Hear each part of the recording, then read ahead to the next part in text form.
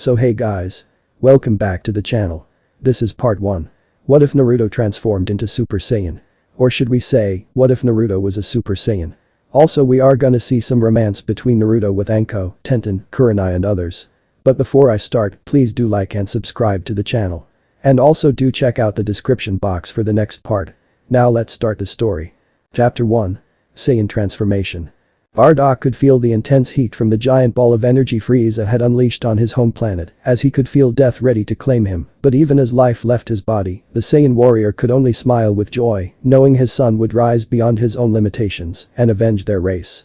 It would be ironic when that day happened, as Frieza's fear of the Saiyan race being his own undoing and at the hands of Bardock's own son. His third-class Saiyan of a son would one day achieve the ability to become the Super Saiyan of legend that was coveted beyond anything else among his people. It would be glorious. I just wish I would be there to see it. Good luck my son, thought Bardock as he closed his eyes and let death take him with a smile on his face. Or at least what he thought was death. Elsewhere, another dimension.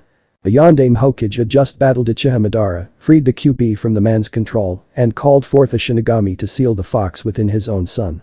Something he had no intention of doing when Kushina's pregnancy hit its apex and the seal holding the QB weakening to the point where the fox might break free. Minato didn't know how Madara was alive, much less how he knew where Kushina's hideout was during the last few hours of the pregnancy prior to his interventions, but the man had just about screwed up everything for the Hokage and his village. Now here he was using his own sealing methods, which were in truth second best when compared to his wife's own, which would bind the fox to his son and turning Naruto into a Jinchuriki. Minato was not naive to believe the village would see his son like the hero he wanted the boy to be, as Jinchuriki were hated for what they held, ironically by the very people that made them Jinchuriki in the first place, and yet the Hokage did not want this for his son.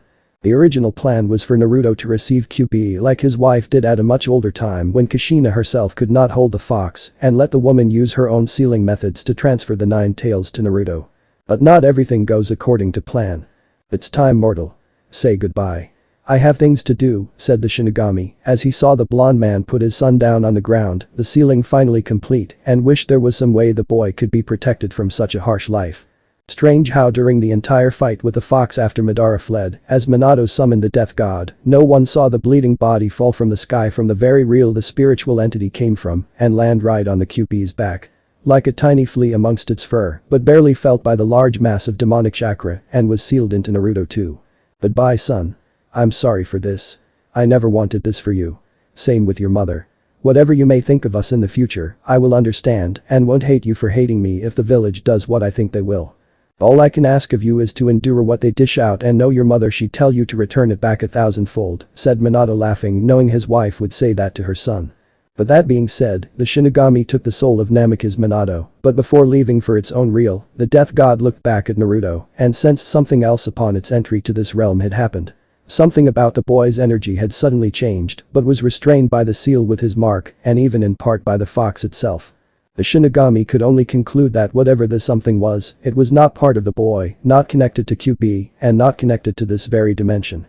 The death god had always been told by the other powers above that such a contract was dangerous to have, since it tore partially into the dimensional fabric, risking something from another place, from another dimension from getting through and entering this dimension. Now it was starting to suspect Kami and Yami were right.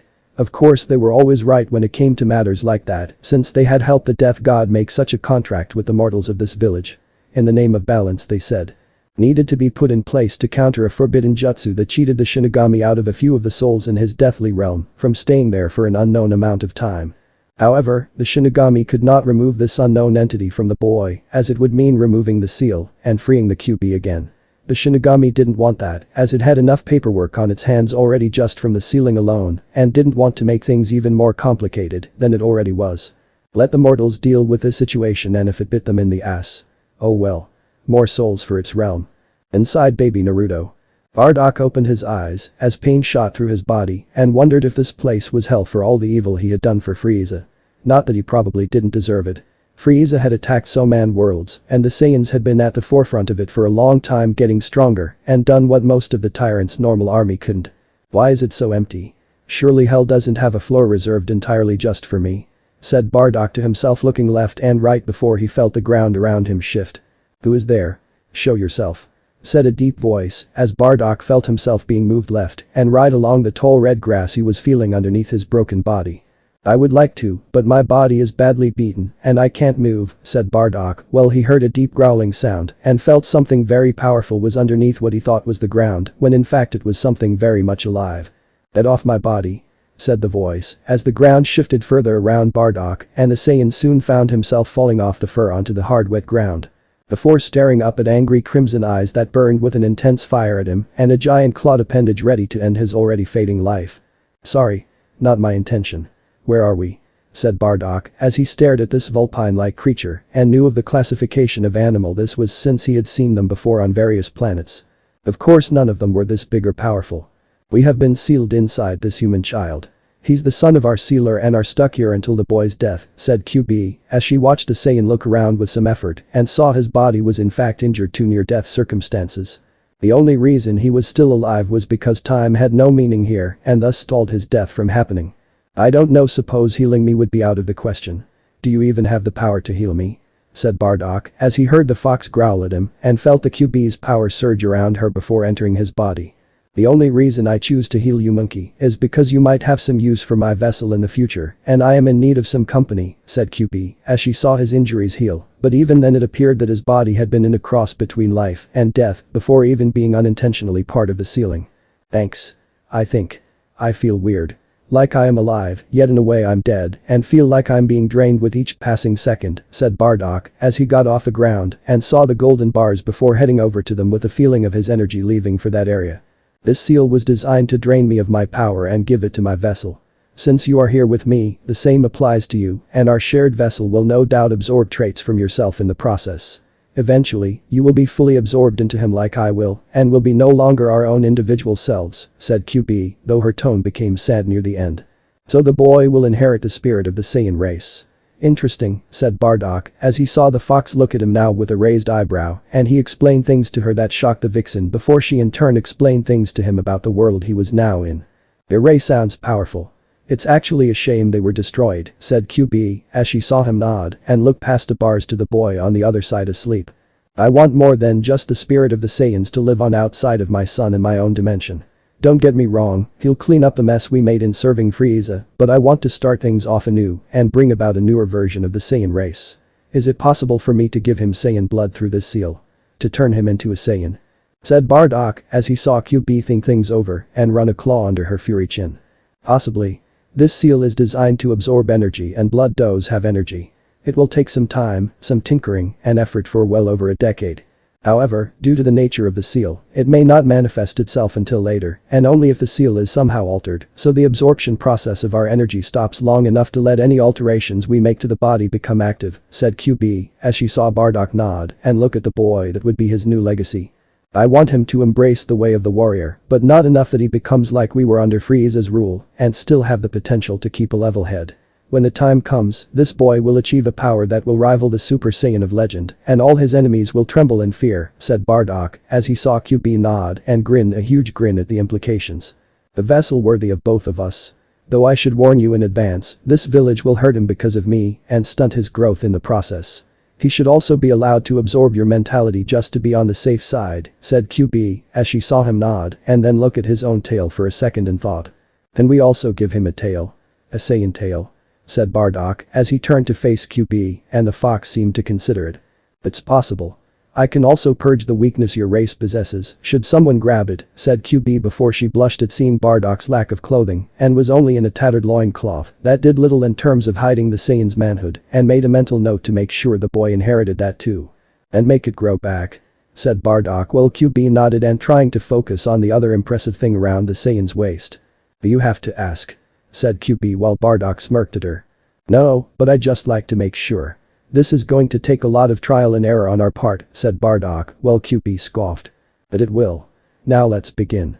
We have work to do, said QB while looking away from him and fighting back the blood that wanted to leak out of her nose. Forest of Death 12 years later. Zaku had just obliterated the little cave dwelling Least Team 7 had been holed up in before Sasuke was on him, and the only one among the cells still in it was Naruto. The boy had been unconscious due to Orochimaru hitting him with the 5 elemental seal and then throwing the Jinchuriki into a tree where unconsciousness claimed him. For the other Leaf Shinobi around Team 7 to witness the event, they felt death had just claimed Naruto too, and there were mixed feelings all around. Some were shocked, glad, angry, and uncaring to the fact Naruto had been blown away by the sound shinobi. "Come on, Sakura.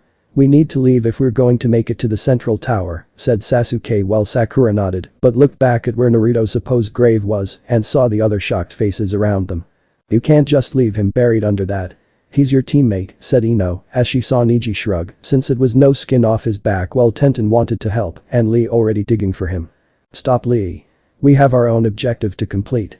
Leave the fool in the ground. At least his body will provide nourishment for the worms in the ground," said Neji as he walked away, and Lee scowled at him. "He is a Konoha shinobi. If you were in his place, would you not wish someone to dig your body out and give a proper burial?" said Lee with Neji scoffing at him. "Of course, but only because I am a Hyuga of noble blood and not some commoner like him. Now move," said Neji before walking away and ignored the dirty looks from both his teammates. "We can't just leave him here, can we?" said Choji while Shikamaru ran his hand through his hair. "Troublesome. As much as I hate to say this, we have to leave him behind. It's not that I want to do that, but we have to complete our mission and get to the central tower," said Shikamaru, while Ino became sad and Choji just scowled, though it was aimed more at Team 7 leaving than at his fellow teammate. "We'll tell the Hokage when we get there. He can send Anbu and dig out his body," said Ino, knowing the old cage would need to know about this. "Doesn't make it any better. Hinata is going to be crushed by this," said Choji, knowing the girl really had it bad for Naruto. "Yeah. This really sucks," said Shikamaru while looking at where Naruto was buried and wished he could do something. "Come on. We have to get to the tower," said Ino sadly while they left. Inside Naruto's mind. Contrary to what everyone thought, Naruto was not dead and was currently buried in the ground while his body went under rapid change. The Shinigami seal had been stopped in its function and absorbing QB's chakra, but at the same time had stopped restraining Bardock's powers and alterations he along with the fox had set into motion shortly after being sealed into him. The Shinigami seal had restrained all the alterations the two had set up for the boy to one day unleash, as they suspected it would when they first started and tried to figure a way around it. The only option before them was to have Naruto come into his mind to tamper with it, but the boy had no way of doing it and neither prisoner wanted to try, knowing how loyal the boy was to the Hokage. Telling the old man would just cause more harm than good ones, and the last thing they wanted was for the seal to be altered in a way that wasn't in their favor. When Naruto tapped into the fox's power back in Wave Country, it allowed the groundwork they had first set up to make the changes possible to form, and had he held out a little bit longer in using the QB's chakra could have unlocked the power of the Saiyan in him. Orochimaru's intervention, however, had turned out to be the best thing that happened to Naruto, and it was finally time to show this world the might of the Saiyan race. This act by the Sannin would allow Bardock to walk through the cage bars, merge his form with the unconscious Naruto, and become a hybrid of sorts in spirit while being a full-blooded Saiyan that would be unmatched. The understanding of energy, the ability to fly, and how to use it many useful ways. "It's time, QB. It's been fun," said Bardock, as he had a great time with the vixen and she also enjoyed his company. "But it has Saiyan," said QB while seeing Bardock leave the bars and stare at the unconscious form of Naruto before he vanished into the boy. "It's funny. This would be the second time I died. At least I'm going out on my terms this time and in a way I'm being reborn again." "Both of us are," said Bardock before his entire form was gone from sight. And in the process covered the dark dank sower for a mind in a great light and power that shook everything down to its foundation. Real world. The grave of Uzumaki Naruto exploded with power as the boy it belonged to rose from the ground, hovering with silver-colored energy covering his body and the changes being made. Bones broke before mending, tendon, muscles, and ligaments tore all over with the boy's healing soon after. All of Naruto's senses had become enhanced beyond that of an average human and even developed the ability to sense other people's power without the need for a scouter like Bardock had done in the past. Last, but certainly not least in the slightest, Naruto had gained a Saiyan tail and the knowledge behind it. With a mighty yell that shook the ground, Naruto unleashed the power of his newfound heritage and turned the area around him into a wasteland that went on for what seemed like several miles. Looking at himself, Naruto saw his attire, which had been appalling to the eyes, had been practically obliterated, not only because of unleashing his power, but due to his increase in height, increase in muscle mass, and in general having outgrown them. All he had won was his boxers, and even they were feeling a little tight, and a new pair would of course be required to obtain. Preferably an adult pair designed for someone with his uniqueness. "This is unreal and yet it feels so natural. Like it's been a part of me since I was born," said Naruto to himself as he flexed his hands while looking at them and then looked at where he sensed the different levels of power heading in one direction. The central tower. As he came to terms with this new change, Naruto also remembered the voices he heard while buried underneath that pile of rubble and how his team left him in his grave. The boy growled in anger at their stupidity and even more at the one boy named Neji for even having the nerve to call him a commoner. Him. A Saiyan. It was wait. How did he know that term? Why did he call himself that? Shaking his head, Naruto decided to hold off on understanding this for later and decided to do a little hunting for what he needed to pass this test. Searching for the nearest power level, Naruto took to the air and flew through the trees before stopping quickly to look down at a clearing where 3 Iwa shinobi had set up camp. What the hell? Said one Iwa shinobi as he looked up and pointed to Naruto while the other 2 Iwa shinobi jumped away. Hello maggots. I need your stuff, said Naruto while descending to the ground and the trio of Iwa shinobi just laughed at him. Or what? Look at you. You have no weapons, you're all alone and in your underwear. You are a pathetic excuse for a shinobi, said the leader of the trio while he along with the other 2 just laughed. You're right. Well 3 out of 4 anyway. I was a pathetic excuse for a shinobi, but then again my training was minimal due to the lack of instruction by most of my teachers on account of them never really liking me and acting like the arrogant fools they serve. However, the problem with the other 3 can be corrected and solution to that lies with you 3 giving me what I want, said Naruto with the leader of the trio of Iwa shinobi laughing at him. And what do we get in exchange? We don't exactly swing that way, said one of the Iwa genin behind the leader. Good because I don't either. As for you get in exchange. You get nothing. Absolutely nothing. Said Naruto before he vanished and reappeared in front of the leader. With his right arm in the Iwa shinobi's torso. What are you? Said the Iwa genin as he saw Naruto grin at him and sensed his 2 comrades frozen in fear. Since you ask me so nicely I'll tell you what I am. I'm a Saiyan warrior. And you are dead. Said Naruto before removing his arm from the genin and the Iwa shinobi fell to the ground. Bastard. Said the next Iwa genin who was going through hand signs and was about to unleash an earth jutsu before his head was blown up when hit with a ball of silver energy that splattered his brain all over the place. You're next, said Naruto with the Iwa shinobi waving his hands and getting on his knees to show he surrendered. Wait. I give up.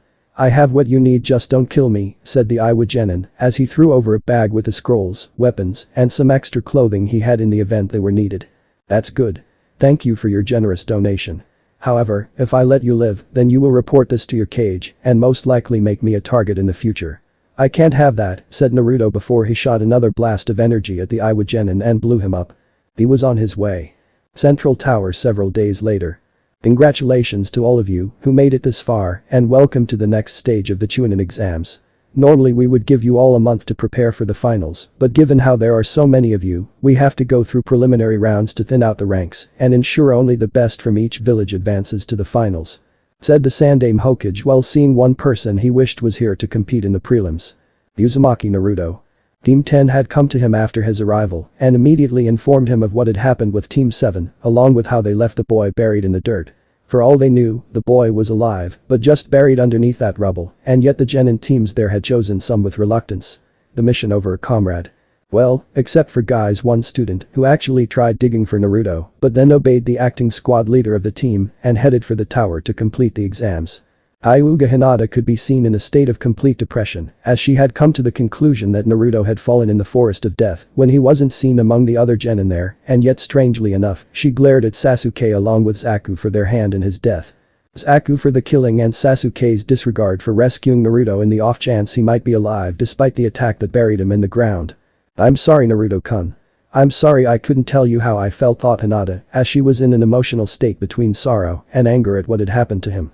If anyone here feels unable to compete, please raise your hands and leave for a different section of the tower where a team of shinobi will escort you back into the village, said the Hokage as he saw some of the shinobi fidget a little and Kabuto looking to raise his hand. Pathetic. Giving them a chance to back out and even worse is them taking it. Where is your pride in being the best of your village? Said a new voice as a figure walked into the room and gained the attention and many were shocked to see it was Uzumaki Naruto. Or rather what was the new version of Uzumaki Naruto. Naruto was wearing black shinobi pants, a muscle shirt, had gauntlets on both hands he had gotten off of the trio of shinobi from AIM, and steel-toed combat boots from a large genin from Grass Village. He didn't have a kunai or shuriken pouch with him, but rather 2 medium bags in each hand and a fur-like belt wrapped around his waist. On his head was a leaf shinobi headband, but it was pretty beat up and looked ready to fall apart at any second. Naruto? Said the Hokage with the boy smirking at him. What? You were expecting QP? said Naruto with a grin, and many of the adults in the room went pale at the mention of the fox. You're alive? Said Sasuke in disbelief while Zaku and his teammates looked like they were seeing a ghost. You sound surprised. Then again, you along with the bitch there left me buried in the ground and didn't even bother trying to dig me out. Had to do it myself, said Naruto while his eyes scanned every genin in the room and gauging their power. You should have stayed there, said Sasuke while sneering at Naruto. And you should have grown a spine when fighting the snake man in the forest of death, instead freezing up while on the brink of wetting yourself, said Naruto with Sasuke now snarling at him. You think you're better than me? I'm an Uchiha. An elite. Said Sasuke as he turned to face Naruto while the boy smirked at him and the Uchiha was getting angrier with each passing second. Really? I saw you ready to hand over your scroll for a chance to flee. You had no real guarantee the man would even let you walk away and yet you gambled the second he was ready to tear you apart. I stood my ground. I fought and I made him work for his victory. With you? He barely even tried, said Naruto before turning his gaze to the Hokage and walking towards him, while every genin within 3 feet gave the boy more than enough space. Naruto, I'm sorry to tell you this, but I can't have you participate in the preliminaries due to being late and have you sit on the sidelines, said the Hokage, while Naruto narrowed his eyes at him. Really? Because if the Uchiha had been in my place, you would have let him participate without question, and quite frankly I'm tired of your cowardice, said Naruto, while the Hokage's eyes widened in shock. Watch your mouth, brat. Said Ibiki while Naruto's eyes looked at him. Why? Because it's true. Not that it matters. I've more than qualified with the scrolls that I need in this bag, said Naruto, as he tossed the one in his right hand over to the Hokage, and it spilled open to reveal 16 scrolls with half being heaven with the other half being earth. How did you get so many? Said Anko, as she looked from the scrolls on the floor to Naruto, and the boy raised another bag. This one slightly stained in blood. How do you think? Said Naruto, as he tossed the other bag underhanded to land right next to its brother, and the headbands from shinobi from different villages came spilling out of it. Most of them having been stained with the blood of their owners. You killed all these genin? Said the Hokage seeing the boy smirk. Not right away. I asked them nicely for their scrolls. It's not my fault they chose to say no. Now do I qualify to participate or not? Said Naruto with his smirk never leaving him. Hokage-sama, the boy doesn't appear to be unstable, but the fact he's killed so many in such a short time when his records indicate otherwise concerns me, and his sudden look being different is not helping, said Ibiki in a whispered voice to the Hokage. Let him participate, Ibiki. The boy's right. If the Uchiha had been in his place, we would have let him and no one would complain, said the Sandame, while Naruto just kept on smirking at him. That in line with the others, Gaki, said Ibiki after giving the Hokage a nod.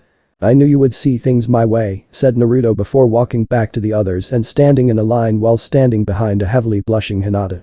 Naruto-kun standing right behind me. Don't faint. Don't faint. Thought Hinata as she felt his powerful aura and it was overwhelming to say the least. I can't believe that's Naruto. He's so different. Not to mention he's kind of hot now. No. No. Do not think like that, thought Tenten as she saw him cross his arms in front of his chest and couldn't help admire his muscled body. That's the brat we first met when coming here to the Leaf. What did he do? Unlock a bloodline or something? Thought Tamari as she had to admit the blonde now had quite the form and was an improvement over the body he had before today. How did he get like that? Did the QB have a hand in this? Thought all the adults from Konoha while those not from the village were looking at Naruto with curiosity. And so the preliminaries started with names coming up on a hidden screen that would reveal who would be fighting who. Sasuke fought one of Kabuto's teammates, while the glasses-wearing spy of Orochimaru had quit and chose to ignore Naruto's taunting about him being a coward. Of course, Naruto knew the boy was not what he appeared, as the instincts of a Saiyan and the memories of what he recalled from his interactions with Kabuto had made the boy suspect something was off. The Uchiha was victorious in his match, but just barely, and the boy had been taken away by Kakashi to seal away the curse seal that Orochimaru gave him. Next up was the boy Naruto had met earlier wearing makeup and fighting Kabuto's secondary teammate with the ability to bend his body all over the place. The boy from Suna, who went by the name of Kankuro, turned out to be a puppet and the real one was hiding in the white wrappings where everyone else thought the puppet had been. Then 2 shinobi from Sound tried their hands next, each one facing off against Leaf Shinobi, with Zaku losing to Shino and Kin losing to Shikamaru. Ino and Sakura had their match, but it ended with a double KO. But neither girl being the victor while their rivalry put to an end and their friendship restored. Then came Naruto's match against Inuzuka Kiba. Alright. We got luck and faced a weakling. Come on Akamaru, let's win this one. Akamaru. Said Kiba seeing the dog shake his head no and looking afraid of Naruto. Your dog is smart. He knows not to mess with someone higher up on the food chain, said Naruto, as he easily floated up and landed in the arena below, while shocking just about everyone seeing him do it. Shut up. Just because you know a trick or two doesn't make you better than me, said Kiba as he leaped off the rail and landed a few feet from Naruto. Oh, I know a lot more than just a trick or two, Kiba. You have no idea what I know, said Naruto as he unwrapped his tail from his waist and shocked the hell out of the people around him further when they saw it was in fact part of him. What the hell is that? Said Kiba seeing the tail, and it was making a lot of people aside from himself very nervous. Do you need glasses? It's my tail. You got a problem with it?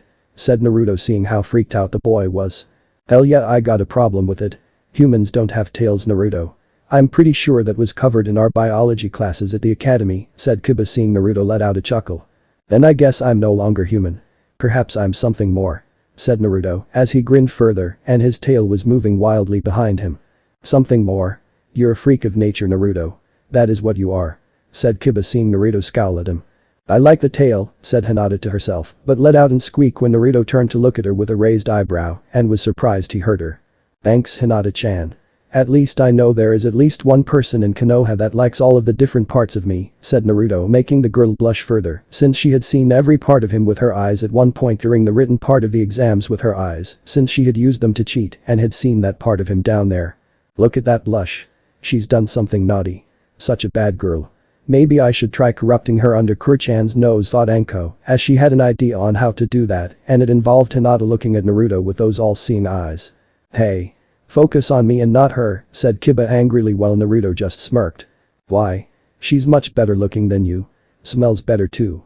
Incidentally, when was the last you took a bath or shower? Said Naruto while Hinata fainted with a full-on blush at hearing how he liked the sight and smell of her body. Kurenai scowled at Naruto while Anko was laughing her off. Shut up.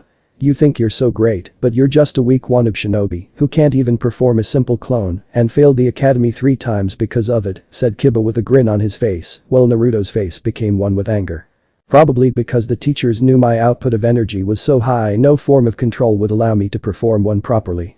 Instead of teaching me an alternative, they felt it necessary to keep such information out of my reach and silently laugh at my failures. Of course, it's much better than yours since they only let you pass so they wouldn't have to smell you for another year and spray for fleas every week, said Naruto, while Kiba growled at him. Oh, you are so dead. Let's get this fight started, said Kiba as he charged towards Naruto with the intent of taking his head off, and his aim was true. Had Naruto not moved his head to the right, kneed Kiba right the gut with enough force to send him flying back and hitting the wall with enough velocity that it collapsed upon impact. You missed and I win. Next. Said Naruto before he floated back up to the railing and sat down on the edge of it. Impressive display of power, Naruto-san, said Shino while his bugs were going crazy inside his body and telling him the boy's power was insane. Thanks, Shino. Do you feel any kind of anger at me for knocking your teammate out? Said Naruto seeing Shino shake his head no. Kiba was fighting an opponent he couldn't win against and dug a deep hole for himself by insulting you in order to compensate for his own feelings of fear, said Shino with Naruto nodding. Too much pride in the belief you're strong caused one to not see the truth right in front of us. It's not healthy, said Naruto while he looked at the screen and heard the gasp from Hinata at seeing the names on it. Hyuga Hinata vs Hyuga Niji. No. Not that, thought Hinata as she looked from the screen to her cousin and he was smirking at her. It's time to put Hinata-sama in her place and show her crush the difference between us, thought Niji as he went to the arena floor, ignoring Guy's words of warning to not make this personal, and got ready for his fight with his cousin. Do your best, Hinata, said Shino seeing Hinata look at him, then Kurenai, who nodded in agreement, and then Naruto giving her a thumbs up with a smirk on his face. I will, said Hinata as she made her way down and faced Niji. Do you think she can win? Said Asuma while walking over to Kurenai. She's got confidence issues, but when push comes to shove, I'm hoping Hinata can rise above this and show her true potential, said Kurenai as she tried to help the girl. But it was hard considering Hinata's father and the Hyuga clan in general were not what you would call a positive influence. Quite the opposite actually. You should give up, Hinata-sama. The Chunin exams is not a place for one so spoiled like yourself. You have a duty to be the heiress of the Hyuga clan. Just give up and live a life without burdens aside from childbirth, said Niji, while getting many glares from those in the room, with the majority of them being female. You don't say that. I'm N not SS spoiled. I'm H here to P prove I H have changed, said Hinata seeing her cousin snarl with his eye active. Changed? You're stuttering. Your eyes move left and right with uncertainty. You will never change, Hinata-sama. Fate cannot be changed. It will forever be your destiny to be weak," said Neji, seeing Hinata shivering at his harsh words. Crunch. "Hey Hyuga. The one with long hair," said Naruto, called from above them after putting his fist through the railing. "What do you want, commoner?" said Neji while turning around to stare at Naruto. "First, if you call me commoner one more time, I'm going to rip your skull open using your hair and then rip out that tiny organ you call a brain. Second, don't take the coward's way out in making her submit by intimidation and through words no less. Such a way is a coward's way," said Naruto, seeing Neji looking ready to spit fire from his eyes if he had the ability. "No one asked you, fool," said Neji while finding his eyes were hurting from using his eyes while in Naruto's direction. "Hinata, ignore your idiot cousin and fight him to the very end. You want to prove to everyone that you have changed. That's how you do it. All your strength. All your power. Everything you've got. Do not submit," said Naruto while Hinata looked up at him in wonder and then back at Neji with a fire in her eyes that wasn't there before. "I'm ready, Neji. Let's fight," said Hinata as she activated her eyes and got ready to do battle with her cousin. "So that's how it is, Hinata-sama. You look at him, hear his inspiring words, and all of a sudden you have a spine. Well, it's time to break it and break you of this newfound strength right in front of him," thought Neji as he got into his gentle fist stance, and it was clear as day that the battle was on. And sadly Hinata lost. Still, Hinata had done well holding her own against Neji, who had better training, more confidence, knew things that she did not, and was aiming to kill the Hyuga girl. Hinata used her skills to disable her opponents. It wasn't in her heart to fight, much less kill her own blood, despite that person being a total asshole at the moment. Neji, however, did have it in his heart though, and proved it when he moved in for the kill when Hinata continued to rise to fight against him. Despite her injuries, Hinata endured his words, his assault, and used some truth-filled words of her own to hit a very sore spot in his heart to provoke the attempt of killing the Hyuga girl. Even then, Hinata stood her ground, ready to face the end without fear, knowing she had given her all, and not afraid to die with that fact seen by everyone today. However, just because Neji had aimed to kill, it didn't mean the Hyuga would succeed in hitting his target as 3 Jounin intercepted him and prevented the kill. Neji did not like their intervention, stating they were only protecting the main family from shame of losing one of its members, but Guy had shaken his head no when his student looked at him and pointed to where Hinata had fallen after being unable to stand. Naruto was kneeling beside Hinata, his right index finger caressing her face as blood was leaking out of her mouth and was looking back at him. Hinata knew that if this was her time, then it would be a time where she had shown courage, had shown it right in front of Naruto, and the boy she wanted to notice her was noticing her. "Did I do well?" said Hinata while enjoying the feeling of Naruto touch. "Extremely. Without a doubt you've changed and for the better. Stay on this course and become the warrior I know you can be, Hinata-chan," said Naruto, seeing the girl's smile increase even when the medics took her away, while the Uzumaki made a mental note to visit her in the future. "You should just ignore her. She's a loser. Just like you. Don't think because you beat a shinobi from a clan doesn't make you better than what you already are. A loser will be a loser no matter what.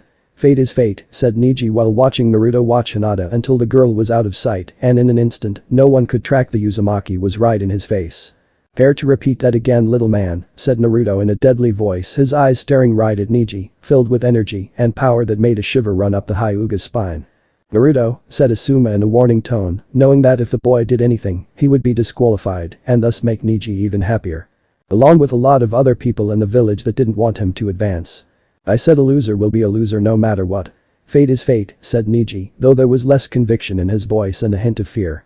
"No matter what, huh? Fate is fate. Well, you better pray to whatever form fate takes and pray that in the Chunin exam finals that one of us is not facing the other. For if does come down to that, I'm going to show you just what I can do. You think that win over Kiba was fluke? It wasn't. I wanted to get that match over with because I couldn't stand the sight of him and most of the people in this room that cater to the Uchiha's every whim or desire. Sasuke thinks he's untouchable because of his bloodline.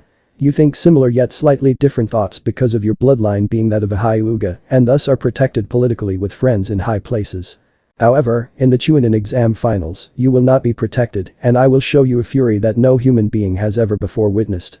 Even QB's power over a decade ago will be tame compared to me and you will know what it means to fear this so-called loser after I kick your ass," said Naruto and let out a growl that was not human before walking away from the stunned Hyuga. The next match came in the form of Tenten fighting Temari from Suna, with both girls becoming excited despite everything that had just happened.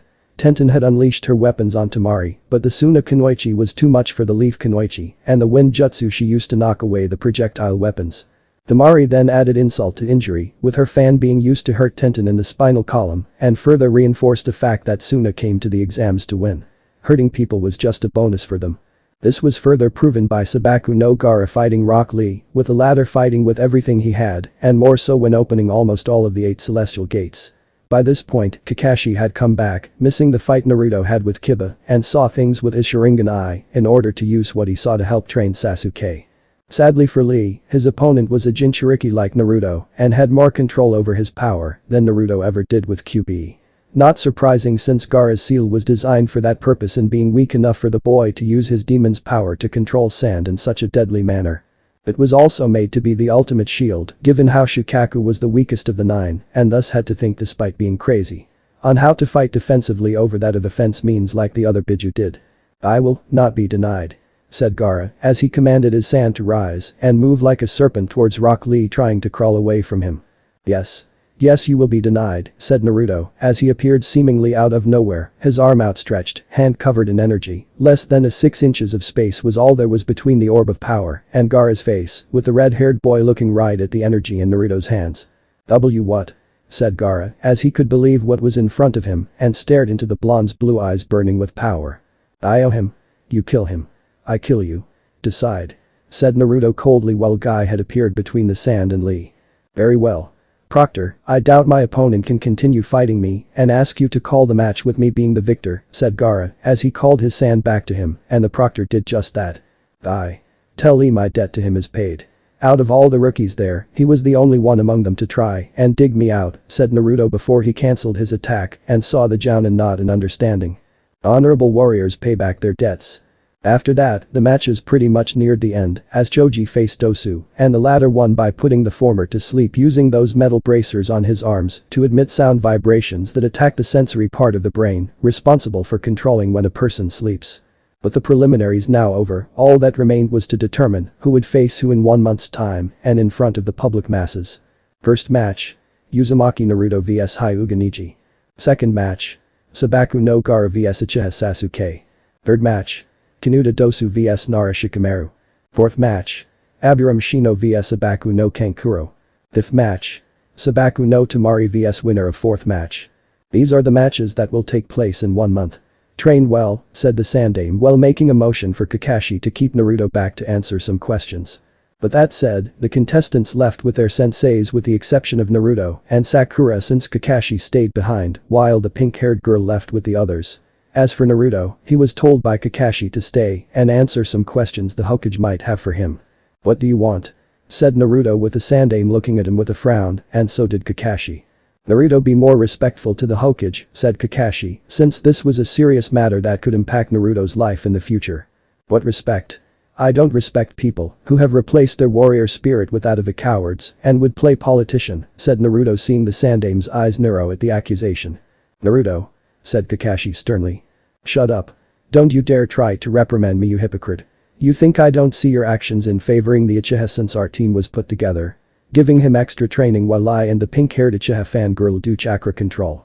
Have me do the labor of the D-rank mission while having Sasuke spar with you while using shadow clones to keep us in the dark. Not that training did much good. Sasuke will always be a sniveling little coward no matter what you do," said Naruto, who got a punch to the face for his words and yet was not even affected by it. "Ow. What is your face made out of?" said Kakashi as he tried to fight back the pain in his hand and failed miserably. "Kakashi. Naruto, you have to understand that once the village sees your new appearance over what they know, not to mention the tail, many will assume the QB was involved and call for your head," said the Sandame while Naruto's eyes narrowed at him. "That's not exactly shocking news, old man. Besides, you make it sound like I should care what they think and do my best to appease the masses by being their punching bag," said Naruto while the Sandame looked grim. "You should care about them, Naruto. They are your people," said the Sandame while Naruto just laughed that echoed throughout the large room. "My people? That's where you're wrong, old man. They are not my people. If they were my people like you claim, I wouldn't be hated, I wouldn't be shunned, beaten, and brought near death so early on in my childhood. They are certainly not my people," said Naruto coldly while the Sandame looked at Kakashi, who nodded in understanding and put a hand on the boy's shoulder. "I'm sorry, Naruto. I'm ordering your powers sealed away and your mind wiped of all these events. Within a month's time, you will be brought back to Konoha looking like you did before, and we will tell the other rookies that your change they witnessed here was the result of Orochimaru's doing that had dangerous aftereffects if left unchecked," said the Sandame, with Naruto's eyes narrowing at him. "What makes you think I'll let you do all that? What even gives you the right to do it in the first place?" said Naruto while the Sandame's face became a scowl. "I am the Hokage of Konoha and you are one of its shinobi. My subordinate. My word is law and you will respect my decision," said the Sandame in a more authoritative voice. "You are a disgrace to your position, old man. You are not worthy of the hat and robes you wear," said Naruto before moving quickly and disabling Kakashi with quick spin strike to the Jounin's ribs with his elbow. Fast.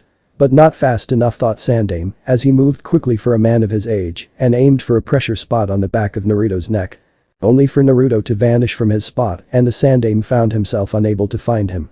Until Naruto laughed, which caused the Sandame Hokage to look up and saw the boy hovering over him with arms crossed with a cruel smile on his face. "You must think I'm an idiot in just standing still and letting you do all that stuff to me. Fool. Make no mistake, I will be at the Chunin exam finals, I will fight Hyuga Neji, and when I do his life will end tragically," said Naruto before he was covered in a silver-like fire that was his energy, shooting up through the tower, out of the tower, into the sky, and then to Kami knows where. "What do we do, Hokage-sama?" said Kakashi seeing the Sandame Hokage sigh at this defeat. "We must inform the councils and clan heads of this. I must also contact Jiraiya and tell him what has happened," said the Sandame Hokage with Kakashi nodding. "You did what was right, Hokage-sama," said Kakashi, while the Sandame shook his head in affirmative no. "No. What I did was betray my late successor and his wife. I betrayed all they stood for and tainted their noble intentions in saving the village. Soon Konoha will pay the price for its stupidity," said the Hokage before walking away and leaving Kakashi to his own thoughts on the matter. This would not end well. Kakashi was sure of it. Naruto's apartment. Anko was at Naruto's apartment, people spying something flying to it that could only be Naruto, and decided to get some answers from the Gaki before reporting to the Sandame. After what happened in the central tower, the old man would want answers and willing to bet the third Hokage would give anything at the moment to know what happened to the Kyuubi Jinchuriki. So with that thought in hand, Anko was at Naruto's door and gave a polite knock before counting to 10 when kicking down the door would be the next choice of action. However, before that even happened, the door opened and Naruto opened the door with a raised eyebrow. "What do you want?" said Naruto though he had an idea. "Hey Gaki. Can I come in or would you prefer talking to me in hall where everyone can hear us?" said Anko seeing Naruto shrug and move away from the door to let her in. "Come right on in Anko-san. I have nothing to hide," said Naruto while Anko did just that. "How do you know my name?" said Anko with a question mark before Naruto shut the door. "You told us after the written test, remember? Went through a window. Cut my cheek," said Naruto while Anko having that ooh look on her face. "Right. Now I remember," said Anko now being sheepish. "So why are you here?" "At the request of the old monkey to find out more about me by any means necessary," said Naruto seeing Anko shrug. "More or less. Though I'm doing this more for my own curiosity since what I saw before the Forest of Death is completely different from the stud I'm looking at now," said Anko with a gleam in her eyes. "So you're curious, huh? Just how are you planning to get information out of me?" said Naruto as he saw Anko smirk at him and remove her trench coat to let her bust behind the fishnet shirt barely conceal what the secondary bit of clothing did on a slightly better scale. "I have my ways," said Anko as she saw Naruto smirk further with his own eyes getting a gleam too. "Then bring it," said Naruto while Kyuubi inside of him was giggling perversely and while unable to send her chakra into the seal to strengthen his power further she could increase his pheromone output. Without further delay, Anko pounced on Naruto and the young Uzumaki met the special Jounin's challenge with joy. Many hours later. The door to Naruto's apartment opened and a shaky Anko stumbled out. Her clothing was disheveled, the skirt ridden up on one side, and the special Jounin's hair looked like it had been in a hurricane. She had a glazed expression on her face, which was a mixture of satisfaction and tiredness that the Kunoichi of the Leaf had not experienced in a long time. Walking out slightly behind her was Naruto, who was wearing black pants and shirtless at the moment with his tail waving about. "Looks like I won, Anko-chan. Remember, what happens in my home stays in my homes, and that goes for everything we did," said Naruto seeing the woman nod slowly before giving the special Jounin a tap to her butt with his tail, and she just mumbled to herself while walking home. "Yes, Naruto-sama. What? Stays. Happens. Home. Rest," said Anko as she made her way back to her own apartment and ran into Kurenai. "Anko? What in Kami's name happened to you? "You look like you've just had a training session with Mido guy in the middle of a sugar rush," said Kurenai as she saw her friend walking like a zombie towards her home and Anko letting out a giggle in the process. "Good. Happened. Stays. Everything. Nap time," said Anko as she entered her apartment, shut the door and then used the last of her strength to collapse on the bed. She may not have gotten the information the Hokage needed, but damn did he know how to work her body and Anko would need to have her energy tank refilled soon. All she needed was 2 weeks worth of rest, food, and lots of water due to dehydration would be settling in soon. Oh yeah. Anko was drained. In his apartment, Naruto was grinning like a madman and looking at the black panties the woman left behind in her dazed-like state. "There is more ways to achieving conquest than just fighting," said Naruto, while QB just giggled like a crazy woman. "Just you wait, Naruto-kun. When I get free, we're going to shake the planet and it won't be from fighting each other," said QB as she was in her more human form now and cackling like a mad woman on a mission. Chapter 2. Saiyan Impressions. Naruto didn't really understand how he was able to fly at first, but just knew from what his mind was telling him to do on instinct and the sensation felt so right. Like he was a bird, freed from its cage and spread his wings to fly high into the sky. He was flying all over the place, from one country to the next, zooming at such an intense speed that by the time the sonic boom he made over one country was heard, Naruto was on the other side of the world and making more of them. The more he focused on what he could do with his newfound abilities, the boy felt more memories that were not his coming out and had nearly overwhelmed him. However, Naruto fought for control, focusing on doing things one step at a time and just learning not to blow himself up with what he knew from instinct alone. He figured that a whole month of learning how to control his powers for the Chunin exam finals was a blessing in disguise and would be able to get ready for his fight with Hyuga Neji. Suddenly stopping in his training in the ways of flight, the blonde remembered what Neji had done, what the boy had said about losers always being losers and saying fate is fate. It just was total bullshit. If what Neji said had ever been remotely true, which was not, then Naruto wouldn't even be a shinobi right now and be a dead nobody just like everyone wished since his birth. Well, almost everyone. Hinata seemed to liked him for him. The words made Naruto angry. He was so damn angry at that prick, his power had begun to rise, his power forming into the form of silver energy, a storm was forming overhead and even the ground began to shake. Letting out a yell that echoed throughout possibly half the world hearing it, Naruto unleashed his power and feeling a need to vent it out on something worth hurting. Looking down, he just so happened to be over water country, which he also realized that this particular country held the mist village where Zabuza and Haku were from. The memory of the two and their deaths brought even more pain to his heart. Naruto had hated what had become of the two before their encounter with him, having to sleep with one eye open, never knowing if you'll be killed at any moment by Hunter Nin from Mist, and all for not fighting for a sick cage with a distaste for bloodlines. The mere thought of the Mizukage no doubt laughing with at the news of Zabuza and Haku's death made the Saiyan blood in him boil to untold heights. Those two deserved better than what they got from that bastard of a cage, and Naruto had every intention of seeing to it the Mizukage understood that painfully. Flying downward, Naruto crashed down into the middle of a forest region not far from the Mist Village and sensed for power levels in the general area. Finding quite a few of them not far from his position, Naruto sensed they were in the middle of a fight from the spiking and the sense of bloodlust slowly making its way to him. Curious, the blonde made his way to the fighting, seeing a red-haired woman fighting a group of masked shinobi, which Naruto knew from his own experiences in the Leaf to be Anbu, and had every intention of killing this woman. "Pathetic," said Naruto walking towards the group and everyone was now looking at him. "Who are you?" said one of the Anbu. "Do you serve the Mizukage?" said Naruto, seeing the Anbu look at each other while the red-haired woman narrowed her eyes. "Why do you want to know, brat?" said another Anbu. "Because I want to rip his heart out and stuff it down his throat," said Naruto coldly, while the Anbu tensed at hearing it. "You have a bloodline, don't you? I can practically sense it off of you," said the Anbu with the captain insignia on his right arm. "Judging by the hate-filled tone in your voice, you do work for the Mizukage and believe in exterminating people with bloodlines. If there is one thing I truly despise, it is people like you, who hate others for being different and think they should be slain," said Naruto while covering his body in silver energy, making the Anbu back up in fear.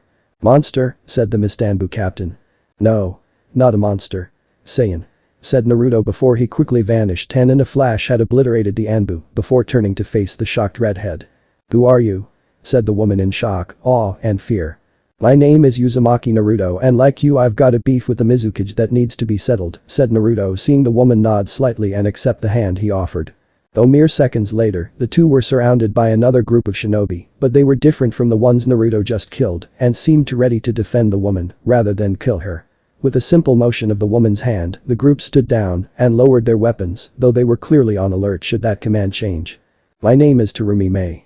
I lead the resistance against the Mizukage and his supporters for some time now. He's been trying to kill me for months after learning I had not one, but two bloodlines, and won't tolerate someone like me being alive to oppose him, said Mei, as she saw Naruto was impressed, and she had to admit the gaki was quite the looker for someone his age. She could only imagine what he'd look like at just a few more years. Then you just gained yourself a powerful ally. The enemy of my enemy is my friend, said Naruto seeing the woman smile at him. Before we continue this conversation further Naruto-san, I'm curious as to what is your reason for wanting the Mizukage dead, said Mei, while Naruto just seemed to lose all of their playfulness. It's because of the Mizukage that two people I respected had to leave Mist. Perhaps you heard of one of them. Momochi's Abusa, said Naruto with the group instantly having weapons at the ready, and Mei was surprised to hear that name. And how is Abusa and his rumored subordinate? Said Mei carefully while her men now looked ready to fight him. They're both dead. Haku went down protecting Zabuza from Hada Kakashi's attack and Zabuza from his injuries before killing the backstabber that was his employer, said Naruto before he told Mei what happened, how the two had been his enemies until the end, and how it was unfair for them to die. I see. At least Zabuza got his revenge for the girl. But why do you blame the Mizukage for their deaths? Said Mei seeing Naruto shake his head. You misunderstand. I don't blame the Mizukage for their deaths. I blame the Mizukage for doing everything that led to them leaving Mist and making their lives miserable since then. Running constantly from Hunter Nin, never truly being able to breathe for letting down your guard even once could bring about death, and living off the scrapes life throws just to get by. They both deserved better than that, said Naruto seeing Mei nod and once again command her forces to stand down. I knew Zabuza well before he left.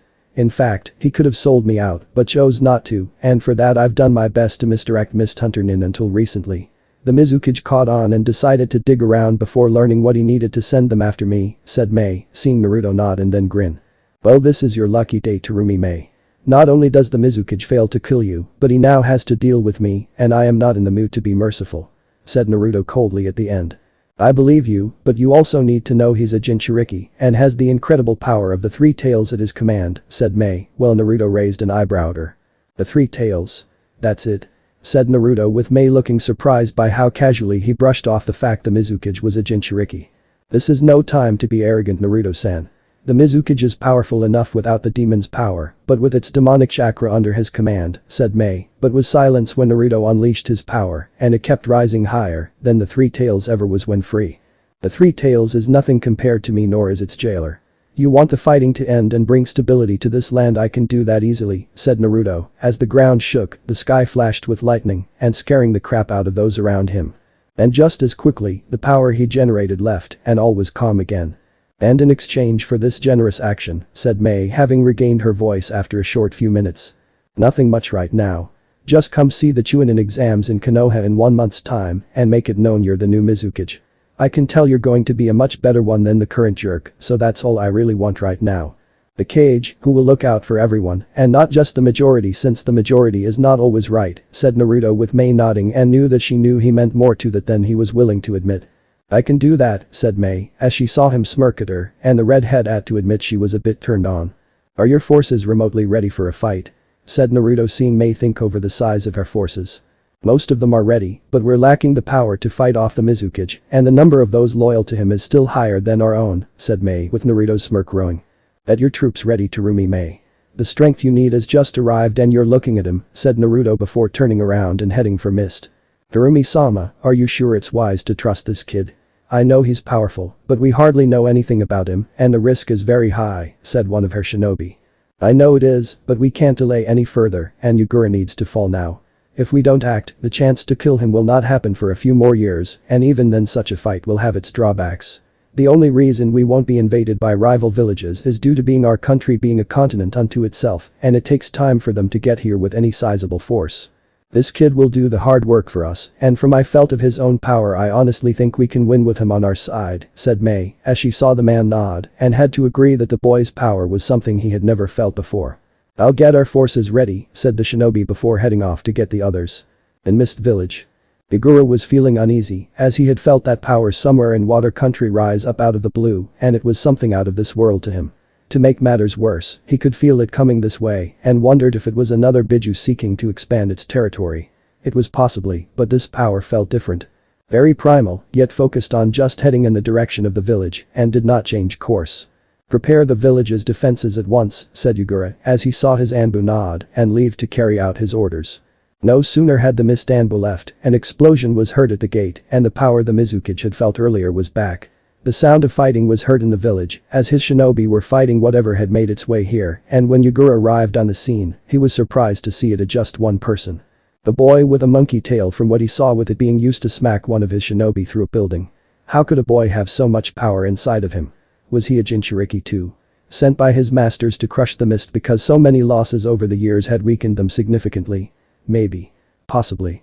Judging from your robes, you're the current Mizukage and the team responsible for the suffering of the people in this country with bloodlines, said Naruto with Yugura nodding his head. I am. Who are you? Are you a Jinchuriki? A weapon sent by your cage to kill me and conquer a mist? Said Yugura while Naruto just laughed. My name is Uzumaki Naruto, and yes I am a Jinchuriki just like you. I'm also from the leaf, but the Hokage didn't send me, and no I am not weapon, said Naruto seeing the man's eyes widen slightly. Konoha. From what I know, they defeated QB, and since you admitted that you are a Jinchuriki, then that means the QB is sealed inside your body, concluded Yugura, as it made sense given how the QB attacked all those years ago, and that would be sealed by the Yondaime Hokage. Correct. Since then, I've been through a whole bunch of crap because of idiotic people that think they know better, and that I should be put beneath them. Not for long though, said Naruto grinning at Yugura. So you intend to unleash QB's power upon me, said Yugura with Naruto laughing once more. Are you serious? Can't you tell? This isn't QB's chakra you're feeling right now. This is my power. Said Naruto as he let out a mighty yell and shot his power up making the ground shake around them. This power. It's beyond anything I've ever felt before. What is he? Thought Yugura as he gathered up his own power plus the Three Tails' own and tried to match it against Naruto. Sadly for Yugura it wasn't enough. You think that demon in your gut is going to save you Mizukage? Nothing you have at your disposal can stop me from getting justice for the lives you ruined. Said Naruto as he saw the faces of Zabuza, Haku, and even Terumi Mei in his mind suffering at Yugura's hands. So what if I did ruin lives like you claim? Those people deserve to die for what they are. They're freaks of nature with powers that do not belong in this world, said Yugura as he brought out his weapon of choice and attacked with a downward slash. Naruto caught the weapon, broke it, and hit Yugura with an open-palmed strike that sent the three-tailed Jinchuriki back. A large group of mist shinobi converged on Naruto at that point, but his power was too much for them and obliterated each one from existence. Those that weren't blown away were taken down by Naruto's fighting style, which was in reality Bardock's way of fighting and moving on instincts. He broke bones, busted heads, and slammed others into nearby buildings. Water style. Water dragon jutsu. Said Yugura as he unleashed a powerful water jutsu at Naruto and it crashed into the boy dead on. Thanks. Well I don't mind a shower, I'd prefer to have one in the normal fashion or go to the hot springs, said Naruto as he had yet to move from his spot after the jutsu hit him and looked unimpressed by the attack. Die. Said Yugura as he unleashed the Three Tails chakra at Naruto who dodged to the demonic chakra and instead charged his fellow Jinchuriki head on. You first. Said Naruto as he hit Yugura in the face with his knee, followed by a punch that slammed the Mizukage into the ground and then finally finishing up by taking to the air before with a blast of energy that obliterate the entire area around them. Descending to the ground, Naruto looked at his handiwork, seeing that the village had taken a bit of a beating from the blast, but nothing a little elbow grease and hard work wouldn't cure when rebuilding what was destroyed. Letting out sigh, Naruto saw many of the mist shinobi that he hadn't hurt or killed backing away from him in fear of facing such a powerful foe.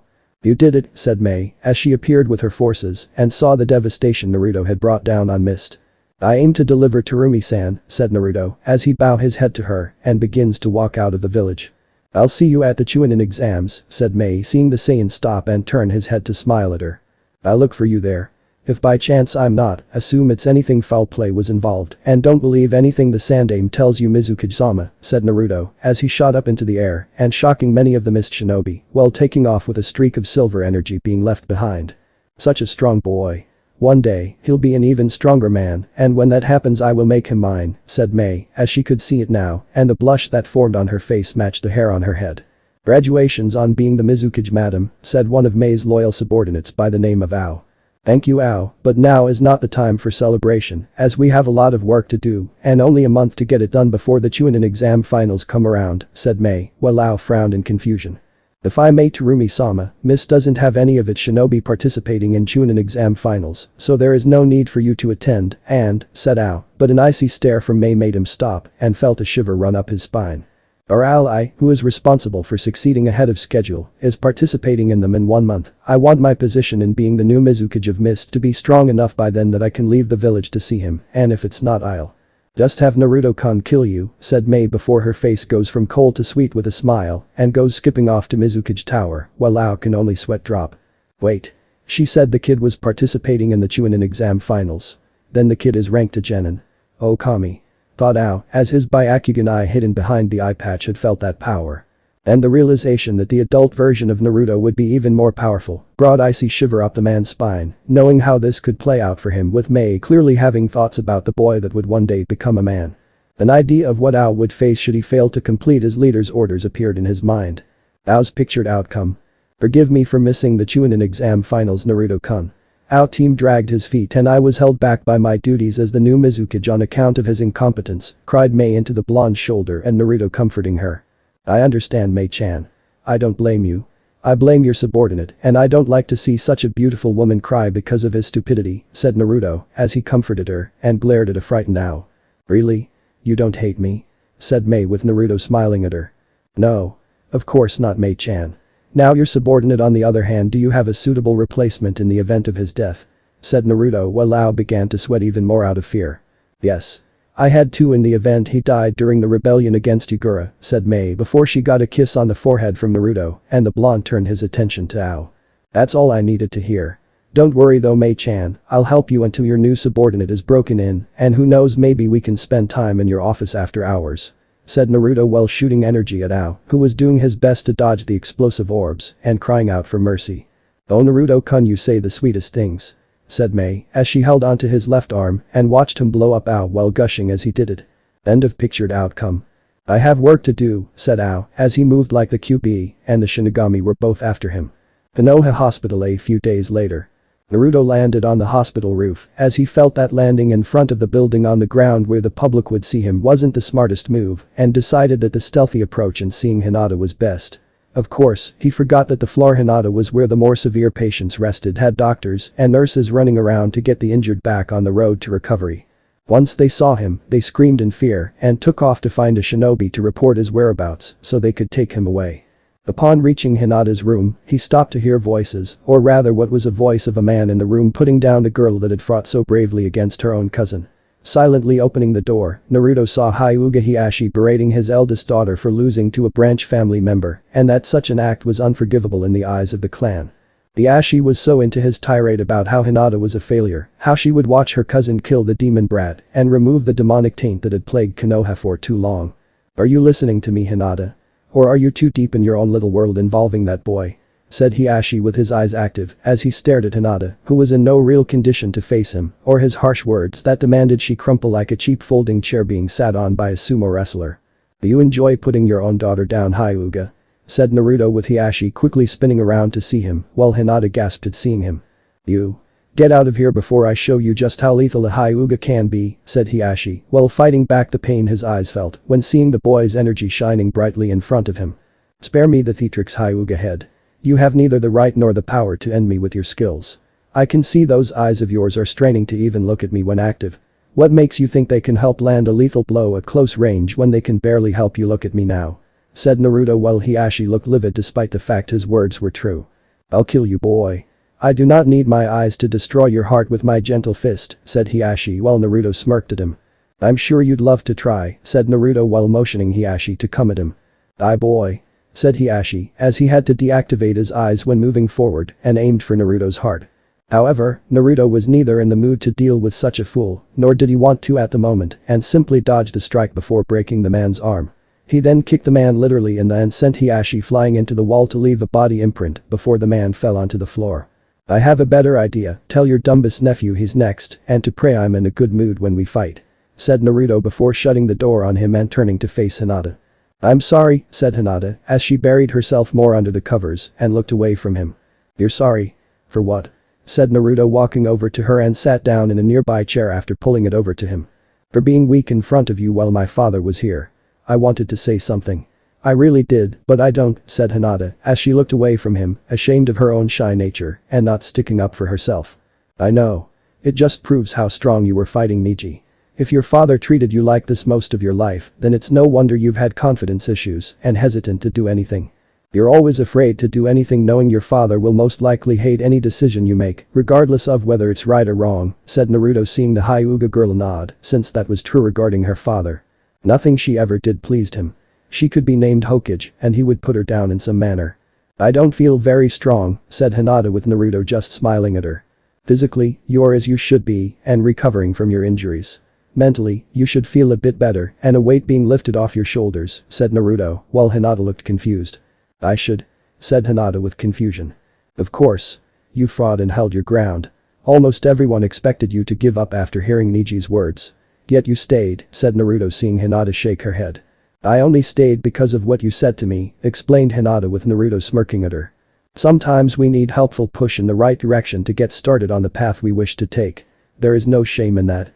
I experienced it with Iruka-sensei and him pushing me in the right direction and believing in myself, said Naruto, seeing Hinata was shocked at hearing such words from him. Even you? Said Hinata with shock showing on her face while Naruto smiled. Even me? Everyone gets a push in the right direction now and then. The Yondaime didn't just become the Hokage overnight. He probably had a foot kick him in the multiple times before even becoming a tenth of what he was, said Naruto, seeing Hinata nod since she knew that was true. I just wish my father understood that, said Hinata while Naruto shook his head. I doubt he will, Hinata-chan. Just rest and train and getting stronger when you're feeling better.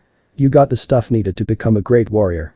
All you need to do is believe in yourself and you'll be halfway there, said Naruto before turning around to leave the room. Do you believe in me? Said Hinata, seeing Naruto look back at her. If I didn't believe in you, Hinata-chan, I wouldn't be here telling you otherwise, said Naruto before leaving the blushing girl to her own thoughts. Naruto? Said Kakashi with Guy also beside him on his way to see Lee. What do you want, Cyclops? I'm going to see Lee now, said Naruto before turning to face the man currently glaring at him. The Hokage demands your presence now, said Kakashi, making the boy know this was not up for discussion. The Hokage had convened the councils and clan heads within the hour of Naruto's active rebellion against the third. Stated how the boy won his match, which no one even thought was possible given Naruto's level of skill they knew he possessed from his years in being a genin, and Kakashi's own reports on the blonde's progress in the team training they had together. Not that Kakashi ever trained him in anything with the exception of tree walking, which wasn't much in itself due to the Jounin's favoritism and bias against the young Uzumaki. Still, this sudden change in behavior, physical appearance, and the tail he apparently sported brought about quite the uproar. The Ashi wasn't happy either, as he had heard how Naruto had inspired Hinata to fight Niji, and the Hyuga clan head did not appreciate it one bit. Hinata had been weak, spineless, and an overall failure when it came to the standards of the clan. If Hinata couldn't fight her branch family member for a cousin without such clear hesitation beforehand, then she was in less and should just be banded as one for the end result, making the main family appear weak. It could inspire the branch family to rise up, cage bird seal be damned, and overthrow the current hierarchical structure the Hyuga clan was founded on from the start. The Sandaime told them Naruto fully intended to participate in the Chunin exams to fight Niji, which made the various governing bodies with the exception of most of the clan heads pound their fists in anger and demand boy be denied. If it's someone else, even one from another village, just to show the brat that they would go so far in denying him the right to advance by giving the opportunity to someone else not from the leaf.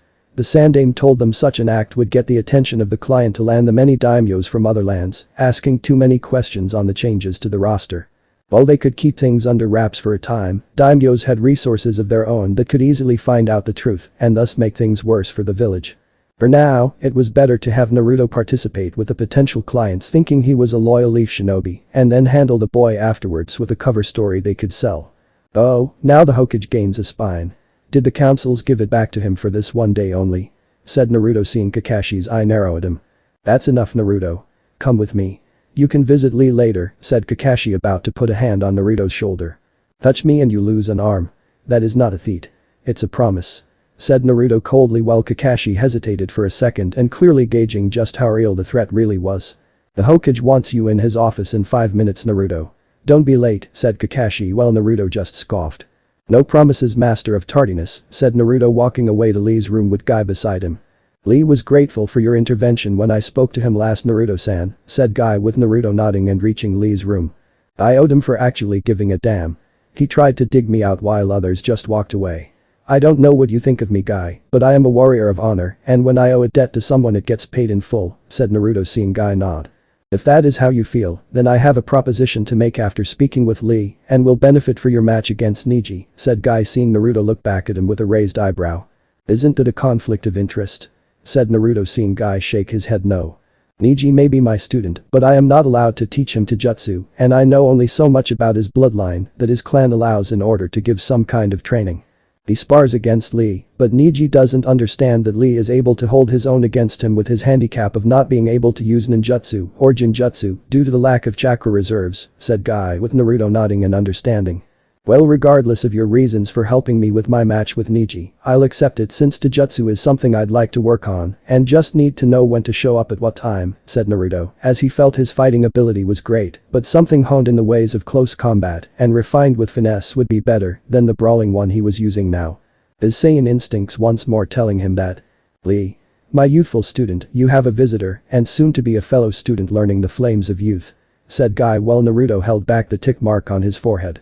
As long as there is no spandex involved in the training and no touching the hair, said Naruto, with his soon-to-be teacher reluctantly agree to that. It's good to know there will be another student of Guy-sensei aside from myself. Once I am healed, I would be honored to be your sparring partner and trusted friend, said Lee, as he extended his hand and Naruto took it without hesitation. Same here, Lee. Rest up because you're going to need it when we do Godat, said Naruto as he shook the boy's hand and left the room. He was about to find the nearest window to fly to the Hokage Tower when a noise caught his attention and the blonde Saiyan decided to investigate. Kicking down the room door, Naruto saw the girl Tsuchi-kin being taken away by 3 masked shinobi with the kanji for root on them and turned to face him in realization they had been caught. It's the demon, said one masked shinobi holding Kin's right shoulder. Take him. We'll bring the demon to the rendezvous point and to Danzo-sama he can be conditioning to be his weapon, said the leader of the group with captain rank on his sleeve. Before the shinobi in the room could carry out the order, Naruto was upon them, kneeing one root shinobi in the gut that sent him through a wall, crushing another after punching the masked face with his fist, and finally stared at the leader of the trio. The man had a kunai to Kin's neck as she struggled with what strength her body possessed, but it was difficult due to the sedatives given earlier, and the blade to her throat wasn't helping much. I'm almost late to an appointment with the Hokage, so I'm feeling merciful right now. Drop the girl and walk away. If you don't, you die, said Naruto while forming a silver ball of energy in his hand. I'll take my chances and leave with her, said the root captain as he glanced at the window behind him and knew the timing for leaping out would need to be just right. Their funeral, said Naruto before moving too fast for the root captain to see, grabbed the hand with the kunai in it, watched with amusement while the fool struggled against his strength and slowly moved the limb away from Kin's neck. That's impossible, said the root captain before crying out in pain when his arm was viciously broken and kicked into the wall while Kin fell to the floor. According to who?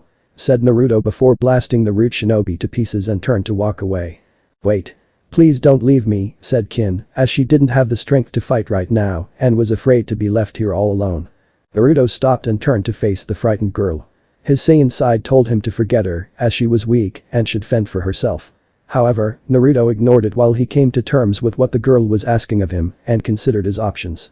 On one hand, he could leave Kin here to be picked up by Sound or whoever those root shinobi worked for, with the most likely fact being he'd never see her again. But on the other hand, in terms of principles, if he did that, then Naruto would be no better than the bastard that screwed him over in life, and the Saiyan was not about to become like them. He'd kick their and most like kill them, but never stoop to their pathetic level of abandonment of another person when they needed it. His Saiyan pride wouldn't let him be like them. Picking up the girl, he went to the window and took to the air before making a quick stop at his apartment to put Kin on his bed. Finding some of his old yet clean orange-colored clothes since Kin was wearing only a hospital gown, he threw them onto the bed for her to wear and headed for the window once more. When you've recovered enough to move, wear that since it's all I've got right now, and don't try leaving, since it will only get the attention of those that tried to take you earlier. When I come back, you will tell me everything I want to know, and if you lie if only once to me I'll throw you out in the street to be taken by more would-be kidnappers. Do you understand? Said Naruto, seeing Kin nod weakly as she knew her life was in his hands and to betray him would mean facing the Saiyan's wrath.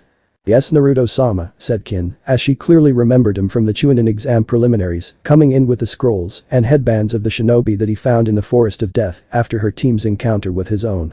Naruto will do for now. I wouldn't eat anything in the fridge.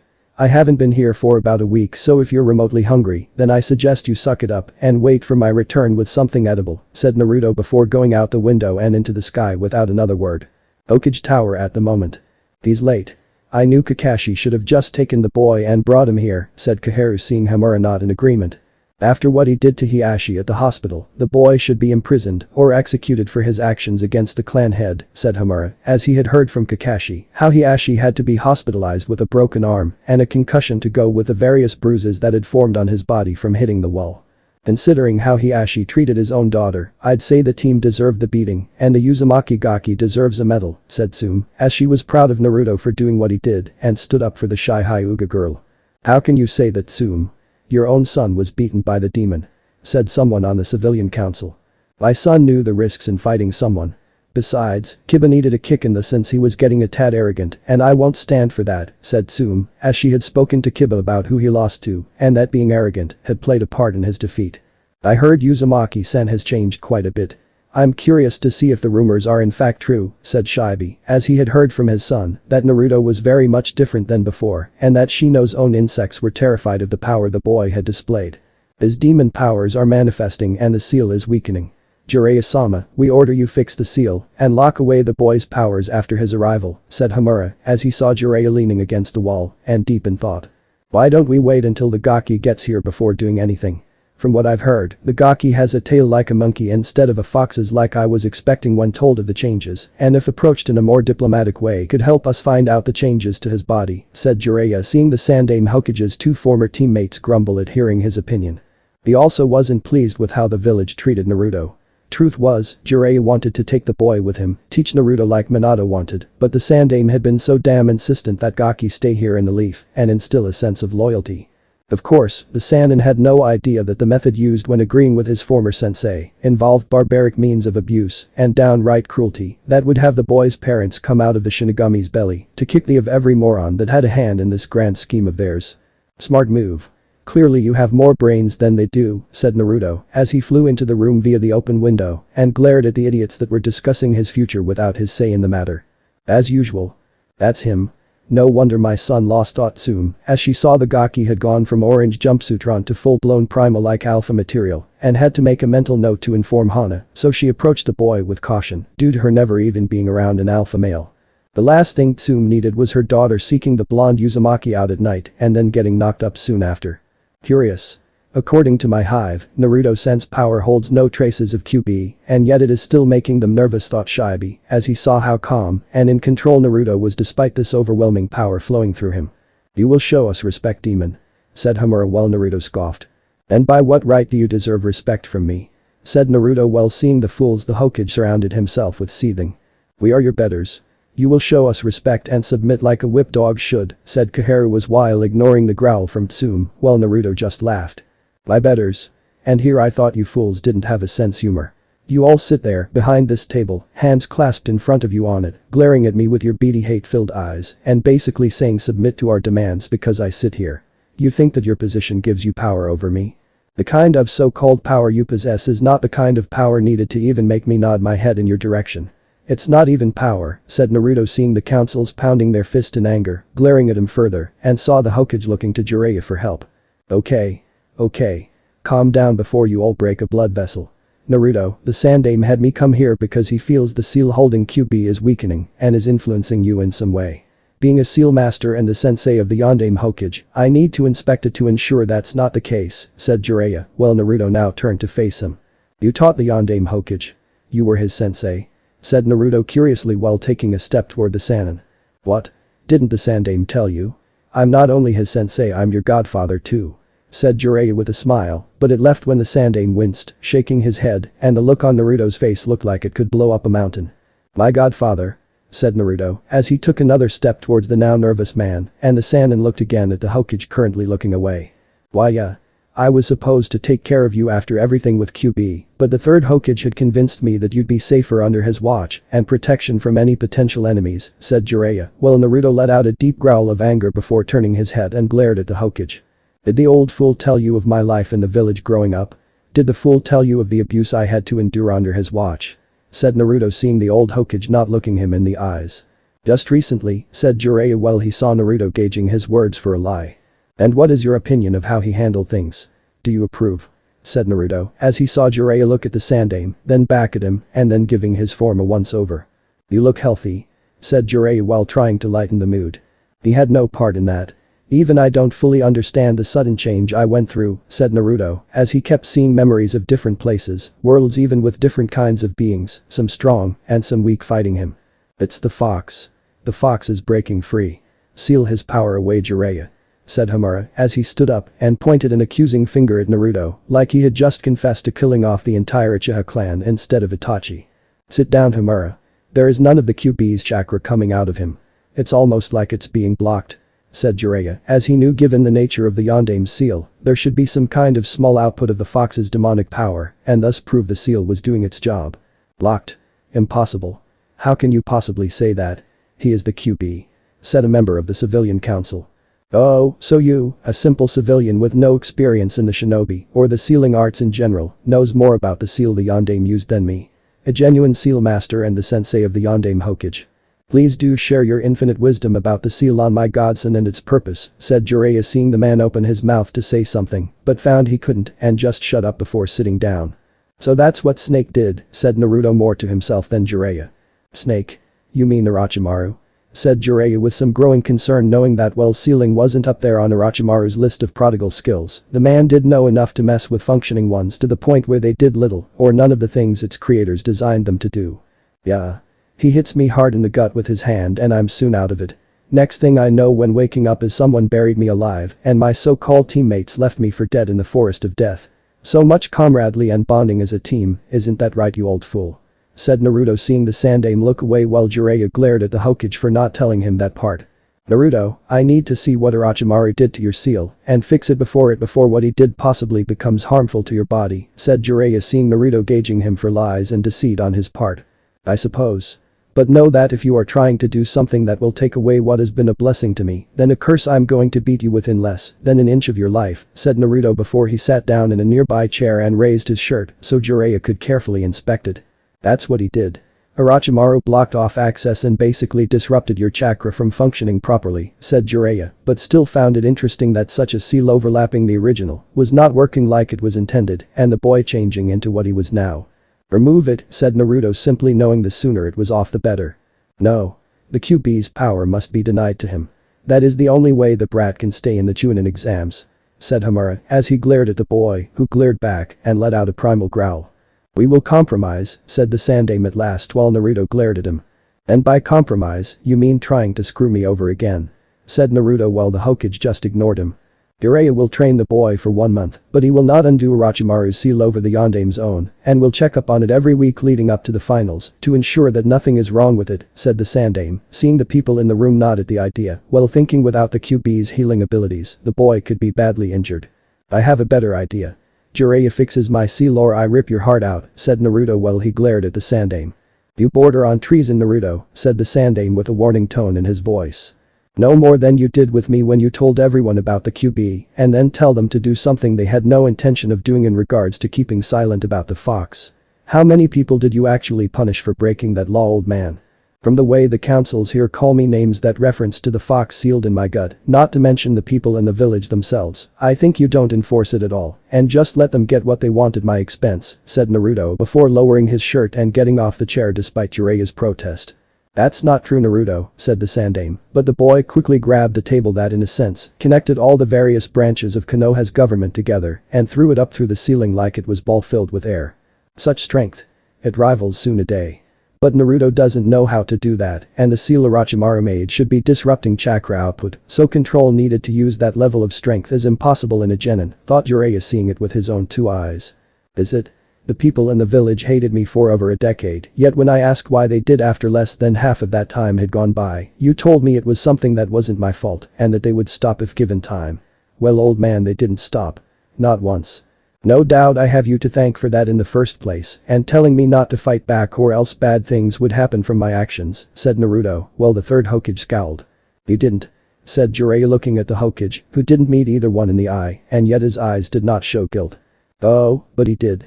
I may not have understood the reason why he told me that back then, but now I do understand, and it's taking all my willpower right now not to obliterate his body," said Naruto before turning around and walking away. "And where do you think you're going, demon?" said Koharu in a stern voice of a woman that didn't like seeing someone turn away from her like she was insignificant. "I don't have time for your decrepit bullshit or the politics behind it and seeking to control me like some animal on a leash. I'm going to train for the Chunin exams, and I'm going to kick the crap out of everyone I face there. It doesn't matter if I'm facing Hyuga Neji, Uchiha Sasuke, Sabaku no Gaara, his father, the Hokage, or even the Yondaime back from the grave. Do you know why that is? Because I just don't give a flying," said Naruto before flexing his power and causing half the room to be destroyed by it before flying off.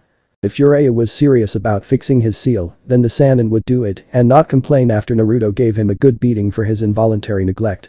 After all, the man could have visited every so often regardless of what the Sandaime told him. "This is an outrage. We order you to seal up the boy's power and then throw him away in prison cell to rot until we can safely extract the QB to put in a much more obedient vessel," said Koharu, while Jiraiya shook his head. "You idiots just don't get it. Only an Uzumaki can hold QB's power, and even then it has to be an infant with a seal master of my level or the Yondaimes even to make such a thing happen. I like living, so me sacrificing my soul to the Shinigami is completely out of the question. Now if you'll excuse me, I have to find my godson and fix his seal so it can go back to absorbing QB's chakra again," said Jiraiya as he leaped out the window and ignored the shouts of the fools there trying to command him. Naruto's apartment sometime later. Kin had finally gained complete control of her body as it was no longer sluggish from the sedatives those so-called doctors gave before the root shinobi came in and tried to take her away. They had been talking about taking her to someone named Danzo, who was going to help his business partner in acquiring Kin for something important and involved the Chunin exam finals. Kin didn't know what it was, but the only person she could remotely think of that would want her for anything was Orochimaru, and even then the Sannin no doubt had plans for doing something nasty. "I'm not his pawn anymore. I won't be used by him like that," thought Kin as she sensed someone powerful headed her way and quickly hid in the shadows of the room just in case it was an enemy. "You can come out, Kin. I brought some food," said Naruto as he took out an apple from the bag in his hand and tossed it to the girl. "So how'd it go with whatever it was you were doing after dropping me off?" said Kin as she ate the apple quickly and was tossed another before wolfing that one down too. "Neither bad nor good. Now why was it those guys tried to kidnap you from the hospital? And don't lie to me. I've had enough people do that already and I'm not in the mood for someone else doing it to me again," said Naruto, seeing Kin nod before he put the bag of food down on his kitchen table. "I don't know why they needed me. Just that they served someone named Danzo. I think the man is someone in your village and he's pretty high up to have shinobi working for him," said Kin while Naruto scowled at the name. "I think I know who he is. I'll have to ask a source who knows Konoha history." "What else do you know?" said Naruto with Kin thinking things over in her head. "I know they were going to meet up with Danzo and his business partner. I think they were referring to Orochimaru since," said Kin while not finishing the sentence. "Since you served him in terms of entering the Chunin exams for a mission of getting through the forest of death that would allow him set his plans in motion. Whatever he's planning, the Chunin exam finals will be his target and you were meant to be used as a sacrificial pawn to make it happen.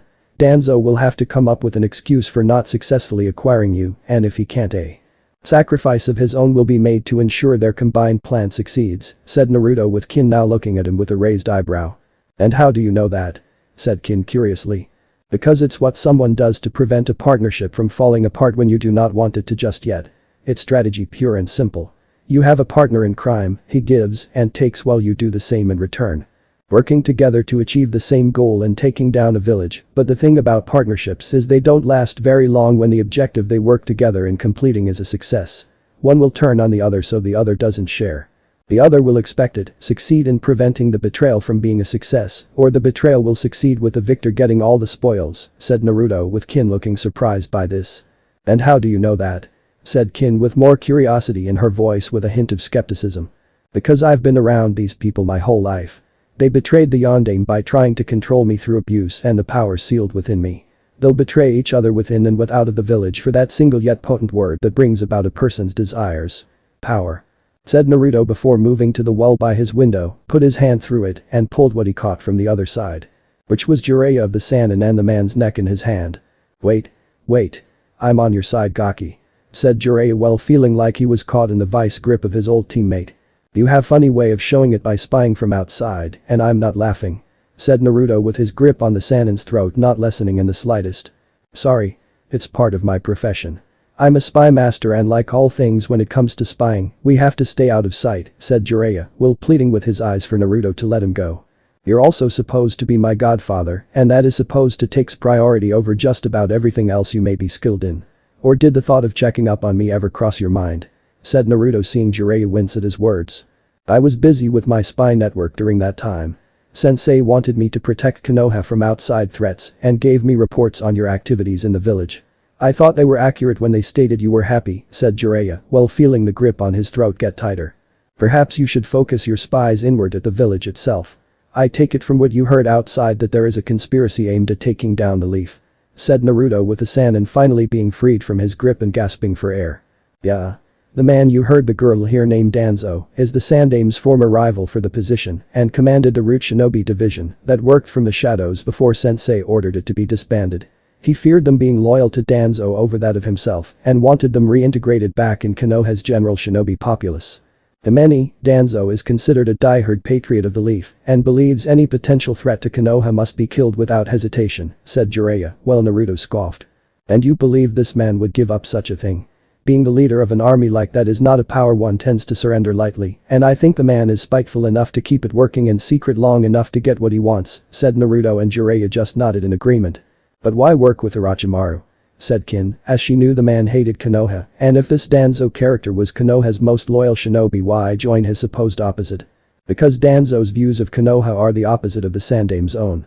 Danzo wants cold, emotionless, and fanatically loyal shinobi of the village with everyone's rights that aren't to be limited, so they are only a little higher up than that of slaves, said Jiraiya. As he knew that the man's ideas of what shinobi should be had been a major influence on the second Hokage's decision to make Sarutobi Hiruzen his successor, and it had eaten at the old Warhawk ever since then. Personally, I don't care for either Danzo or the Sandame Hokage right now. What I do care about is kicking the crap out of Hyuga Neji and anyone else that stands in my way. So are you going to help me? Or are you going to stand in my way? Said Naruto, looking Jiraiya dead in the eyes while Kin watched the staring contest between them. I'm not your enemy, Naruto. Rest assured, I will help out any way I can, and fixing your seal being the start of it, said Jiraiya, seeing Naruto nod. Let's do this outside. I have a feeling what you intend to do is going to cause a lot of damage to the surrounding area, and while I don't like this particular dump, it's all I've got for now, said Naruto, seeing Jiraiya frown at that. Forget this place, Naruto. I know a place where you can stay and she can join us. I'll need to know everything about Sound and what Orochimaru's planning, said Jiraiya, while the blonde just nodded. Fine, said Naruto, as he picked up Kin and then surprisingly Jiraiya before taking to the air for the secret location needed to keep away from unfriendly eyes. The latter of the two passengers screaming like a little girl. Naruto's apartment. Kurenai had heard Naruto was back in the village and had seen Hinata before throwing her good-for-nothing father out of the girl's room, well in need one himself. She had seen Anko earlier too, looking like she had just tortured Orochimaru to death in a room where time and space had no meaning for either one. Though the appearance Anko was now sporting when Kurenai saw her made the Jounin wonder what the special Jounin had been up to before then. Knocking on the door of Naruto's apartment, she was greeted to the sight of the boy being shirtless, hair wet, and in a towel to indicate he had just got out of the shower. Kurenai for her part had to fight the blush that was no doubt appeared and regain some form of control over the brain that controlled talking. Can I help you, Kurenai-san? Said Naruto, as he had been drying off when she knocked and saw her fidgeting slightly with a red face that reminded him of Hinata. Said Kurenai, as she saw Naruto's body was well muscled and her mind was currently trying to reboot the section of the brain that she was trying to use right now with little success. That's not exactly a sentence, said Naruto, while Kurenai's mind that handled morality decided to intervene and kick the talking part of the woman's system to get it working again. Sorry, Naruto-san, it's just your current state of clothing being non-existent has that effect on women, said Kurenai before mentally slapping herself at saying that while Naruto just smirked. It's alright. You kind of caught me at a moment between getting dressed, said Naruto, while Kurenai just nodded in her head and thinking the same thing. May I come in, Naruto? I need to talk to you about Hinata and what you did for her when she fought her cousin, said Kurenai as she saw the young Saiyan nod and let her enter after moving away from the door. I don't mind. Come right on in, said Naruto before shutting the door and locking it. Hours later. Kurenai stumbled out of Naruto's apartment, looking ragged, disheveled, and all around, looking like she went through an intense training session like no other. Her dress was in a state of threatening to come off, the Jounin's hair looked like it had been hit by a lightning jutsu, and drool coming out of the woman's mouth with a limp when walking. Much like Anko had done. Kurenai? What happened to you? said Asuma, seeing the state his secret girlfriend was in right now before the woman just stopped and turned to look at him for a second. It's over between us. I'm seeing someone else now, said Kurenai before walking in her zombie-like state away from a shocked Asuma and found herself at a bench where an equally exhausted Anko had been sitting. You too, huh? Said Anko, seeing Kurenai look at her. How did you know? Said Kurenai, seeing Anko give her a weak smile. He was getting ready to take a shower right before I left, said Anko, while Kurenai just looked at her with bugged-out eyes. Well, that explains it. Should we tell anyone about this? Said Kurenai, seeing Anko raise an eyebrow at her. And ruin the best get naughty of our lives, said Anko, seeing Kurenai nod. Good point. Share, said Kurenai with Anko nodding and grinning. Share, said Anko while shaking the woman's hand in agreement. Naruto's apartment. And now Anko's panties won't be so lonely, said Naruto, as he put Kurenai's in the drawer with Anko's and went to take another shower. Cure this seal. I want out. Let me out so I can him, cried QB as she howled in fury at being denied and vowed to make him hers the moment she was out of his stomach. Chapter 3. Saiyan Workout. When Naruto landed at the training area, Jiraiya was able to guide him to while blocking out the man screaming. He put Kin down gently and threw the Saiyan onto the ground before putting a finger in his ear. Looking around after doing that, the blonde Saiyan was able to assess the area Jiraiya wanted to work with on and see it was designed for privacy when training. It was perfect. You didn't have thrown me down so hard, Gaki, said Jiraiya while rubbing his butt to get the soreness out. And you didn't have to scream like a little girl halfway here, said Naruto, while Kin just giggled since the man had screamed like a little girl. No respect, said Jiraiya, while Naruto removed his upper clothing so they could look at the seal, and Kin had to look away with a blush on her face. Welcome to my world. Now fix this damn thing, said Naruto, as he was going to make Jiraiya work off 12 years of neglect and it was starting right now. Okay. Don't be so impatient, said Jiraiya as he gave Orochimaru's handiwork over the Yondames and then removed it with the 5 elemental unseal. Wow. That feels better. Like a dam was destroyed and my power is overflowing in me, said Naruto as he felt the QB's power surging through him and seeing the Saiyan leap back with Kin also keeping a fair distance. So you're not going to explode? Said Jiraiya while seeing the boy being covered in energy and it was concerning to say the least. Give me a moment.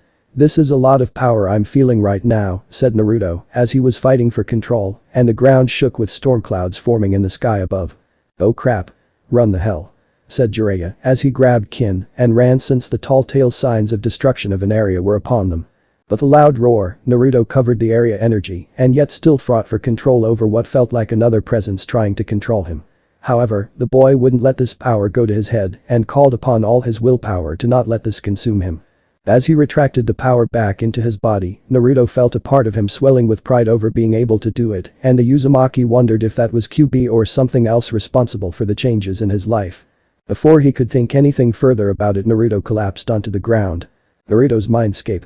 Well, that was certainly interesting, said Naruto as he got off the ground, looked around his current location and found himself seeing it was a bit technological for his tastes. Where the hell was he? And why did it seem partially familiar? This way, said a demonic voice that Naruto decided to follow and walk through the path in front of him with doors automatically opening for him until reaching the source of the one calling him. Why am I not surprised, said Naruto seeing the form of QB sitting on a throne of sorts but behind a cell with energy bars and it was clear from the joy on the vixen's face that she was happy to see him. Now? I can't all the credit. I want to, but sadly I can't, and is it really so bad seeing your mind like this? Before it was so filled ankle high with water. Right now the place looks great, it's much more inviting and a much better improvement, said QB as she saw Naruto looking around and took the time to admire his form. How exactly did this happen? Said Naruto as he kept the surprise of QB being female hidden and yet it wasn't much of a surprise from the start. It was like he already knew. You haven't figured it out. I know when Bardock merged with you to complete all the things we did to alter your genetic makeup to become a Saiyan, but it seems the seal that the Saiyan put on the Yondames also prevented a full merging, and only now you're feeling a true sense of familiarity, said QB as she saw him look at her now and had his full attention. Bardock. Yes. That name sounds familiar, said Naruto as he could feel more of the memories of the man invade his mind, showing him the greatness of the Saiyan race and how they had become great warriors in their own right. And then finally how they were wiped out by being afraid of their potential. So you know now how they fell. Such a shame really. Despite them being arrogant, they had such potential in their dimension to be great. Bardock only learned what they could become too little too late, and by the time it was too late, well, I don't need to tell you how that turned out, said QB, as she saw Naruto frown at her and knew to tread carefully with him. That sudden surge of power I let out. It was you, wasn't it? Said Naruto, seeing QB nod since there was no point in denying it. Guilty. Though in all honesty, I kind of had to do that since you were backed up with so much of my chakra, not to mention Bardock's own baggage after the merging, that if I didn't, well, you would have exploded and most likely taken a large chunk out of this world that would have made it die a slow painful death. You're welcome, by the way, said QB, as she was sharpening her nails now and looking at him with the intention of hearing the thank you from his mouth. What happens now? Said Naruto, while QB now had a look of anger on her face for being denied the simple 2 words she wanted from him. What happens now is I break out of this seal, out of your body, and then tear your monkey to pieces. Said QB, as she launched chakra through the seal at Naruto, but he batted it away and flexed his own power back at her. Don't bother making threats you can't keep, QB. We both know this seal won't let you go all out, and even if you did, your power is still no match for mine, said Naruto with QB gritting her teeth. Insolent monkey. The only reason I help you out is because it is a necessity. Given the chance, I'd kill you and all those that actually saw you for you. I'd know just where to start too, and it would be that Hyuga girl who is always blushing whenever she's in your presence. I'd make her my little slave girl first. Make her a regular carpet licker too before whoring her off to naughty that have thing for the submissive slaves. Then go after that raiment stand place where they actually fed you, instead of ripping you off with spoiled food or kicking you out with a nearly chopped off limb from a butcher's knife. Let's see, I could boil the man in a raiment stew, then have the girl make it before she serves it to me, and then serves me below the waist like a good little pet she'll make, said QB. But before she could even think further on the matter, the vixen was hit by a lot of killer intent and felt Naruto's power rise him. Speak about them or anyone else I know are worth protecting, QB, and I swear on my Saiyan blood, the last thing you see me do is rip out all 9 of your tails before hanging you with them, said Naruto, as he wanted QB to know just how serious the threat was to her being by his hands and was not going to tolerate the demonic fox's actions. Fine. Fine. Though I wouldn't make such threats if you were more respectful to me for unblocking your system once the Saiyan fixed what the other one did, said QB, though in truth her threats were in fact empty since she did like her container, and to see him filled with such passion when it came to protection what he loved was quite a turn on. I don't give such things out to demon foxes who made my life miserable for her stupid attack on the village and then does one thing positive in my life to combat the negative, said Naruto, seeing QB look sad when hearing that. I deserve that. Truth is, I never wanted to attack your village in the first place, or be sealed into you either for that matter. If you must know, the blame for my attack was in fact by the hands of Uchiha Madara and his damn Sharingan eyes, said QB with Naruto narrowing his eyes at her. And I should believe you, why? Said Naruto with his arms crossed in front of him. I'll show you everything from that night you were born. Your mother was so happy before then. Kushina would go on and on about having a boy. Minato thought she was going to have a girl, but Kushina knew from her own motherly instincts building up inside, and if there is one thing I've learned in my long life, is to never bet against an Uzumaki no matter what, said QB, as she showed him that day, leading into the night.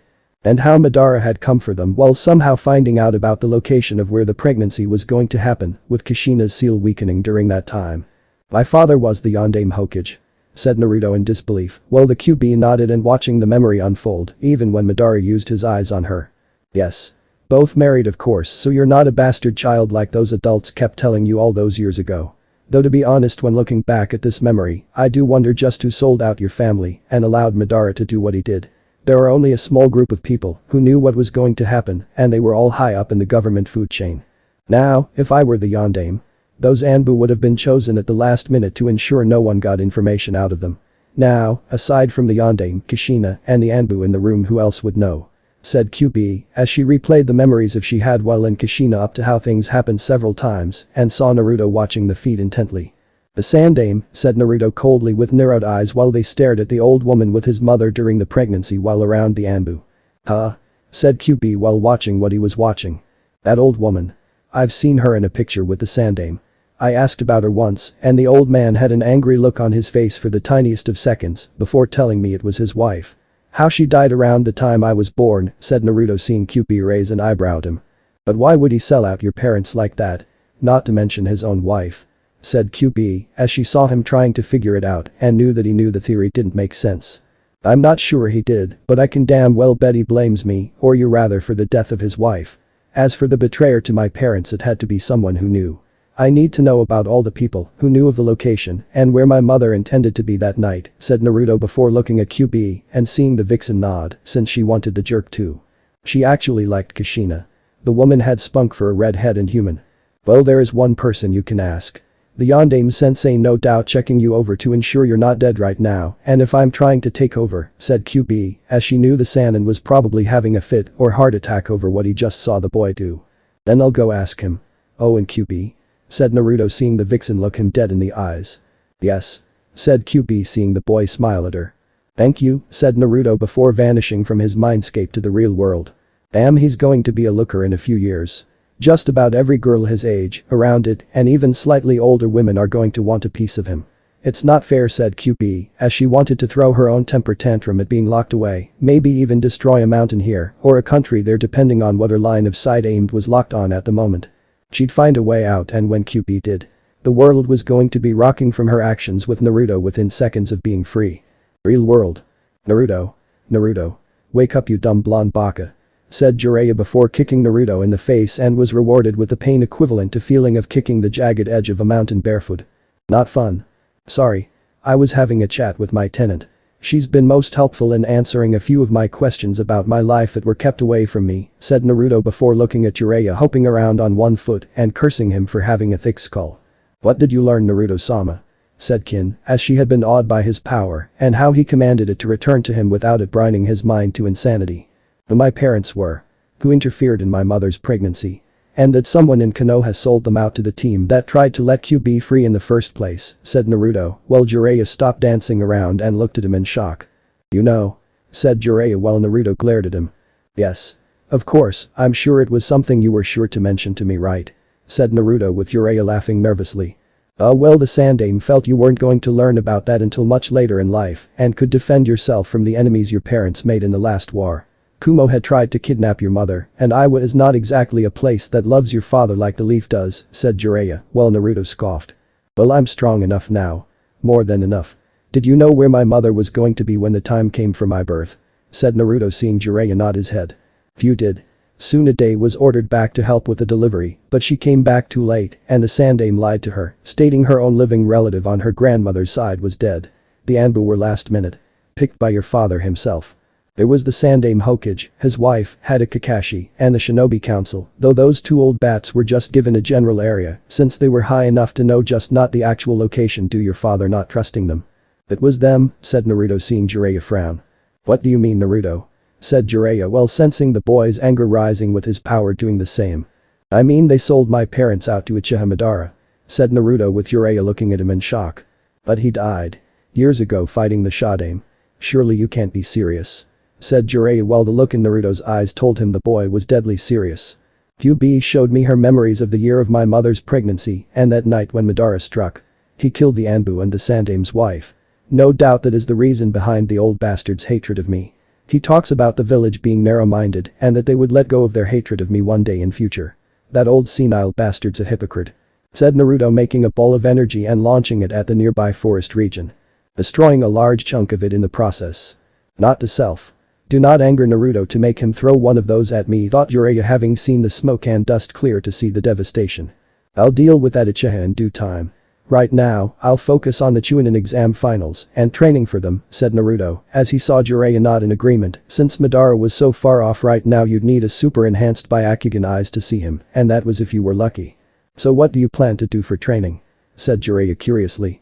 I'm going to be training with Mido Guy in Taijutsu. I want to refine my skills and he's already offered to help. You're going to help too, but in a different way and on a much larger scale, said Naruto seeing Jiraiya raise an eyebrow at him. Me? How? Said Jiraiya pointing at himself. First, you're going to teach me about seals.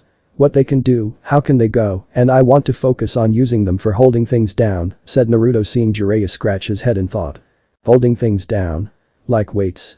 Or do you want to know about gravity seals? Said Jiraiya with that perking Naruto's interest. Gravity seals. I know Mido Guy and Rock Lee use weights. I want that plus the skill to use gravity seals and how to increase them, said Naruto with Jiraiya shrugging, since there was no point in denying the kid on account natural talent for sealing was in his blood from his mother's side of the family. Sure. Meet me here tomorrow in the afternoon. I'll be digging around for information on who exactly knew of your parents' secret location. I know you suspect the two old crows from the Shinobi Council, but it never hurts to cover all bases, and since I can't trust the old man due to his own reasons for hating you, I'm going to move a bit more discreetly than usual, said Jiraiya, seeing Naruto nod. I also need a new place to stay. I refuse to live in that shithole I called a home, even if it does have some kind of sentimental value, said Naruto, seeing Jiraiya nod. Fair enough. Follow me. I'll take you to your family home, said Jiraiya, as he along with Naruto and Kin followed him to the Namikaze estates not far from their current location. Nice. Said Naruto with a grin on his face, while Kin looked at it with awe. Yeah. No one has been in it since QB's attack, so expect things to be a tad dusty, said Jiraiya before leaving the two genin behind to handle things. Thanks a lot, you lazy bastard, said Naruto to himself, but Kin heard him and giggled since it was true. I will do the cleaning up, Naruto-sama. It's the least I could do after all you've done for me, said Kin while Naruto looked at her in surprise. You don't have to be my maid, Kin. I can take care of myself, said Naruto, though she saw him shake her head. It's not that, Naruto-sama. It's just I don't want to continue being dead weight while I'm living in your home and doing absolutely nothing, said Kin, as she had felt like dead weight and needed to do something other than just mooch off of him. Fair enough. Though I will be assisting in the cleaning too. It's a big house and it's too much for one person to do. Shadow clone jutsu. Said Naruto as he created a small army, and Kin was shocked to see so many copies of him. Things were looking up for the two of them. Of Mito Guy sometime later. Are you sure you don't want to wear this, Naruto-san? Said Guy holding green spandex that Naruto could only assume was in his size. How that was even possible Naruto didn't know. Personally, he didn't want to know. I'm sure. Trust me, said Naruto while trying to be polite as possible, while holding back the desire to obliterate the thing in the Jounin's hand. Very well. I also spoke with Jiraiya-sama earlier and he said you wanted to wear heavy weights mixed with gravity seals, said Guy as he produced leg weights and threw them to Naruto with the weight in them being several hundred pounds each. Not bad. I can use these. Both filled to the max with the heaviest weights around, said Naruto as he put them on and felt himself moving slower than usual. Yes. When you see Jiraiya-sama later today, he can add on the gravity seals and make them even heavier, said Guy as he now got into his fighting stance and Naruto did the same. Don't hold back, Guy-sensei. The harder the training the better, said Naruto, seeing Guy nod in understanding. The boy had a month to learn his taijutsu and he wanted to learn it the hard way just like Lee did. Watching the two from a safe distance, Tenten watched the two spar against the other and while Naruto was clearly holding back, he was still taking hits from the more skilled taijutsu master.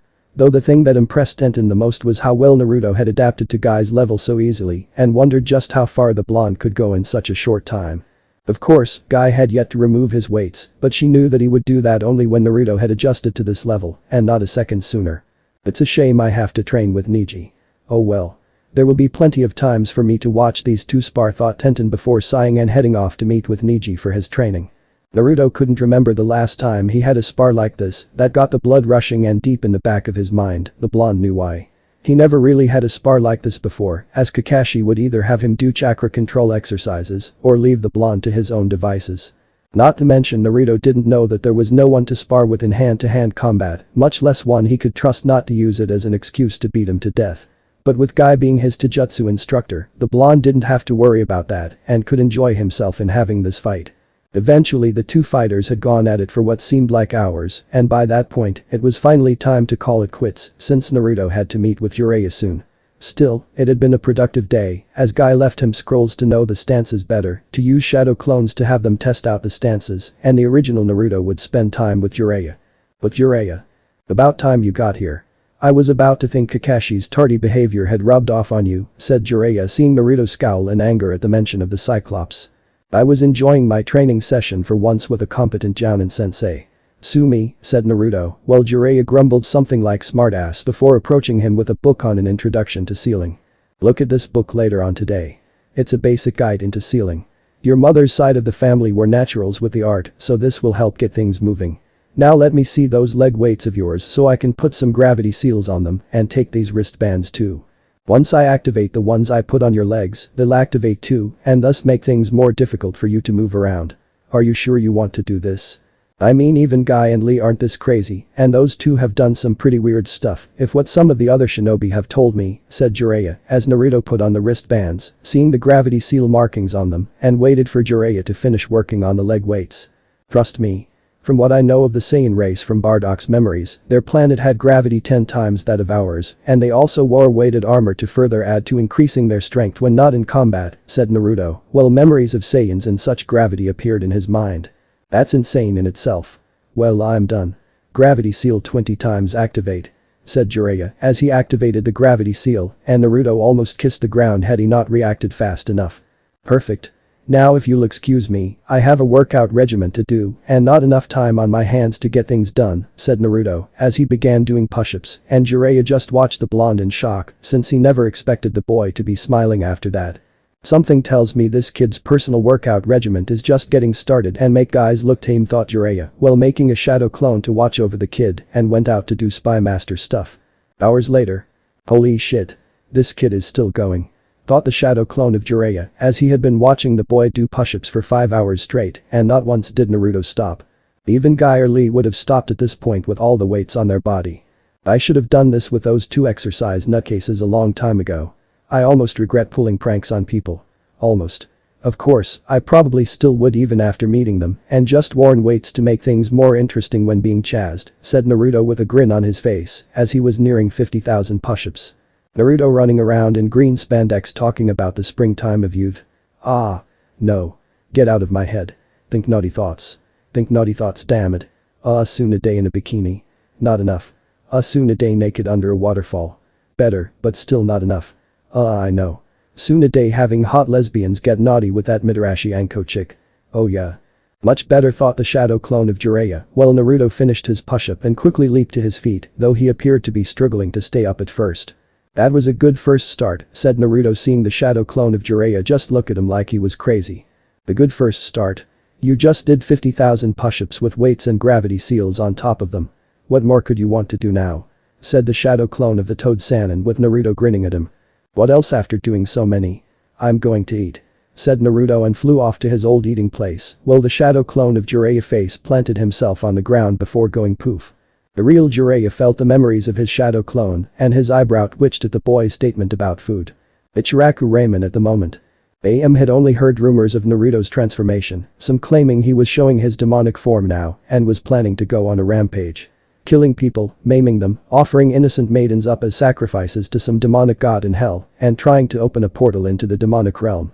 AM thought they were being stupid, of course, as she had seen Naruto put up with all their crap and not once even attempt to do those things, despite being more than entitled to should the opportunity present itself. Poor Naruto.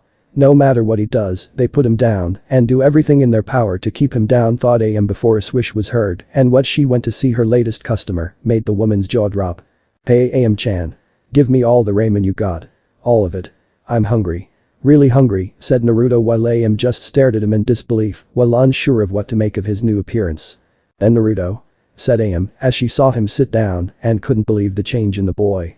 In the flesh. Now about that order of just about all the ramen in back, said Naruto while AM's father came out from the back. Naruto? Holy crap. What happened to you? Said Tucci as he sees Naruto looking like someone you don't want to mess with in a dark alley, and if you did you were screwed. My body basically got an upgrade. I'm strong, faster, and better than ever before. That also includes my stomach, said Naruto before that same organ rumbled angrily for food and actually shook the ramen stand. You're serious? All the ramen I've got. How could you even afford it? Even if some of the bowls were on the house it would be too much. Said AM as she saw him grin and knew he had an ace up his sleeve. Simple. Send the bill to Jiraiya of the Saiyan, said Naruto with Tucci looking at him with eyes nearly popping out of his sockets. The Jiraiya of the Saiyan, said Tucci in shock at hearing who to send the bill to for so much ramen. Yeah. Jiraiya is my godfather. If the man complains tell him this is a form of payment for 12 years of neglect in his duties, said Naruto with grin on his face. And if he doesn't do it? Said AM with Naruto's face becoming deadly serious. Tell Jiraiya he either pays you in money or he pays me with his balls being ripped out his ass. It shouldn't be too difficult to choice. A piece of his male pride. Or money, said Naruto seeing Tucci go pale at the mention of balls being ripped out part. Does he even have the money for it? Said AM knowing that well Jiraiya probably got quite a sum of money over the years, but to pay for that much ramen it was quite the fortune. You know Thasanadi orange books had a Kakashi and other shinobi read all the time? Said Naruto while AM frowns and Tucci grins. Oh yeah. Real popular among the men of the world, said Tucci with a chuckle while AM had an angry look on her face. You mean the naughty of the world, said AM, knowing what she'd do if Kakashi came in here with that book in hand. Slash. Off with his hand, the book, and maybe something else too while she was at it. Jiraiya of the Saiyan is the author of those books, and I imagine he's made a fortune with them over the years, said Naruto smirking, and saw Tucci's eyes became dollar signs with AM having an evil smile on her usually innocent face. Of course. After all, a godfather should treat his godson to at least one all-you-can-eat ramen special, and no one eats ramen like you do, Naruto, said AM, as she was going to enjoy sticking Jiraiya with a bill and laugh when he had his heart attack that would bring about the end of Icha Paradise. The young ramen waitress mentally let out an evil laugh with thunder and lightning in the background at seeing the end to such naughty smut. Her father was picturing all the money Jiraiya would give them, and they could expand their business in making it larger to hold more customers with enough left over to retire. Hell, Tucci was willing to do just that and let AM run the store in his place with a whole staff. I agree. All the ramen Naruto can eat and then some, said Tucci as he was making the food for Naruto and saw the blonde eat it faster than ever before. And that was saying something. Soon Naruto was eating them faster than Tucci could make, bowls piling up for all to see, and it was drawing quite a crowd.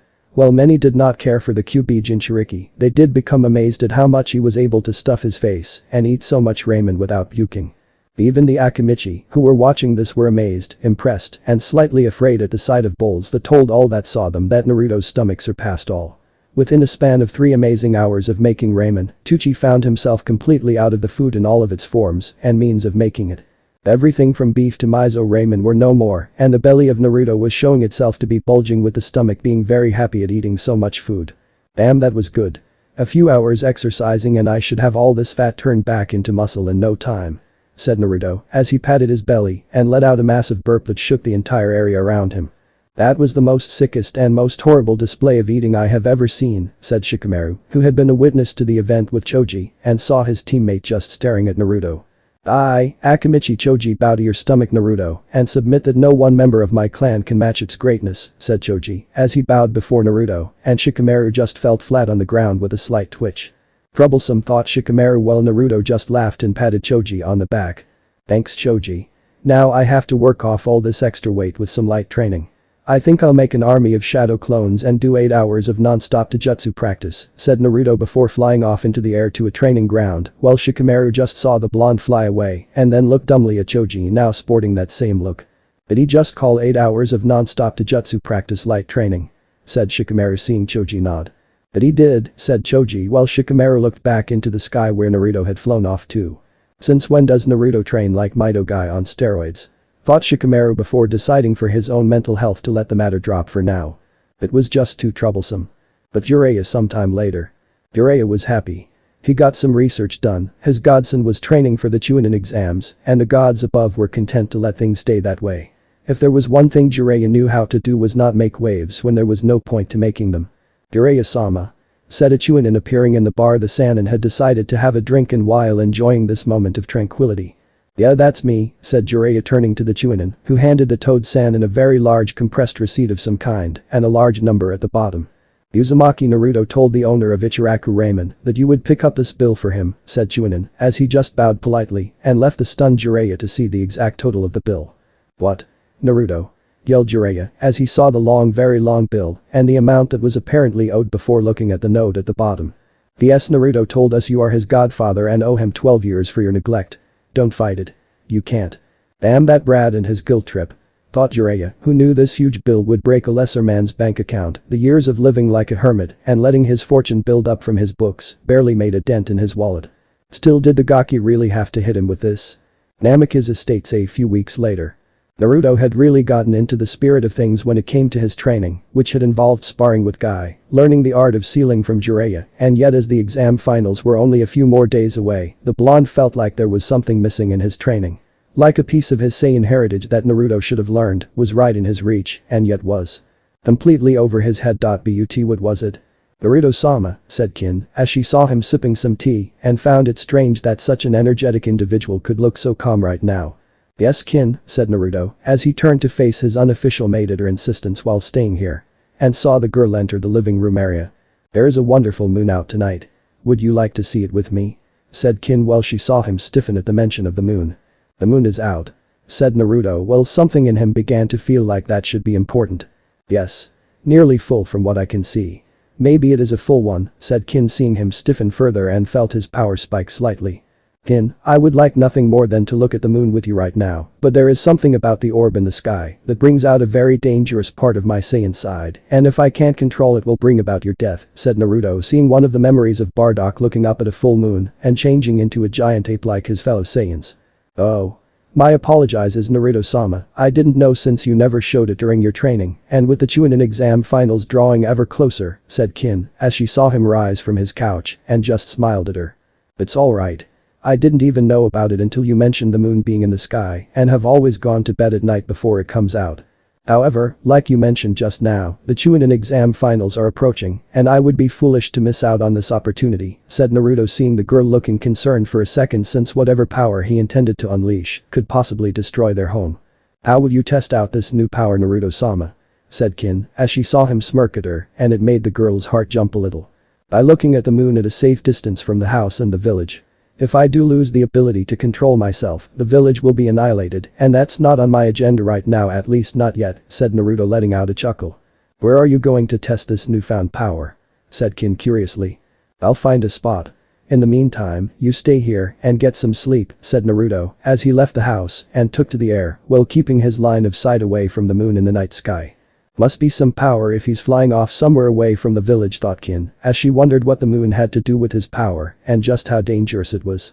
Day of the Chunin exam finals. The contestants participating in the Chunin exams were lined up, each one ready for the upcoming fights and showing what they were capable of to the future clients of the world watching them. Of course, not all of the Genin now Chunin potentials were lined up, as Naruto, Dosu and Sasuke had yet to show up for this event. While most of the people in the stadium watching in the stands cared little for Naruto for obvious reasons. In terms of showing up, they were concerned for Sasuke and the fact that he could be disqualified with a chance to become Chunin being denied. Where's Naruto? And Sasuke?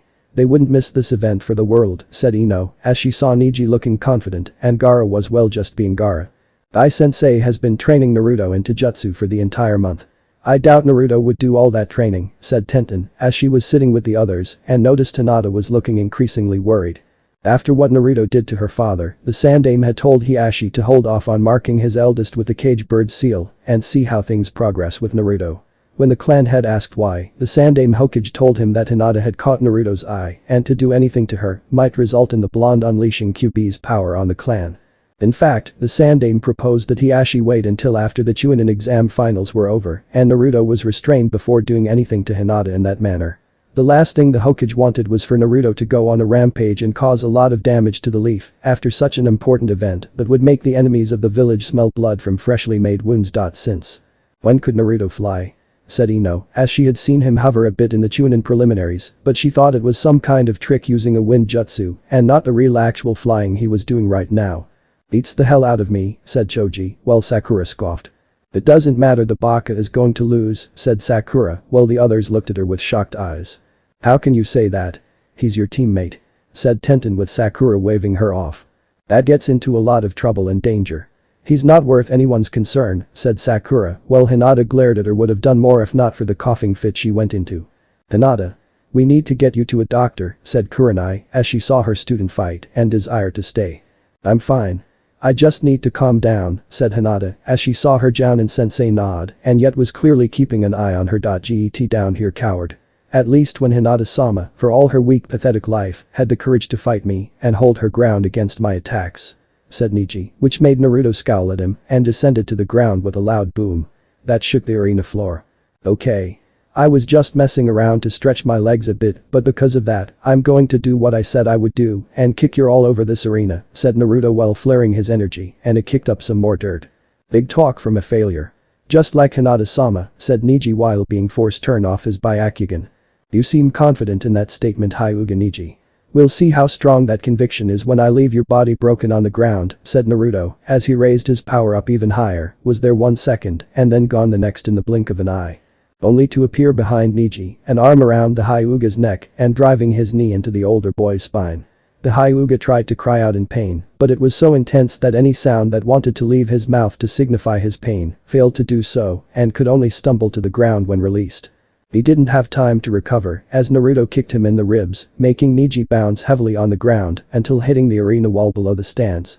The Saiyan was in front of Niji in an instant, picking up the bloodied Hyuga off the ground and then threw him easily into the center of the arena floor so everyone could see the prodigy of the Hyuga clan and all of his so-called glory. Damn. He beat Niji up and the fight just barely started, thought Kiba as he realized just how easy Naruto went on him in the preliminaries and was slightly happy that his wasn't the only one getting kicked around right now. Look at you. Hyuga Niji.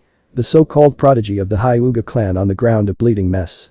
Last year, you were the rookie of the year at the academy and yet for all your greatness you look like helpless child, said Naruto while Niji spit out some blood from his mouth and staggered off the ground. What do you know? You're nothing. Just mere some peasant. A commoner who when compared to noble blood should be lucky, breathe the air around me. Hinata-sama is only fortunate enough to be in main family and be considered higher than I am in connection to our noble clan. It's a shame someone of such privilege such as herself would be so weak and pathetic like the boy she's long since admired. Of course, it's to be expected that such a weak and pathetic girl will find strength in another weak and pathetic boy. It's even more pathetic when the boy is just lowly piece of trash not worthy of being a smear on the sandals of a noble's foot, said Niji as he lashed out with his gentle fist style and hit Naruto directly in the chest where his heart was located with all the chakra he had. For a moment, no one moved, breathed, or even blinked while many thought the fight was over. That Naruto had let his guard down and Niji got the final word along with the final hit to end the match. Hinata looked in horror at the sight of her crush being struck, the gentle mind she possessed picturing his heart struggling to live under the attack but collapsed in the end and exploding into tiny little pieces. Tenten was thinking the same thing as she knew how deadly Niji could be with his clan style and wondered what this guilty feeling was that now struck her heart. Was she feeling this because the training Niji asked for? Granted, it didn't really do much good for Niji, but the fact was that her teammate for a Hyuga had intended to make each strike lethal in of itself and not rely on multiple shots to get the job done. Shame. He was kind of cute, thought Temari, as she was hoping that after the invasion, he would captured and be her slave boyfriend with the possibility of getting a powerful bloodline out of the deal for Suna. I'm putting a bounty on the Hyuga's head when I get back to Mist. Dead or alive. And if he's before me alive the gaki won't be for long, thought Mei, as she might have found a future husband for herself after a few more years and this stupid Hyuga ruined it. Oh yeah, she was so going to mess that brat up if her shinobi brought him back to Mist alive. Guaranteed. He's not dead, said Gaara watching from the fighter's box with his siblings and they turned to look at him along with the others in the box. You sure, Gaara? I mean, the gentle fist is not something you can walk away from, said Kankuro with Gaara turned his eyes but not his head to look at him and felt killer intent aimed in his direction. I'm sure, said Gaara while Kankuro began to sweat a little. How do you know that? Said Temari curiously. Because he's like me. And people like us do not die so easily, said Gaara while turning his attention to Naruto and the memory of a few days ago came to his mind when in the hospital to finish off Rock Lee. Flashback Konoha Hospital 4 days ago. Rock Lee was unconscious. The sedatives used had to be practically strong enough to put a horse to sleep. Why? Because Lee had been abusing his body and training it to get stronger while he was still recovering from the serious damage Sabaku no Gaara put it through. At this moment in time, no one was with Lee, as Guy was either training with Naruto or doing his own outrageous training that made many think he was nuts. However, that all changed when the bloodlust-filled presence of Sabaku no Gaara came into the room, his eyes looking at Rock Lee and sand slowly coming out of his gourd. The intention of this visit? To finish what he started in the Chunin exam preliminaries and kill Rock Lee to further please his mother inside his head. Time to die, Rock Lee. Mother wants your blood and she will have it, said Gaara as his sand got closer and the growing anticipation of devouring the helpless genin, knowing that his mother would be very pleased with the offering. No. Your mother won't have it, said Naruto from behind Gaara, his right arm raised, the hand in open palm form and energy forming into a ball ready to be sent at the Suna-born boy's red-haired skull. Do not get in my way. I won't let you do this to me a second time, said Gaara with his sand redirecting itself at Naruto, but the blonde let out a blast of his power that sent the sand flying against the wall and leaving the red-haired boy defenseless. You don't have choice. If it were almost anyone else, I'd let you do it without a second thought, but it's not almost anyone else and I happen to respect this one. His sensei is helping and training me for the exam finals. Besides, why would you kill him now? There is no honor in it, said Naruto with Gaara smirking at him while the sand came back to his gourd. This is not about honor. It's about killing, said Gaara coldly while once more making the sand redirect itself back to Lee once in his presence, but it was stopped when another connected to his shadow and found it wouldn't budge. Troublesome. one of you being crazy is bad enough, but two of you is just worse, and I don't know which one between you is the greater idiot, said Shikamaru, while holding Gaara and his sand in place with his shadow possession jutsu. Don't think too hard, Shikamaru. The lazy boy and you just might die, said Naruto with a smirk, while Shikamaru groaned. Like I said before, you are troublesome, and so is your sense of humor, said Shikamaru, while Gaara just scowled at the interference the two had brought. I will not be denied by either of you. I will kill this genin, then you too, and prove my existence, said Gaara before commanding more of his sand to converge on Lee, much to Shikamaru's shock and surprise. He shouldn't be able to do that, thought Shikamaru while trying to figure out how Gaara did do that. That's almost as funny as it is stupid, said Naruto calmly, while Gaara's sand suddenly stopped and the boy himself glared at him. Explain, said Gaara coldly. Simple. If you kill all three of us, how can you prove your existence? Who would you tell? Who would believe you? Said Naruto, seeing Gaara's eyes narrow at him. My brother, sister, and sensei would believe me, said Gaara, while Naruto scoffed. Family and sensei don't count. You want to kill us? Fine. But not here.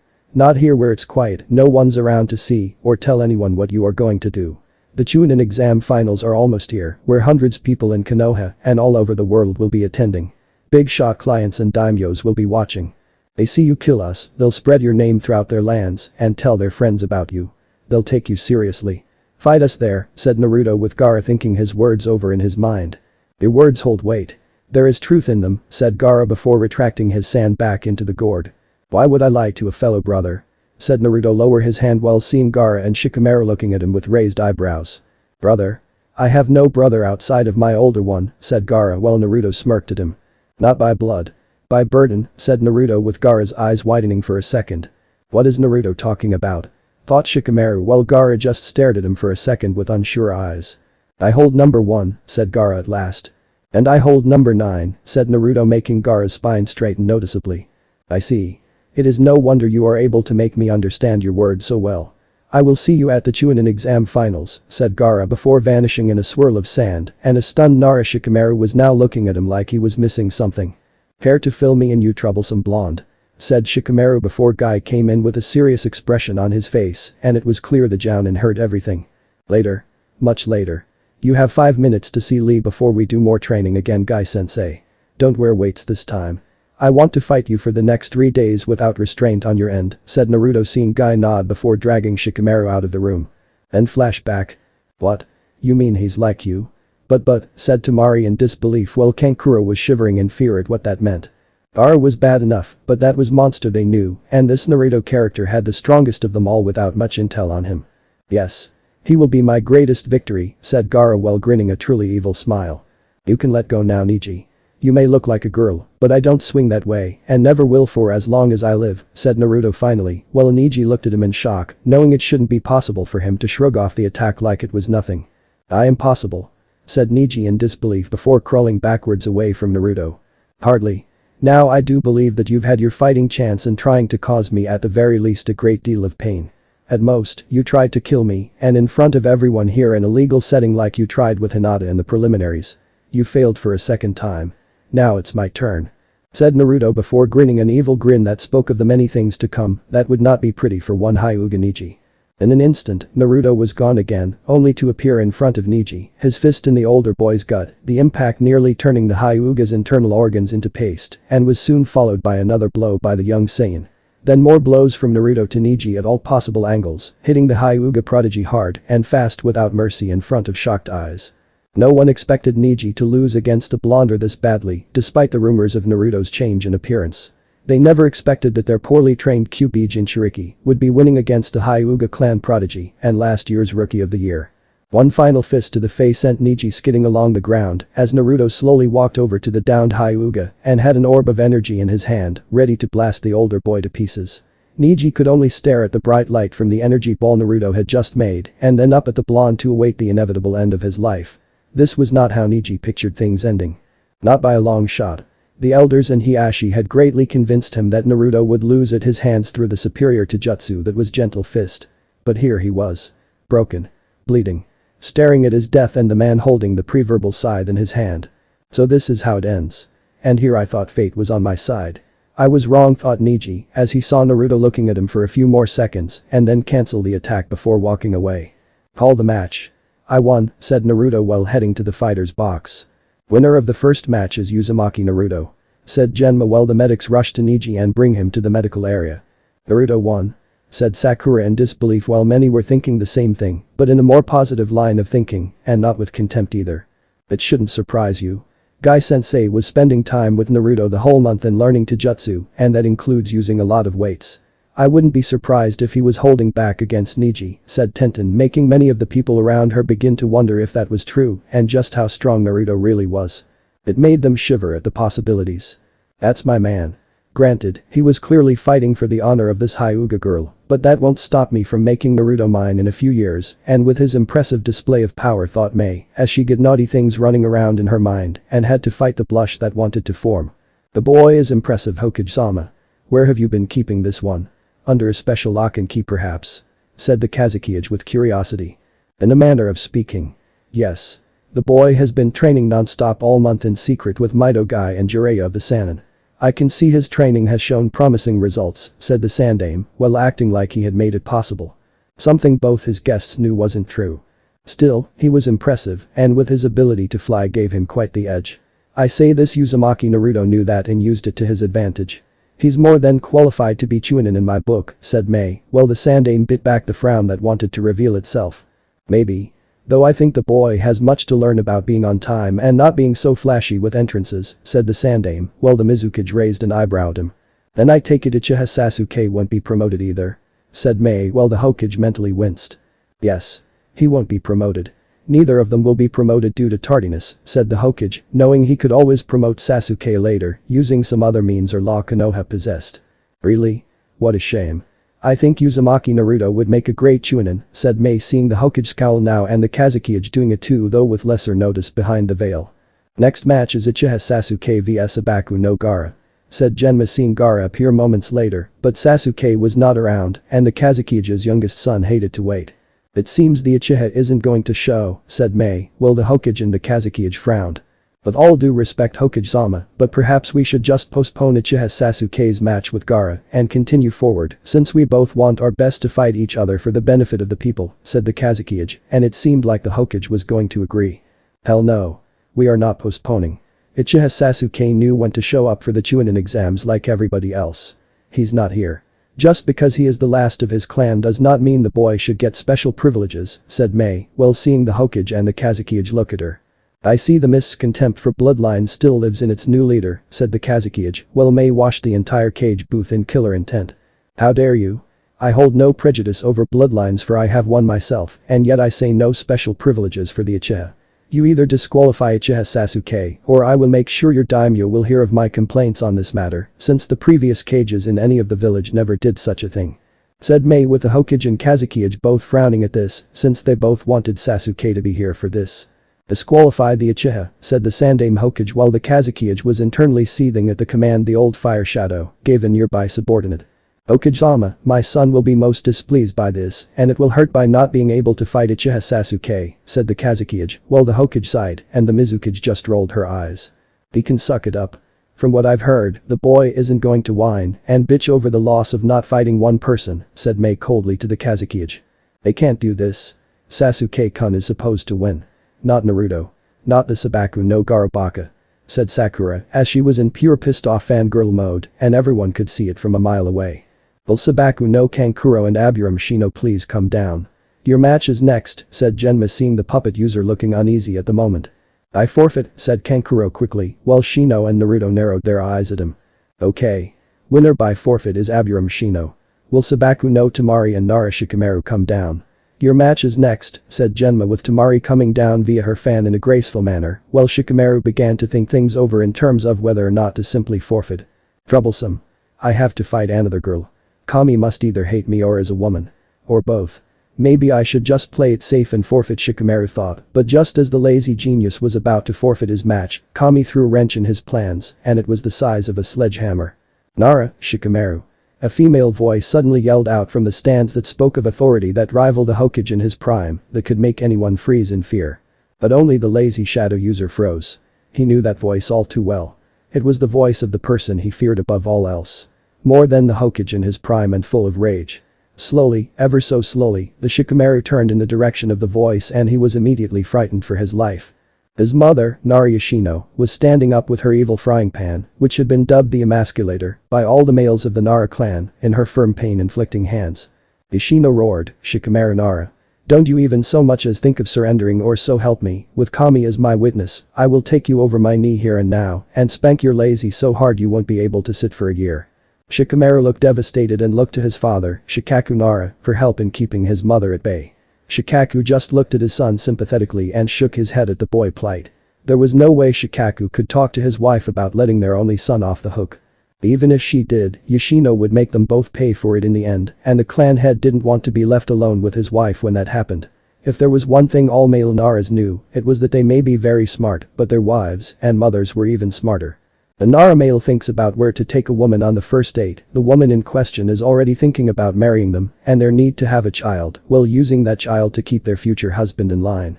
Sure, they let their husbands go out for a drink every so often, but they always check with their better half, and if they are so much as 5 minutes late. Bam. The incredible power of the emasculator would set the Nara male at hit straight, knowing that woman who was wielding it was not only unhappy, but she was going to leave out the safety word when they coupled, and that there would be a lot of pain involved in those long hours. Lots and lots of pain from which there was no escape for the male Nara, tied down and gagged to prevent any brave soul from hearing the ear-piercing screams being let out. Defeated, Shikamaru began walking towards the stairs into the arena, mumbling all the while about troublesome women with evil frying pans and how there was no way to defeat them.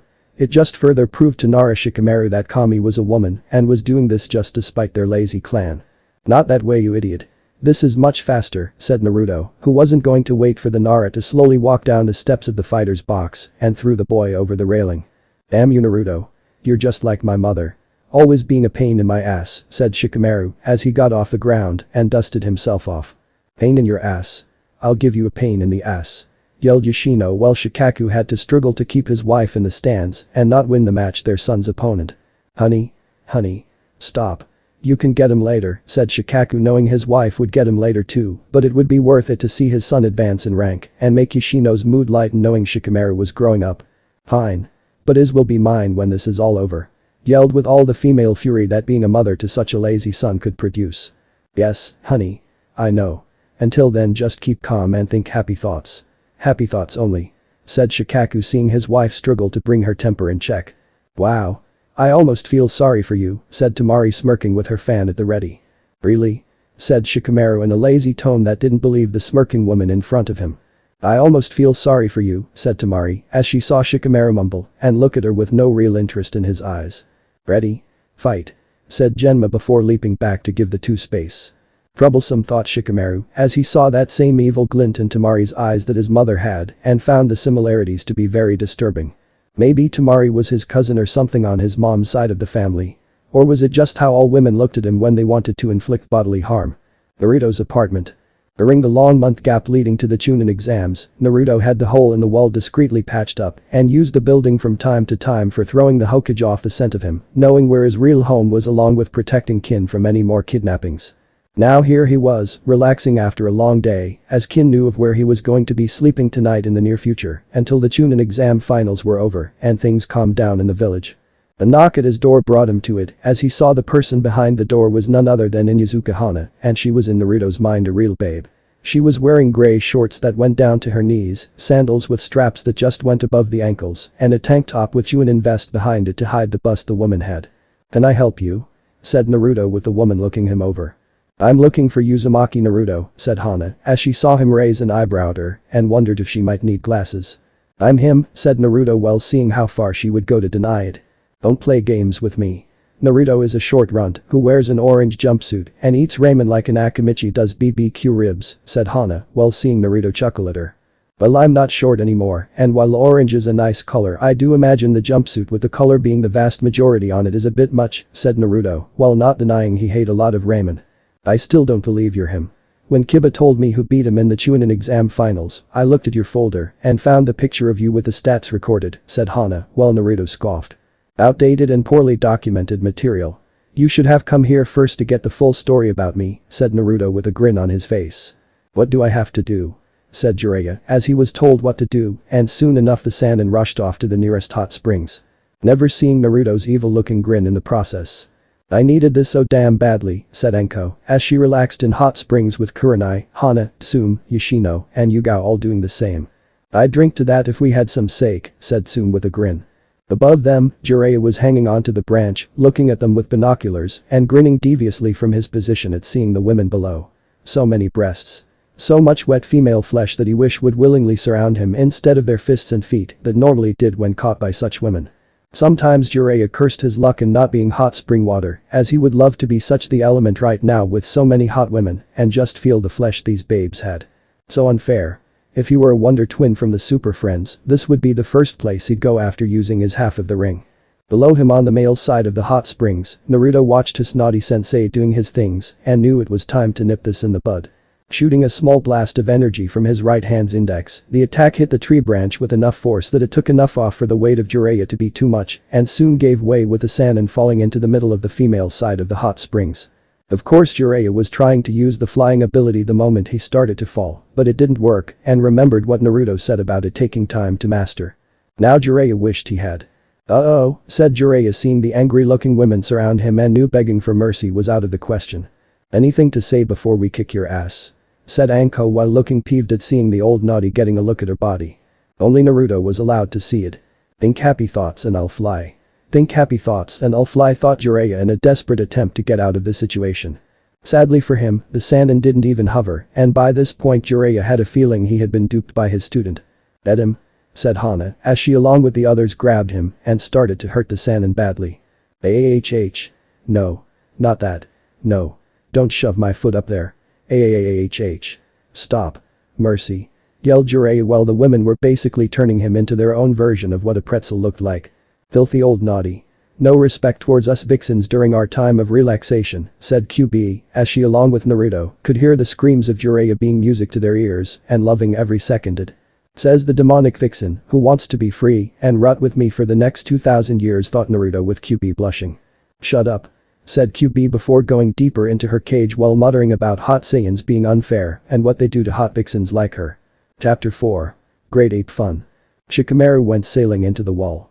In one single shot by Tamari, he had just had an up-close and personal relationship with the stone section of the stadium. Many winced at the sound of the impact, which was mostly male, and even a few females too, since they knew it could be them that was hit by the wind jutsu the Suna Kunoichi hit him with to cause that event. Of course the only one actually enjoying the sight of Shikamaru getting his handed to him was harshly enough was his own mother. Not in a cruel way mind you, like "I hope you die a slow painful death" kind of mince it, but rather, this is part of your punishment for being lazy and in a way to get revenge on the boy for calling her a pain in the ass. Maybe she was, but it was for Shikamaru's own good, and a woman in that particular clan always knows best over that of the lazy males it held. "Winner by knockout. Sabaku no Tamari," said Genma while Shikamaru fell from his position on the wall and groaned out in pain. Even then, Genma thought he heard Shikamaru mutter troublesome under his breath and wondered if the boy took the attack just to get out of this right away. Wouldn't put it past the boy either. "Next match is Uzumaki Naruto vs Sabaku no Gaara," said Genma, as Gaara appeared once more to fight and Naruto doing the same with a grin on his Saiyan face. Only for their soon-to-be match to be interrupted by Hada Kakashi and Uchiha Sasuke entering in their own dramatic fashion. Something that was pathetic when compared to Naruto's ability to fly around the stadium both in and out before landing gracefully when it was his turn to fight Neji. "Are we late?" "Sorry, but Sasuke's fangirls were blocking our path and we had to take the long route around," said Kakashi, which was partially correct, but no one needed to know his excuse was half true and not a full-blown lie like all the others. "Not only are you late, but Uchiha Sasuke was disqualified and lost to Sabaku no Gaara in the process," said Genma, who saw the Jounin was shocked and Sasuke was livid with rage. "What? That's not possible. I'm an Uchiha. This is my turn to show everyone what I can do. I'm fighting Sabaku no Gaara. Not this loser," said Sasuke pointing at Naruto. "Someone explained to him what I did Neji and that I'll do worse if he doesn't get out of here in the next 10 seconds. Also note that the length of time I'm giving is me being generous," said Naruto with Gaara grinning at him and giving a nod to show he respected the blonde's need to use the threat of violence on one's teammate. "You freak of nature," said Sasuke while Kakashi put a hand on the Uchiha's shoulder and held it firmly. "Calm yourself Sasuke. After all, such threats to a teammate will get him in trouble with the Hokage and we'll deal with Naruto accordingly," said Kakashi sweetly, but there was nothing sweet about it and everyone knew that too. "We'll see who deals with who Kakashi," "Now get the hell out of my arena before I smear your guts all over the place," said Naruto coldly while Kakashi's eye narrowed at him. "You'll regret that, Naruto," said Kakashi before leaving with Sasuke. "Doubtful. Let's begin," said Naruto, seeing Gaara grin even further at him. "Uzumaki Naruto vs Sabaku no Gaara. Ready? Fight," said Genma as he got the hell out of their way and watched the battle of the titans unfold. Instantly, Gaara launched his sand at Naruto, but the blonde just batted it away and just motioned the red-haired boy to try again. Scowling, Gaara moved more sand towards Naruto, who just moved with incredible speed from where he was standing to Suna Boy's right about 20 feet away, and it was clear the blonde Saiyan was toying with his fellow Jinchuriki. "You're too slow, Gaara," said Naruto, smiling at the angry redhead and kept dodging the different streams of sand Gaara sent his way. "Shut up and die," said Gaara as he weaved his sand and aimed it at Naruto like angry snakes trying to strike out against their prey. "Not happening," said Naruto as he moved from one place to the next, and it was pissing Gaara off with each passing second. "Enough. Time to end this. Sand shield," said Gaara as he was going to perform the plan ahead of schedule and preparing to unleash Shukaku in the stadium. "I don't know what you have planned in there, Gaara, but it won't work against me. This will end everything. Last riot javelin," said Naruto as he took the memory of Bardock using this attack and used a more thinner yet still potent version of the original form that the Saiyan had once used. The attack destroyed, which merely grazed the sand shield, still had more than enough power behind it to make the Suna Genin's ultimate shield be obliterated and injuring Gaara's left shoulder, while the wall behind the Suna boy had a massive hole right now. The blonde didn't want Gaara dead, as he was like the only slightly psychotic Jinchuriki and deserved to live a life without the insanity that had clearly been consuming him. When Naruto first asked Jiraiya about Gaara, the Sannin was surprised that Suna even brought their Jinchuriki to the Chunin exams, as it was to be considered overkill by many, and decided to do a little digging around the supposed allied village's reasons for it. And discovered a very ugly truth about Suna not being so very friendly. "Listen, Naruto. I've heard Gaara's unstable, which I imagine involved his seal being too weak to properly contain his demon and is mentally unstable. From what I understand from his signs of insomnia, it's clear Gaara's demon gets free should he ever fall asleep and manifest its body to cause a great deal of damage. I know you're tough, but a bid you out and about may be too much even for you, Naruto, and unless you've got a hidden ace up your sleeve, don't engage him when that happens." Those had been Jiraiya's words of advice to him. As if Naruto was some kind of idiot without a means to throw his own weight around against such a creature. The Sannin had begged him to sign the summoning contract for the toads, but Naruto wouldn't despite the man's pleas and simply told Jiraiya that the amphibian summons weren't for him. No disrespect to the toads, he knew from the stories told that they were great warriors, but the Saiyan felt his choice of summons lied elsewhere and among the more primal side of the animal kingdom. "My blood. You made me bleed," yelled Gaara as he had never been injured in such a way, and the first time seeing an injury like that was not helping his mentality in the slightest.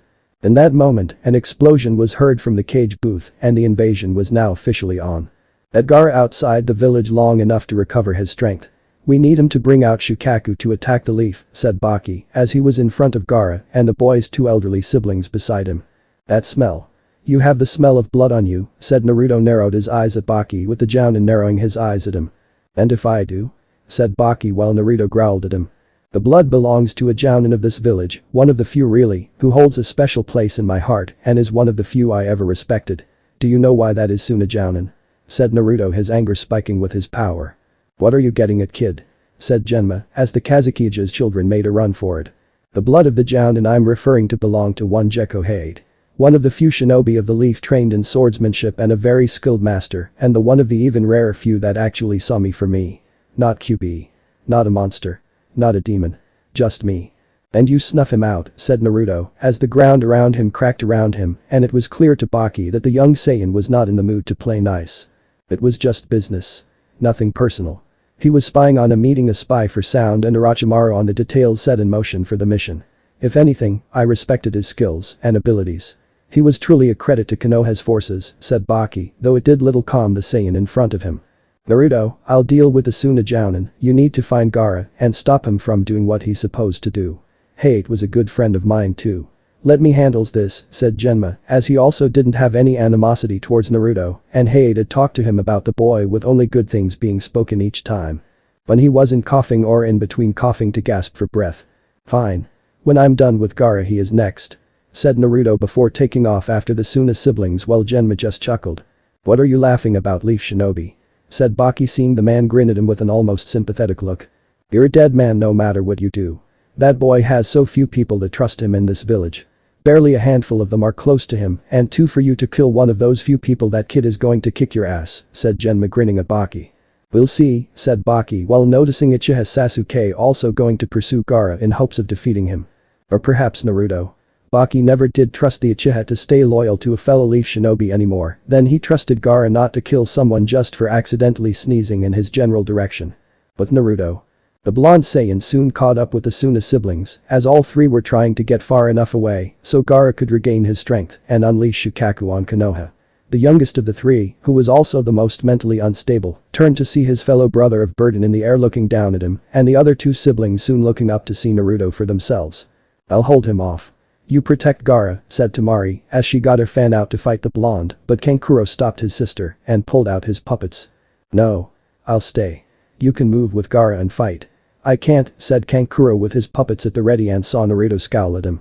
You make it sound like I'm going to stop Gaara from transforming, said Naruto while he slowly descended to the ground. You're not. Said Temari while voicing her surprise for the group. No.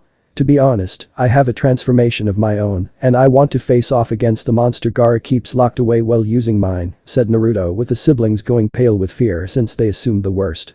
You can change. Into the QP. Said Temari fearfully, knowing that while Shukaku was powerful in its own right, the creature was nothing compared to the QP. No. This transformation is all me.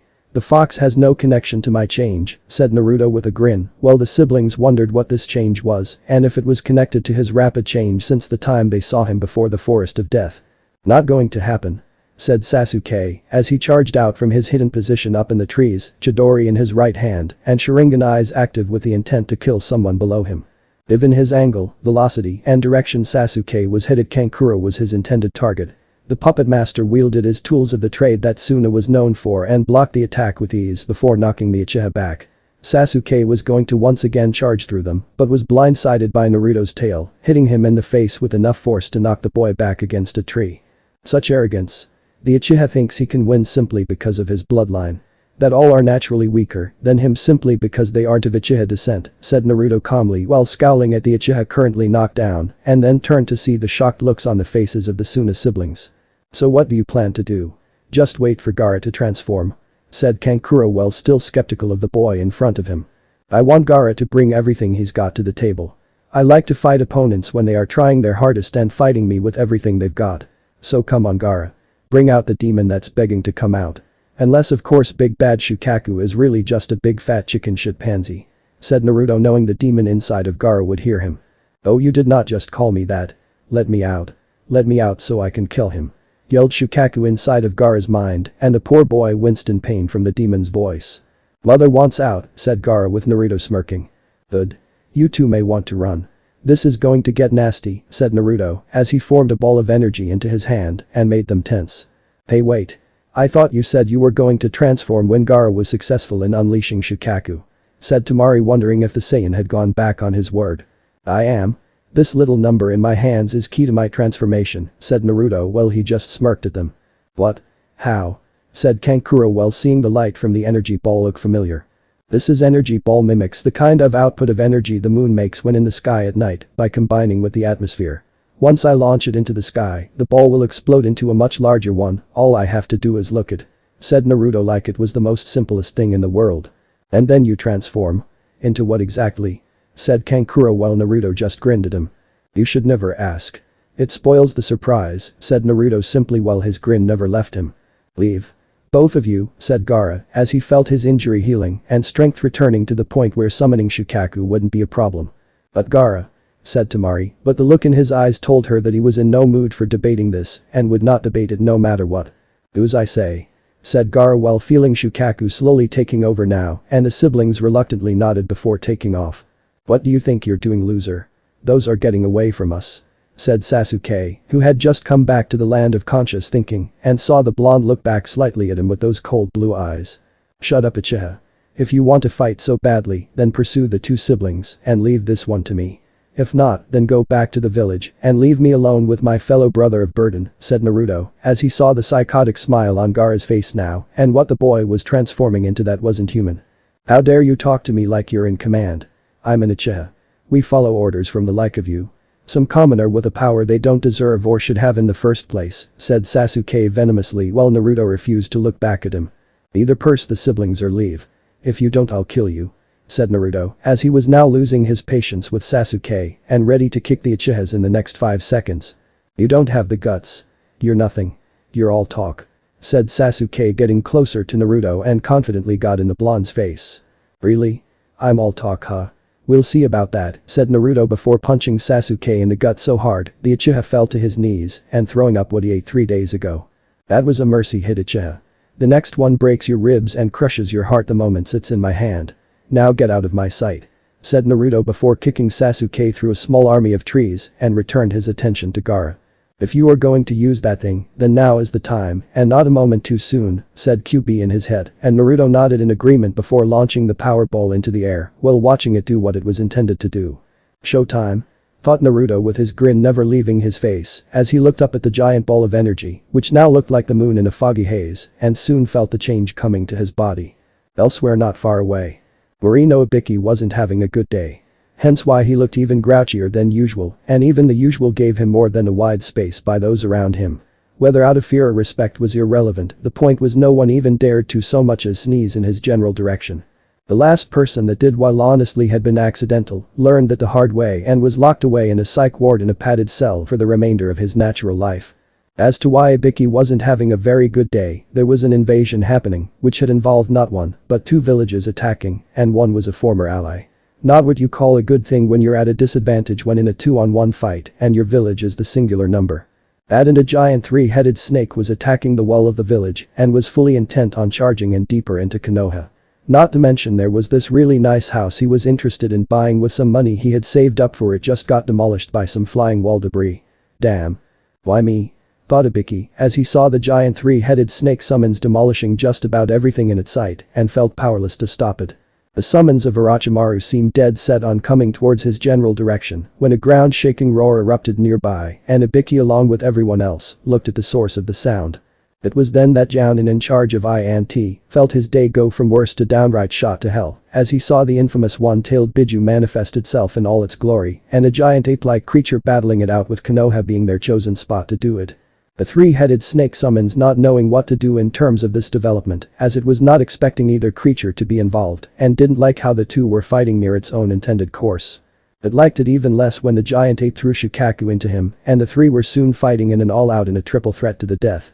Ibiki could only watch in fascination as the giant ape wearing a Konoha headband, which was shown brightly when the sun hit it, fought both enemies at the same time, ignoring the snake bites and wind jutsus of Shukaku when the raccoon wasn't trying to tear the ape's guts out.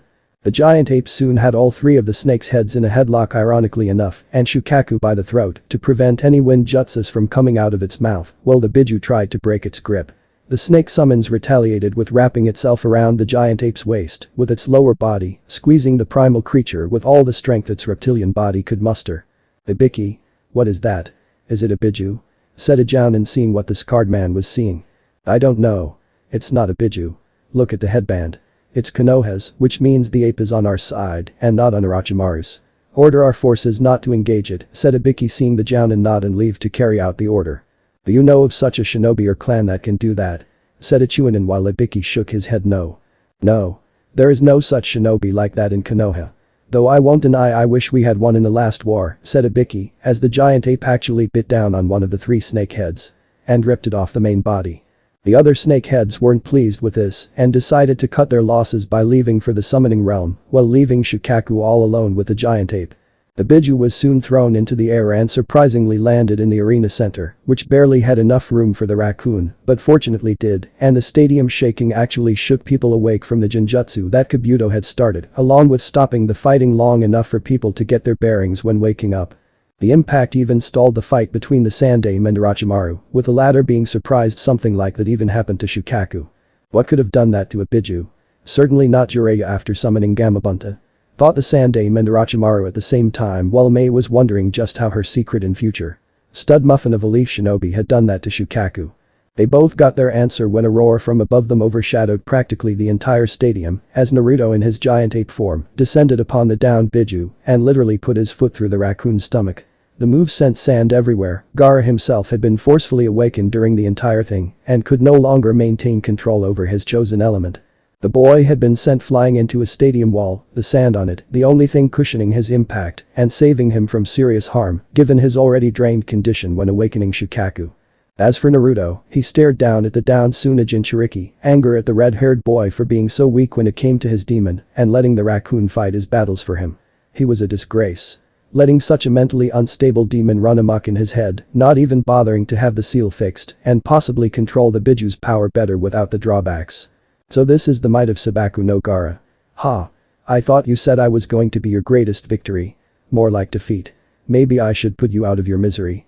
Said Naruto, seeing Gaara crawling on his stomach to find a way to escape him and moved to reach for his fellow brother with a burden. No.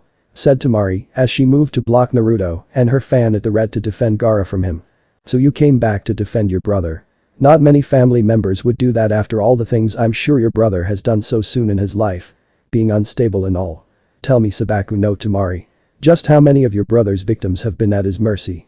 How many begged for him to show it and were denied? Why should I consider sparing him the crushing blow he gave others? If positions were in reverse, I doubt he would be so generous in protecting you from harm, and we both know it. Said Naruto, narrowing his red eyes at Temari and saw her turn to see a shocked Gaara look up to see his sister defending him. It's true. Gaara would most likely let me die if I was at your mercy and he was watching with a chance to save me. I know he's killed people. Both foreign and domestic in our village. Many screamed for mercy, but Gaara didn't show them any, and there are times I know he would have killed me if not Kankuro, if we so much as sneezed in his direction. But despite all that he is, I can't just leave him alone to die like this, and that because I love Gaara. I love my brother and I will defend him to the end, said Temari, as she readied her fan to use wind jutsus with enough strength to cut off the large ape hand outstretched and ready to grab her. Such strength and resolve. You are indeed a strong woman. Stronger than most at your age. Take your brothers and leave, said Naruto, much to the shock of Temari, Gaara, and Kankuro currently fighting nearby with his puppets. You're letting us go? Just like that? Said Temari, seeing Naruto narrow his eyes at her, and it was difficult for the Suna Kunoichi to determine whether he was now scowling or smiling at the two questions. Would you prefer a painful alternative? It can be arranged. Said Naruto, as he was not going to have his gesture of mercy be scrutinized and questioned by this woman, no matter how impressed he was with her. No. I'm sorry. We'll leave, said Temari, as she picked up Gaara and began to flee with Kankuro right behind her to protect their rear. Good. Now to deal with some unfinished business with the Hokage, said Naruto, as he turned to see the purple-colored prison the 3 cage level shinobi were in and saw the Anbu outside of it arming themselves to fight him. Back. Stay back, demon. Said the Anbu captain of the group as he threw wave after wave of shuriken and kunai at his body, though it didn't do much good. Even now you scorn me. Fools. I don't have time to deal with such stupidity. Said Naruto as he backhanded them away and off the rooftop before turning his attention back to the prison his intended target was locked away in. What are you? Said the sound shinobi with 4 arms. Who the cares? He can't hurt us. This jutsu can take anything he throws at us. Even his big arms can't do shit, said the girl of the group with red hair. And I'll take that bet, said Naruto, letting out a chuckle that no one in front of him liked with the exception of Mei, who swooned slightly and found his voice to be sexy in a strange, I like deep voices sort of way. In this state. Before anyone could say or do anything, Naruto brought his hairy right hand up, it was open-palmed, right above the ceiling of the prison, while the bulk of the hand was over Orochimaru's current position and made many of the people in the prison very nervous. It also practically blocked out the sun around the people in the jutsu that Orochimaru had his bodyguards trained to perform and brought the hand down on top of it. The prison had smashed to pieces, 2 of the bodyguards Saiyan including his brother tied to the same body. And Jirobo had become blood while Orochimaru barely got away in time. Naruto. Stop this now, said the Sandaime as he saw the hand remove itself from the tiled roof and saw the gooey aftermath. And why should I? I just saved your old senile butt and most likely a good chunk of Konoha too after taking down that 3-headed snake while fighting off a psychotic Biju. After all I've just done, you expect me to just heel like some kind of dog on a leash and obey your every command. I've listened to you long enough. Putting up with your lies, deceit, thinking you can control me for what I hold and just do your bidding like a well-trained attack dog. Be honest and just admit you hate me, old man. Admit you hate me for the loss of your wife when the QP attacked Konoha. Admit it. Admit it. Said Naruto angrily at the Sandaime Hokage, who scowled at him, and it was clear the Saiyan in great ape form had struck a nerve with the old cage. Alright. I admit it. I hate you. I look at you and see my dead wife. Tsunade wasn't able to make it to your mother before the pregnancy, and time was of the essence. My wife had decided to step in and take over for Tsunade until she arrived to give her a checkup after the pregnancy was over to prevent any complications. Then that night, the QB breaks free, my wife is dead, and you're all that remains from it when the nightmare ends. I see you and I see my dead wife. So yes Naruto, I do hate you, and I'm no longer ashamed in admitting that. Said the Sandaime Hokage, while Orochimaru looked at the two different beings staring at each other and decided now would be the time to make a strategic retreat from this battle. Why bother getting his hands dirty when someone else was going to do it for him? However, before he could even signal his remaining two subordinates to follow, one was cut down by Ao and the other one Taiya had been knocked out by the Mizukage. The first female Kage turned her attention to Orochimaru as she knew a future threat to Mist when she saw one and knew this man was her enemy no matter what. Plus the Sannin death by her hands might get her in good graces with her future husband and the two could build relationship over the man's rotting corpse. Mei had to fight back the romantic and slightly disturbing fantasies that played out in her head over how that would happen so she could actually kill the snake bastard. However, Orochimaru was already on the move and she motioned her subordinate Ao join her in the pursuit before the Sannin got away. You senile hypocrite. You told me to tolerate those fools and that it was best to ignore their misguided hatred of me for holding QB. And yet here you are hating me for that very same reason. You are not worthy to carry the mantle of Hokage. Your will of fire is practically snuffed out, said Naruto with the Sandaime Hokage glaring at him, and to both of their surprise the Monkey King broke free from the latter's hand before turning into his monkey-like form. I agree. You have disappointed me for the last time Hiruzen. At one point, you were indeed a great man, worthy of being Hokage and being my summoner in battle. But now that time is over and you are not the man I respected many years ago under the eyes of the two previous Hokages before your own reign as Fire Shadow, said Enma as he leaped away from the Sandaime and the old Kage had a look of betrayal written all over his face. What? Said Hiruzen in surprise to this sudden move. This is a long time coming Hiruzen. First, you let Orochimaru escape you when your body is still young enough to do the job, losing several Anbu in the process, and then you caused this boy pain out of spite. Needless spite since we both know the child was not capable of murdering your wife and did not deserve the pain you allowed to be inflicted on him, said Enma, while the Hokage just scowled at the Monkey King. And you're going to leave me to face his judgment? Said Hiruzen while pointing at the giant ape in front of him. It's no less than what you deserve Hiruzen. You are hereby removed from the monkey summoning contract and your name will be forever marked down as a disgrace of a summoner. The boy you scorned however, I think he will be a nice addition to having being our summoner and I will speak to him soon in the near future about such an offer, said Enma before disappearing from sight back to the summoning realm to tell his kin. I don't believe this. Said Hiruzen before he was grabbed suddenly by Naruto and was forced to look the great ape in the eyes. Believe it old man. You betrayed my family. You betrayed the principles the village was founded on. You betrayed yourself. You betrayed me. Said Naruto seeing the old Kage staring defiantly at him. And I would do it all again just to get back at the QB.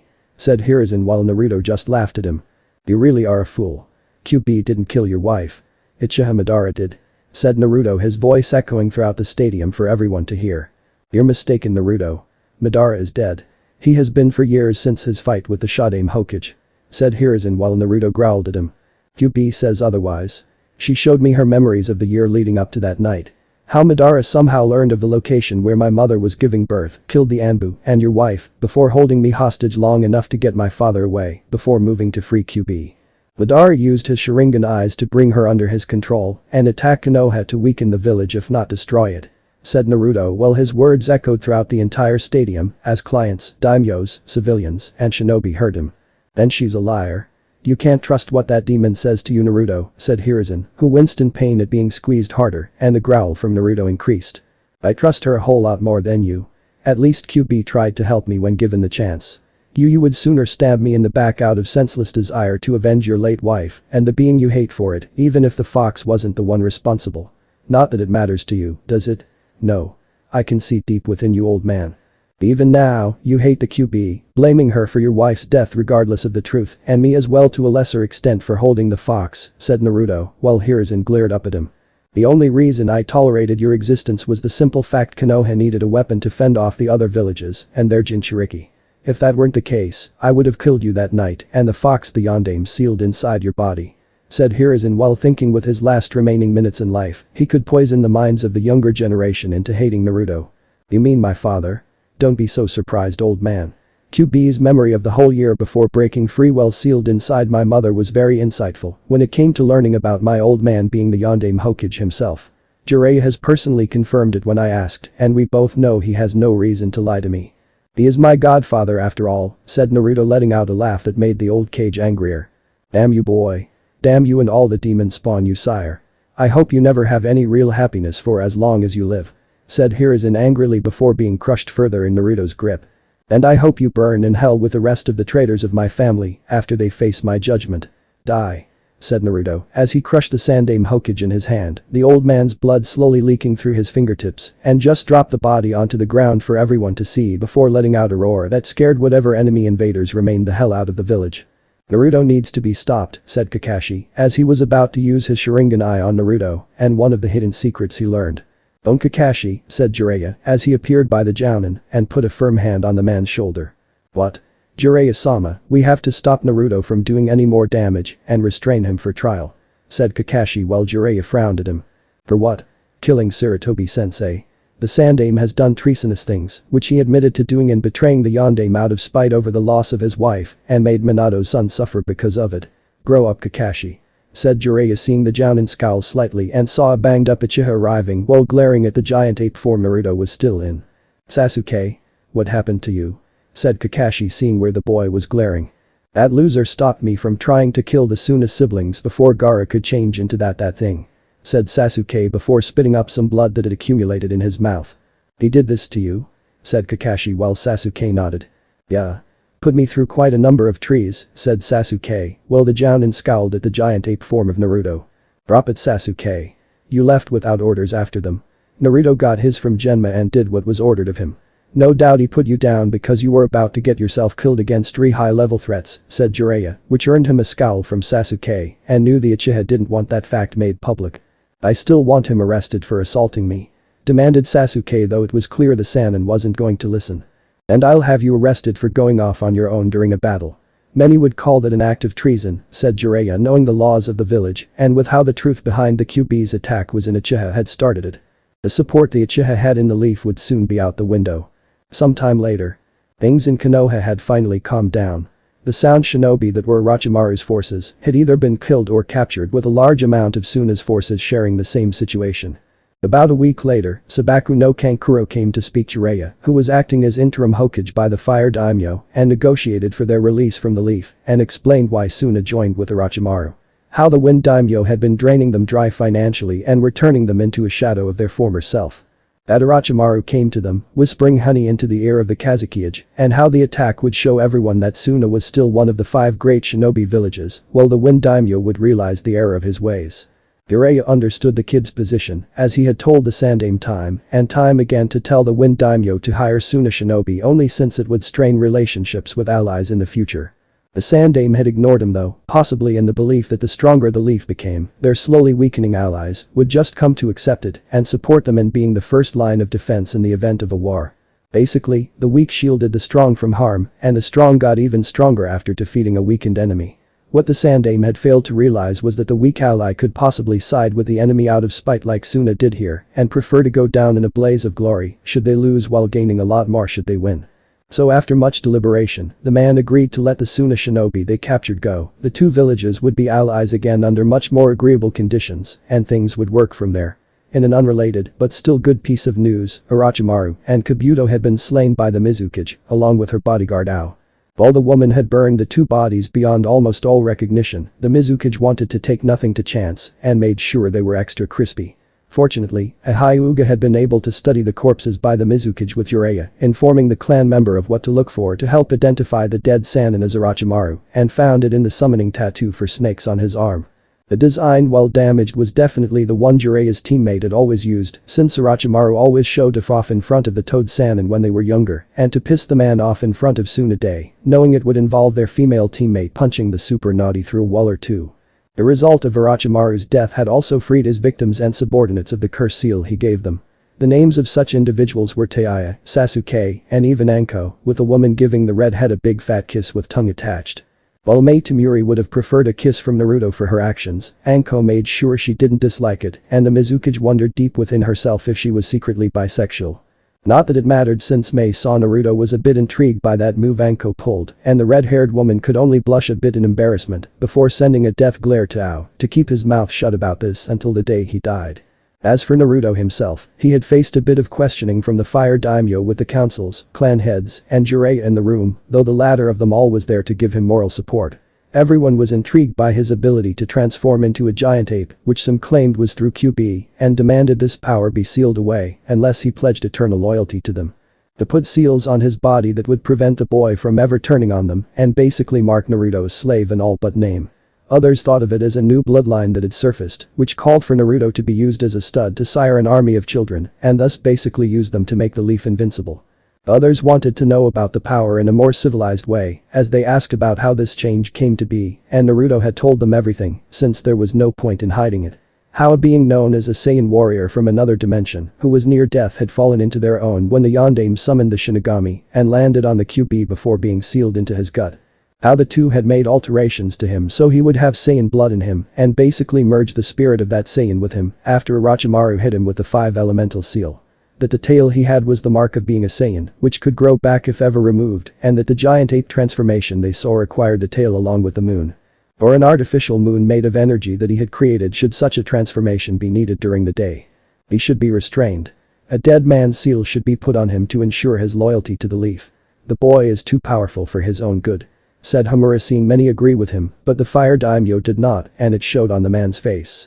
Young Namikaze has proven his loyalty to the leaf despite everything that it has thrown at him, and given how certain things were kept from the boy, I'm quite surprised he didn't do something sooner with the power he has at his disposal, said the fire daimyo, while seeing the boy watching the various individuals in the room debating about him after the Toad Sannin had explained things about Naruto's to the feudal lord of Fire Country.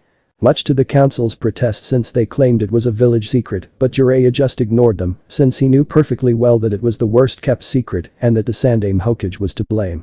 The feudal lord had listened to Jiraiya explain how the boy was the son of the Yondaime, how the Yondaime Hokage gave his life to save the village by sealing the QB into his own son after the fox got out apparently due to one Uchiha Madara and was controlled by the man's Sharingan eyes. Though how Madara even learned of the location of the sealing was still a mystery, since very few knew where Kushina was going to give birth in secret in order to keep the QB at bay. The whole implication of what the Sannin said had set into the room like a heavy that someone or perhaps more than one person had betrayed the Yondaime Hokage to Madara. Jiraiya had told the fire daimyo he knew of the people that knew but didn't betray Minato, but the others had to have their loyalties questioned, and for good reason, since Jiraiya's student had plans to change Konoha's government to evolve with the times, though he died before such plans could be initiated. What better way to stop it than see he was dead at the hands of his enemies when even the Yondaime Hokage himself least expected it. The boy is not a person. He is property. Property of Konoha. A thing. All the Biju are our property since they were once all in the possession of the leaf during the days of the Shandaime Hokage. Since Suna is so intent on being our allies again, I say we have the one-tailed Biju extracted from the Kazukiya's youngest son and put in a leaf shinobi with the capability of keeping the demon from running amok, said Danzo while he was looking at Naruto and sensed the young Saiyan disliked him a great deal. No. I understand why Suna did what they did. I've already instructed the Wind Daimyo to send his missions to Suna and not to us anymore. As for young Naruto here, the boy is not a threat to anyone unless provoked and will be left to his own devices, said the fire daimyo with the boy smirking at the sight of many people in the room being angry by the news. Besides, I have to take Naruto with me to find Tsunade and bring her back to the village to be the next Hokage, said Jiraiya, with many getting even more furious. What? That woman is a drunk. A gambler. Tsunade will ruin the leaf the moment she step into it, and I won't stand for such a person being the Hokage, said a civilian council not wanting the Senju back in the village, since he had helped block her desire to set up the medical program, where one of the shinobi on a team had a medic to keep fatalities down. Why should he pay extra taxes for them? Sure, they protected the village in times of war, but they got paid for it anyway, and it's not like they weren't replaceable. The weak were killed, and the strong survived to collect their paychecks from the money civilians like him poured into the village. She's a Senju. The last one, I might add. It's technically her birthright. Plus, I think with her help, the hospital staff could get a good kick in the since they seem to be slacking in their duties and need to be reminded of the Hippocratic oath they took that states they will to do no wrong, said Jiraiya with a heavy glare at the man who sneered at him. And clearly felt money in his pocket then being spent on the shinobi that would one day save his life. If you're referring to him, the doctors and nurses are excused from such a thing since the boy is a demon. Demons don't deserve to be put in the same category as us superior and far more intelligent humans," said the civilian councilman while Naruto just smirked at him. "Then how come I've got the power to turn the village into a crater and you don't?" said Naruto, seeing the man sputtering and seething in rage. "Filthy abomination. I demand this creature be arrested for threatening the village," said the civilian councilman with Naruto just smirking further. "What threat? I just stated a harmless question. Did I make a threat, Jiraiya?" said Naruto with the Saiyan grinning at him. "No. I didn't hear a threat. Just a simple and harmless question," said Jiraiya while loving how the civilian councilman was unable to punish Naruto. "We're getting off track. In terms of a permanent fifth Hokage, I nominate Danzo for the position and put him into office immediately," said Homura, seeing many nod with the Warhawk smirking, knowing in his own mind that he was far more suitable to be Hokage than Tsunade ever was. "Are you serious? The man is old. Look at him. He's old. Around the Sandame's age, in fact. He walks with a cane," said Naruto, seeing Danzo scowl in his direction. "I have experience, boy. I was the Sandame's rival for the position," said Danzo, while the Shinobi Council nodded in agreement. "Yeah. Back when you were both young and didn't need a possible hip replacement," said Naruto with the old Warhawk gripping his cane tighter. Not to mention Danzo's ethics have always been put into question even since the days when the second Hokage was in charge. "It was one of the reasons why Sarutobi-sensei was chosen over him years ago," said Jiraiya to see Danzo glaring at him with his one eye. "That does make sense to me. Age does have a considerable factor with this position in ruling over the village. Can you guarantee Senju Tsunade will return to Konoha to be the fifth Hokage?" said the fire daimyo, seeing Jiraiya think about it for a moment before he looked at Naruto. "With Naruto helping me find her? Absolutely," said Jiraiya while the councils, Danzo and Hiashi scowling at this information. "Then you may go find her," said Fire Daimyo, knowing the village could run itself for a short time. "Of course, Daimyo-sama. I'd also like to recruit one other person for this mission. Her name is Hyuga Hinata. She's in need of medical treatment too from a past injury, and Tsunade is the best medic nin around," said Jiraiya, while Hiashi narrowed his eyes at him. "The Hyuga would be a good candidate for such a mission, given their eyes can see things most cannot," said the Fire Daimyo, while tapping his finger on his chin. "She's also a main family member. If Kumo gets wind of a Hyuga without a seal on her, they will send a platoon of their shinobi after my daughter," said Hiashi while glaring at Jiraiya for bringing his daughter up. "Which is why Naruto should be with me when we're out there. My reputation alone in the shinobi world will make Kumo think twice before going after Hinata, but when the world finds about how Naruto was able to take down so many high-level enemies, they won't even consider going after Hinata, and after Tsunade gets back to, I really need to be any more specific," said Jiraiya, seeing Hiashi wanting to tear out his heart. "I agree. Plus, the girl is in need of medical attention like you mentioned, and will allow this Hyuga to return back into the fold sooner," said the Fire Daimyo before he ended the meeting. "That went well," said Jiraiya while walking his Saiyan for a godson. "Yes. Though that part about adding Hinata to our group was an interesting twist," said Naruto, seeing Jiraiya smirk. "Considering how her father wants to put the poor girl in the branch family, I figured that this would keep that from happening and have Tsunade give her a good once-over to heal anything those doctors at the hospital missed.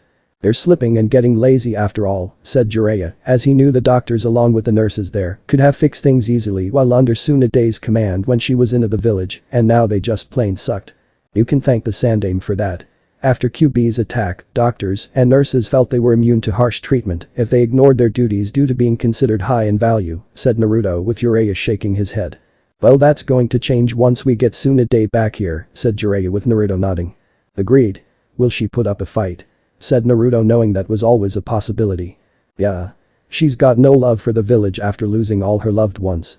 You were her last anchor because she is in Uzumaki on her grandmother's side. Though even after learning you're alive, I don't think convincing her to come back will be easy, and if she's in a bad mood there will be a fight," said Jiraiya with Naruto smirking now. "Good. I need a fight with a strong opponent," said Naruto, while Jiraiya stopped in his tracks and saw the blonde keep on walking. "Is he serious in fighting Tsunade? What am I thinking? Of course he's serious.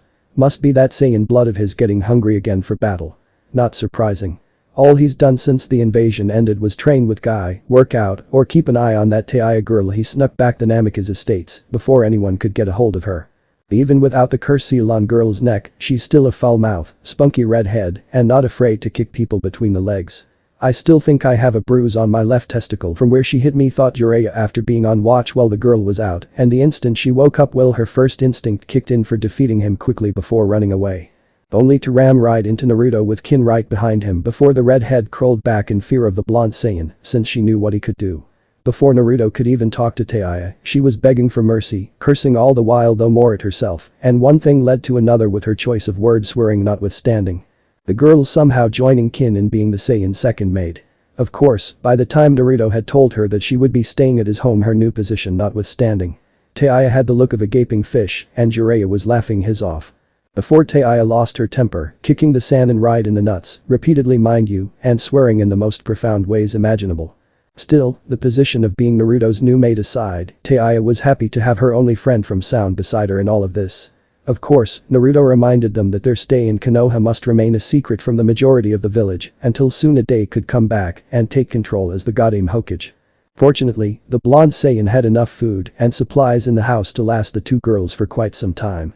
Not to mention Mido Guy also knew Anko also agreed to help too with the more feminine things they may need, which made the two girls blush while they glared at the special Jounin for mentioning it and saw her being elbowed by Kurenai while the Jounin sensei of Jen and teammate assured them both that they would be discreet in keeping such items from being seen.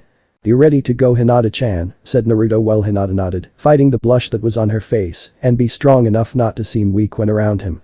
"Already," said Hinata as she saw Naruto pick her up gently by the waist, ignoring the silent glare from Kurenai, plus a message to him in them to keep his hands away from the special areas of Hinata's body, and Anko grinning at seeing the obvious attraction the Hyuga had.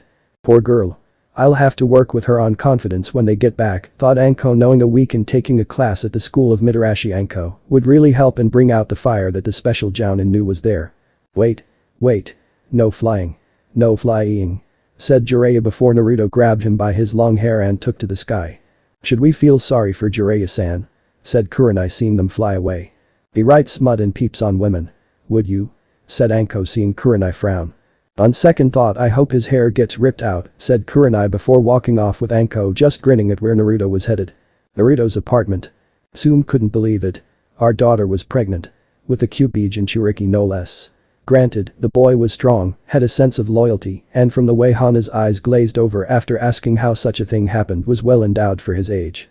Still, it was her duty, as the Inyazuka clan head, to set things straight with the father of the child Hana would one day bring into the world and find out if Naruto was going to be involved in the life of his offspring. Knocking on his door, Tsume saw Naruto was in training pants, but he was shirtless and from the looks of the room behind him, along with the sweat off his body had been doing some training. At the same time, the Inyazuka clan head felt a blush rushing to her face and the scent coming off of him was making certain areas within herself stir back to life that she had thought to be long since dead after giving birth to two children. "Can I help you with something, Tsume-san?" said Naruto seeing Tsume trying to focus herself on trying to speak and not just look at his chest.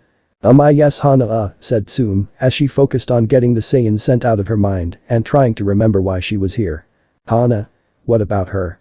said Naruto curiously before Tsume shook her head almost violently to think straight. "Oh.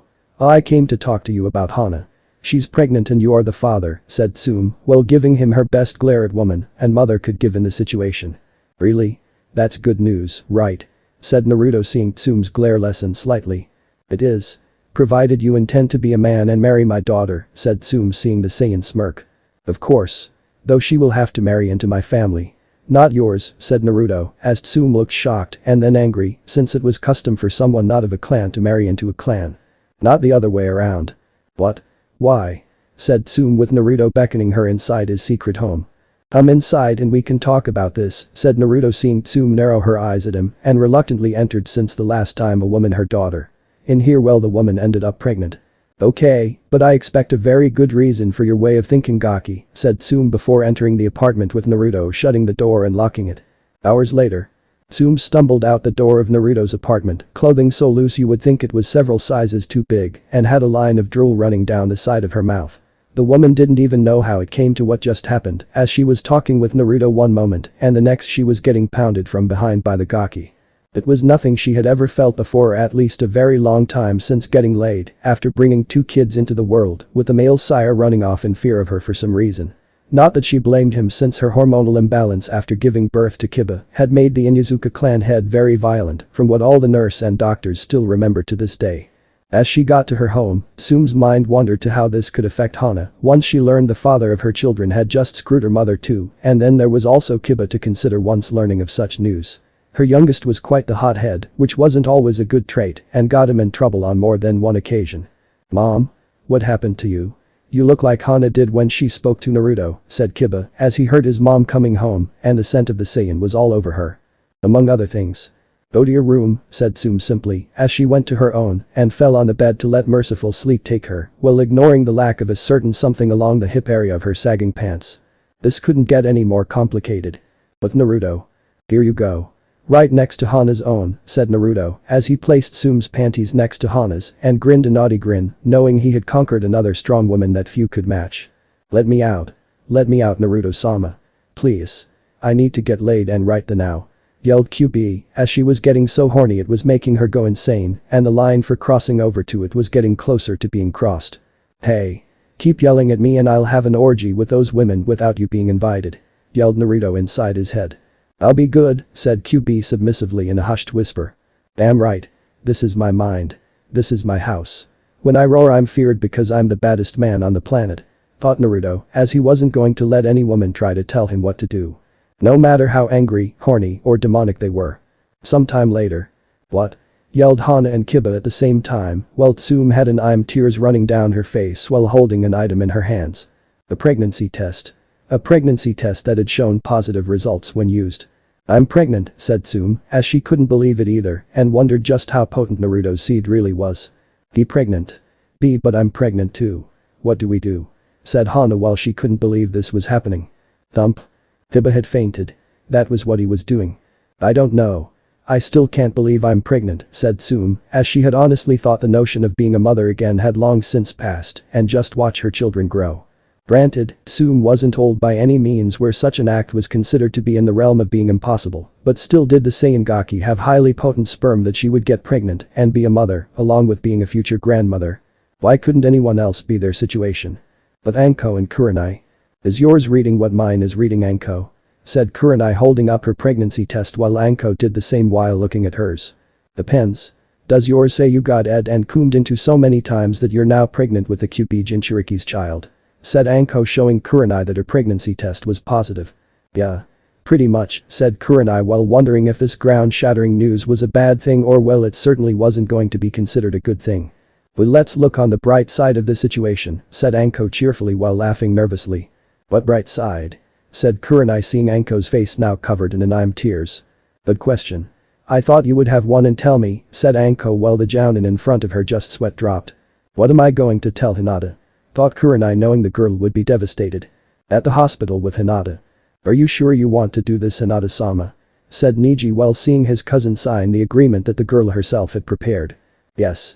In return for resigning from my position and being a main family member of the Hyuga clan, I will be allowed to marry Naruto-kun and give him many children," said Hinata did not care if Naruto had children with other women since he was starting a clan and therefore would need to do that.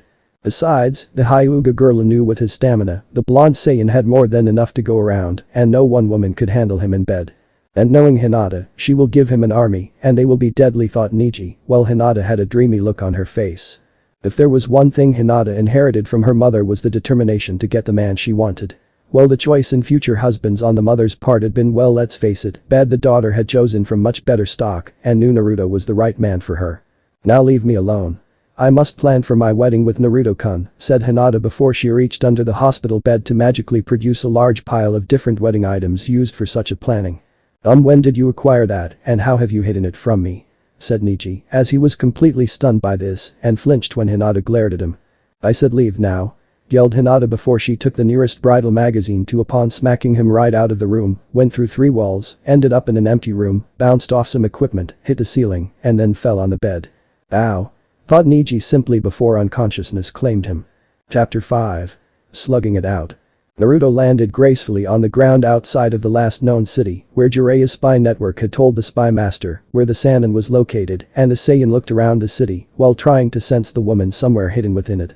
Letting go of Jiraiya's hair, which in turn freed Jiraiya from his grip, Naruto let Hinata free and saw the shy girl still blushing from such close contact with him. Still, she wasn't feeling alright due to her injuries and Naruto had his tail wrapped around Hinata's waist to ensure the Hyuga didn't stumble. As for Jiraiya, well, he was currently making sure all his hair was still there and with no apparent bald spots. Ladies see bald spots in hair and it freaks them out. Jiraiya didn't know any hair growing jutsus he could use and he doubted any such jutsu existed since the Sandaime Hokage never used it on his own scalp. Don't do that. Said Jiraiya while pointing a finger at Naruto. What? You wanted to find Tsunade to become the next Hokage, and I'm helping you. So what if it cost you a few dozen if not 100 strands of hair? Said Naruto with a smirk, and Hinata just giggled at Jiraiya's seething face. I'll get back at you for that, said Jiraiya while Naruto just smirked. You can try, said Naruto while walking into the city with Hinata right beside him with his tail holding onto her like a lifeline, should she fall over. Damn Saiyan, said Jiraiya under his breath before following the two. I can't use my Byakugan due to our close proximity together, Naruto-kun. Your power is very strong, said Hinata, while hoping he didn't hate her for not being useful. It's alright, Hinata-chan. You're not here to help find Tsunade. You are here to be treated by her, said Naruto while seeing her blush simply at the girl's face. I still want to help and be useful, said Hinata, while finding herself not stuttering in his presence right now. I know, but for this mission, you are simply the patient and should not strain yourself unless necessary, said Naruto, while sensing her hands were playing slightly with his tail and had to fight back the shiver of pleasure she was generating from it. My condition aside, Naruto-kun, do you really think Tsunade-sama will become the new Hokage and lead the village? Said Hinata while Naruto just frowned in thought. I honestly don't know. We won't find out until we meet and ask her to take the position, said Naruto with Hinata nodding in agreement. It won't be easy, you too. Tsunade has lost a lot of love for the village after all her loved ones died. She would have stayed if Sarutobi-sensei hadn't lied to her about you being dead, Naruto. I suspect the old man did it to make sure you weren't raised properly by one of us, since we were your appointed godparents by Minato and Kushina in the event of their deaths, said Jiraiya with Naruto growled angrily while feeling he had given the old Kage a merciful death compared to what was deserved. Perched on a roof, two figures watched them with interest and the taller one grinning a shark-like grin at their target. The shorter man had an unreadable face, his dark eyes were seeing everything around him and currently focused on the target with the tail. Neither of them understood how their target got a tail, nor did they really care, since both believed it was a side effect of holding QB and just filed away such information for their leader when they got back. He looks different than what our spies in Konoha told us, Itachi. The Gaki is giving off a lot of power. It's making Samahata hungry, said the taller blue-skinned man. I know, kiss him. I feel his power too. It's different from QB's chakra though. I don't know what it is, but we will have to handle this carefully and without hesitation due to Jiraiya of the Sanin's presence, said Itachi while seeing his partner grin hungrily for battle. And the Hyuga? Said Kisame seeing Itachi focus on the girl and seeing she was being supported by their target to a degree on account of some injury. We quickly knock her out. She is of no value to us or the organization. Any other kind of involvement with the Hyuga girl would direct Konoha at us, and Pain-sama does not want that. Not yet, said Itachi before they moved quietly to take their target from under Jiraiya of the Sanin's nose. Naruto stopped and turned his head slightly to look behind him and frowned while his senses told him someone was watching them. Naruto himself more precisely. The one with the higher power level was oozing bloodlust and it was clear the man with the sword had the urge to kill. The other one surprisingly not so much, if not at all. Naruto-kun. Said Hinata while looking where he was glancing and wished she could use her Byakugan to help him. Jiraiya was looking too and frowned. We're being followed, said Naruto, while his tail instinctively tightened around Hinata's waist. Who? Said Hinata, as her first thought was Kumo wanting the eyes she possessed or herself to become a breeding factory. I don't know. They were aiming their intentions at me, said Naruto, seeing the girl was a bit nervous at facing a pre-verbal demon from the past in the form of Kumo Shinobi if the village was using this opportunity to grab her. We still have to find Tsunade. For the moment, we'll ignore them, but keep an eye out for anyone suspicious and hurry in our search for Tsunade before things become even more complicated, said Jiraiya with Naruto frowning, but agreed nonetheless since he had to consider Hinata and one more Sanin meant better odds of the injured girl not being harmed on this mission. What does she look like? Said Hinata while trying to steer everything away from their mysterious observers. Blonde hair, sharp eyes, jewel on her forehead, and a pair of breasts the size of said Jiraiya as he dodged the energy blast Naruto sent him and it almost took a sizable chunk of his hair off. Keep your naughty thoughts to yourself.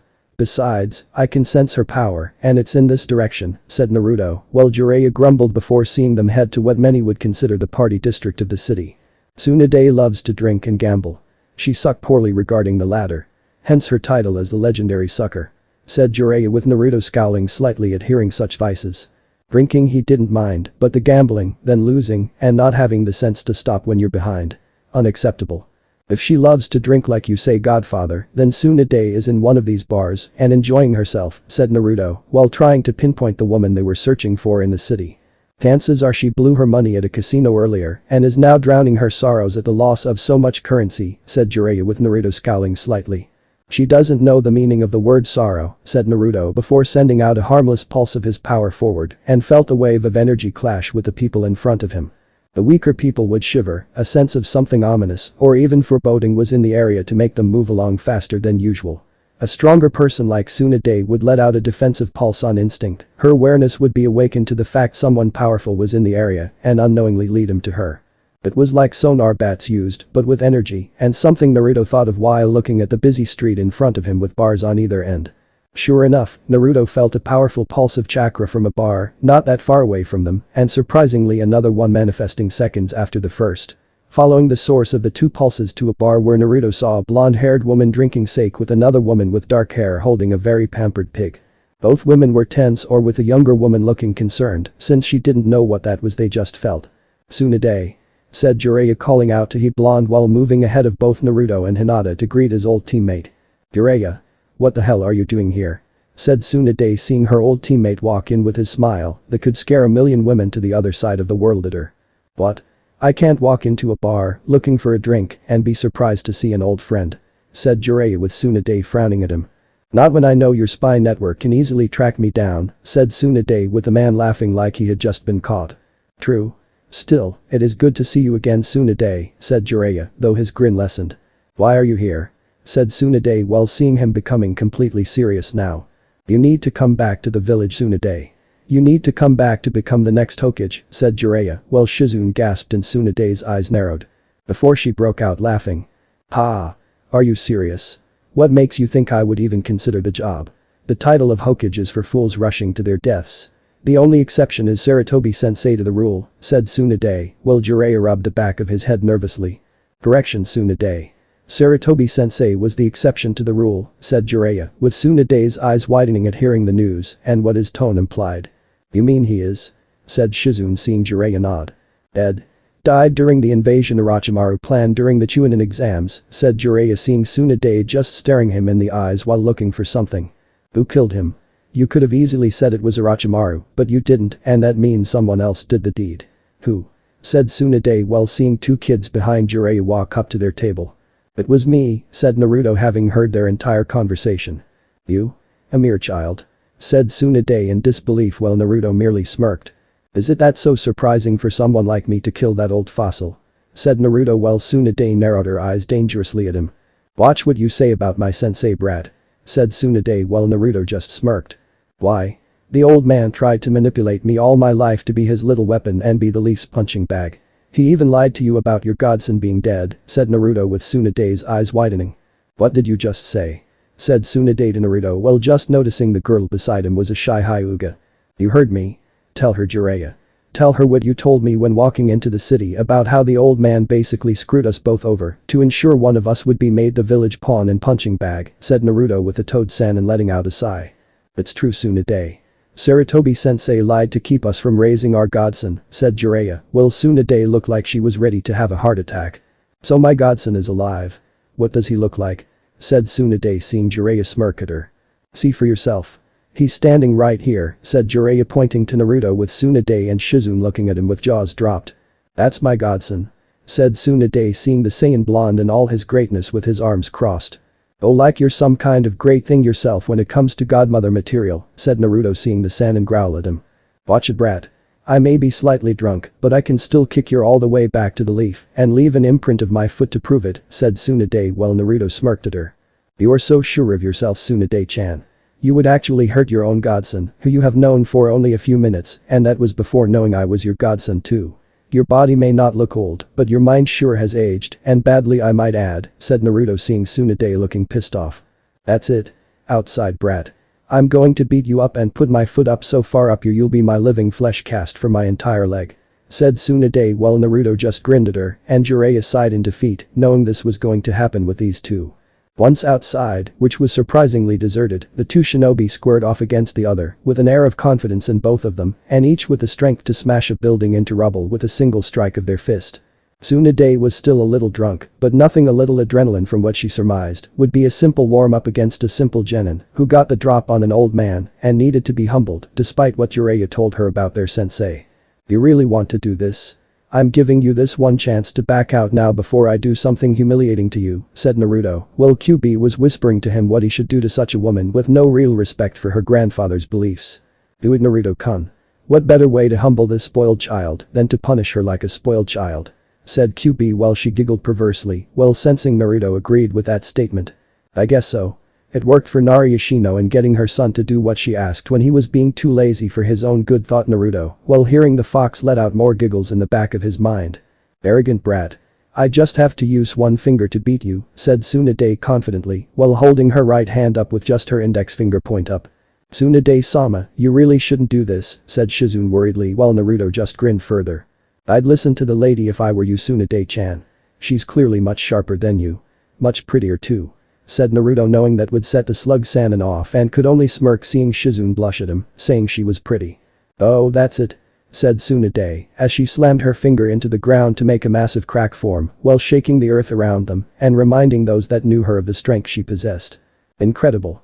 Even after all these years she hasn't lost her touch, thought Jiraiya, while the phantom pains his body felt from past beatings from the woman filled his mind. As for Naruto, he merely elevated himself into the air a few feet off the ground and just smirked at the now shocked Sannin. Her shock turned to anger when the blonde Saiyan motioned Tsunade to come at him with just the one finger she so boastfully claimed was enough to defeat him. Moving forward, Tsunade decided to forego the use of just one of her fingers and just pound the gaki with one of her fists instead, while putting the fact he could actually fly in the back of her mind for a later date. Come on, Tsunade-chan. Surely you have more skill in fighting than just swinging your fists around like a drunken brawler, said Naruto, while moving left and right to easily dodge the woman's fists. Tsunade may have the strength to level a whole mountain, but none of the finesse needed to make contact with someone with the speed needed to dodge and make her look like a clumsy drunken oaf. Stop dodging and take your beating like a man. Said Tsunade while Naruto just dodged one of her strikes and moved further away from the Sannin with that grin never leaving his face. Funny. I could say the same about you. Are those things even real or did you just have surgery? Said Naruto, making Jiraiya go pale and helped Hinata take several steps back while he along with Shizune did the same. You are dead. Said Tsunade with her line of sight now colored red with rage at this brat, making fun of her wonderful breasts. Wonderful breasts she had earned after years of being called flat chest in her younger teenage years, worked to make them the greatest sight a man could ever imagine, seeing beyond the clothes she wore, and had made many males fall to their knees because of what they imagined in their naughty minds. Jiraiya was proof of that, and he was the self-proclaimed super naughty. How dare this kid, not even old enough to shave, mock her breasts and accuse the slug Sannin of having surgery to make them like this. They were all natural, damn it. All natural. They were real and they were spectacular. So that's yes. Maybe no. Said Naruto while dodging her angry fists of female fury and knew Tsunade had finally lost it. Any further mocking ended, however, as Hinata had let out a cough and could no longer hold herself steady due to her current condition. Turning his head slightly to see this, the blonde Uzumaki for a Saiyan ignored the look of triumph on Tsunade's face and let the woman land her long-desired punch to his face. Not that it did much. Everything shook around them as the fist made impact with his face and Naruto blocked it out to look at Hinata while Shizune began to run a diagnostic jutsu on the girl. Seeing his main reason for this trip coughing again brought Naruto's attention back to Tsunade, who was shocked to see the Saiyan was still in the one spot without so much as budging a single inch and not even showing signs of being in pain. How is this possible? No one could stand a hit like that and not feel it. Thought Tsunade as she saw Naruto look from Hinata to her and he was clearly no longer in the mood to toy with her anymore. Remove your fist from my cheek. It's being troublesome like your sake-smelling breath, said Naruto while Tsunade's eyes widened and then narrowed in anger. Shut it, brat. You claim to be my godson, but we both know the village would just treat him like a spoiled child and the fact you killed Sarutobi-sensei makes you nothing more than an ingrate. Said Tsunade as she drew her fist back and planned to punch Naruto even harder. Only for Naruto catch her hand easily. Ingrate. Said Naruto before closing his hand tightly over her fist. Oh no. Bad choice of words, Tsunade, said Jiraiya to himself while Shizune looked from Hinata to the Toad Sannin and then over to the two combatants. If anyone is an ingrate, it's you. If anyone has been treated like a spoiled child, it's you. And if there is anyone that deserves to get punished like a spoiled child, it's you. Said Naruto before pulling Tsunade's outstretched arm and kneed the woman in the gut with the leg still supporting her after hitting the Sannin with a blow. Such power. Is this what it's like to be hit by one of my punches?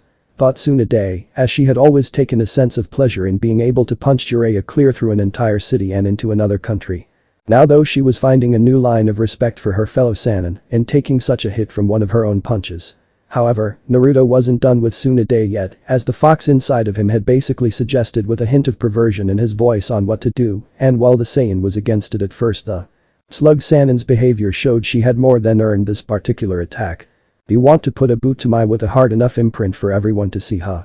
Well, I think I can do something that will top that, said Naruto as he grinned evilly at Tsunade, even if she couldn't see it, and grabbed top of her pants before pulling them down. What hell do you think you're doing? Yelled Tsunade, struggling to get free before feeling her panties get yanked down too and increasing her efforts before the Saiyan grabbed her arms with one hand holding them both behind her back. Jiraiya could only look on with a sense of pride in his godson in doing what no one else would dare do to Tsunade. Poor Hinata fainted with a red face while Shizune looked on in horror and getting ready to interfere on behalf of her teacher. Doing what your mother or father clearly didn't have the brass to do when it came to you when growing up, said Naruto before raising his hand and after a dramatic couple of seconds brought it down right on her exposed rear end. Smack. Smack. Smack. Smack. Smack. Smack. The sound echoed throughout the abandoned streets of the city, a small mercy granted to Tsunade, knowing there were only a handful of witnesses in seeing her utter humiliation and being spanked like a child by a child. To make it even worse, the brat's hits to her butt actually hurt, and not just simple sting hurting either. They hurt like some was using a paddle with dulled spike tips that further enforced pain, but never broke skin, and each hit brought Tsunade closer to tears. Jiraiya was being his usual naughty self by watching with drool overflowing from his mouth and blood from his nose at seeing her humiliation at the hands of Naruto. As for QB, she was having a giggling fit, knowing her suggestions to Naruto not only stuck it to the Senju clan for helping in her imprisonment after the Valley of the End, but helping her vessel in another sense, and no one would know what that was until later on. For with each strike to Tsunade's nicely shaped in QB's mind. Rear end, the fox was able to let out a small bit of her chakra into the woman and designed it to travel upward to the seal on the blonde woman's forehead, from what QB knew of the Saiyan since her days within Uzumaki Kushina, and with each loud smack, was a means to an end to ensure Naruto got something wonderful from this naughty event in the long run. Release Tsunade-sama at once, said Shizune, as what she was witnessing could no be allowed to continue on, and sight of her teacher in the medical arts be humiliated from this could no longer be tolerated. She was stopped by the same blast of power Tsunade and herself felt earlier coming off of Naruto to make them both realize it was not Jiraiya who was responsible for that but the Saiyan himself. Be silent. Unless you wish for me to make a shadow clone and do the same to you right here right now right beside her, said Naruto, making Shizune take a small jump back, her butt clenching slightly in reflex at the image of the blonde Saiyan doing this act to her own rear end and inadvertently dropped taunton with the pig, charging forward to help her owner. Only to be caught by Naruto tail and thrown back to Shizune without missing a single beat, a slap to Tsunade's ass. Stop. Please stop. I can't take it anymore, said Tsunade as she could no longer tolerate the abuse her butt was taking and could only hope he would stop. Giving her rear end one last slap, Naruto let the slug Saiyan roll off of his knee onto the ground and walked away from her with Jiraiya running up a nearby lamppost when the Saiyan got near him out of fear of his being next. However, Naruto ignored Jiraiya and Shizune for that matter for Hinata before picking the Hyuga girl up in his arms. Unlike Jiraiya, I could care less if you are Hokage of Konoha, but I do care about the girl here who needs your medical skills in being treated and have her injuries sustained by her own cousin be healed. Once you've gotten off the ground, pulled your pants up, and gotten over the shock of this, I expect you to do your job in healing her, said Naruto before he walked away with Hinata in his arms. Damn that brat. I'll get him for this, said Tsunade as tears ran down her face while it was red with embarrassment and anger at this humiliating act against her while saving what little pride she had left in herself. How could he even do that? I saw him take one of your punches right to his face, said Shizune while seeing Jiraiya make his way back to the ground. You both really want to know? Join me for a drink. What I have to tell you about the kid is major in itself, said Jiraiya while seeing Tsunade had gotten her pants up and saw the death glare coming his way. Fine. But so help me Jiraiya, if you breathe a single word of what you just witnessed to anyone, I'll castrate you with the rustiest blade in all of the elemental countries, and I'll see to it that region of your body is hypersensitive to ensure the pain is 1,000 times worse, said Tsunade while poking him in the chest with enough force behind it to make sure Jiraiya got the point. I've suddenly had a case of amnesia spanning the last 10 minutes. Did I miss something important? Said Jiraiya while Tsunade kept her eyes on him for a few minutes before entering the bar. In a nearby building, the two figures of Itachi and Kisame saw their chance to go after their target before leaving the two Saiyan to talk. With Naruto and Hinata. The Saiyan had taken Hinata to a hotel, having stolen Jireya's money when he wasn't even looking, and even if he was the blonde would have moved too fast for the Saiyan to notice. He put Hinata on the bed and pulled up a chair before sitting in it to watch the girl sleep through her fainting spell after witnessing his unorthodox attack on Senju Tsunade moments ago. Part of him felt guilty in letting her see that, not knowing how she would react to his actions or if Hinata would report him to her sensei. While many a men would bow to him like a god for his actions, there would be many a women, mostly feminist and dominatrixes, who most likely form a mob and try to give him an education on the matter of respecting the female gender in their own way. All the Saiyan could do was let out a sigh, feeling his emotions were not stable when it came to his current situation with this girl, or any other girl for that matter in the Leaf. The only one that like him in his age group was apparently Hinata, and even then he was hesitant to get close on that level. While everyone knew about QB sealed in his gut by this point, regardless of how they knew it, the fact remained many would avoid him like a plague and thus be hated further by the fools in the Leaf. Not that he cared about friends in the village, since most of the people in it were assholes anyway, but there were some among its people worth respecting and even defend if such a need came. Still, such thoughts were for another time and another place outside of this one to think about. What he should be thinking about was this Hyuga girl before him and what she now thought of him after seeing his actions against Tsunade. "Naruto-kun, please spank me again. I've been a naughty girl," said Hinata with a smile on her face and letting out a giggle before swooning in her faint-induced sleep. "Okay. That answers my question," thought Naruto with a sweat drop coming down his face before hearing someone knocking on the door and he had to get it. "Uzumaki, Naruto," said the shorter of the two straw hat-wearing figures after the blonde opened the door. "I am. What do you want?" said Naruto while sensing the bloodlust from the taller one and knew they weren't from the Book of the Month Club. "We are members of the Akatsuki. You are to come with us at once," said Itachi while Naruto narrowed his eyes at him. "And why should I go with you, and I want to hurt something over here? I easily sensed his bloodlust when I arrived earlier," said Naruto while pointing at Kisame. "Because we are here to help you on behalf of our organization that has your best interest at heart, Naruto-san. The Akatsuki organization wishes to help remove your burden that the late Yondaime Hokage sealed into you," said Itachi, seeing Naruto's face get serious. "Maybe I don't want your help.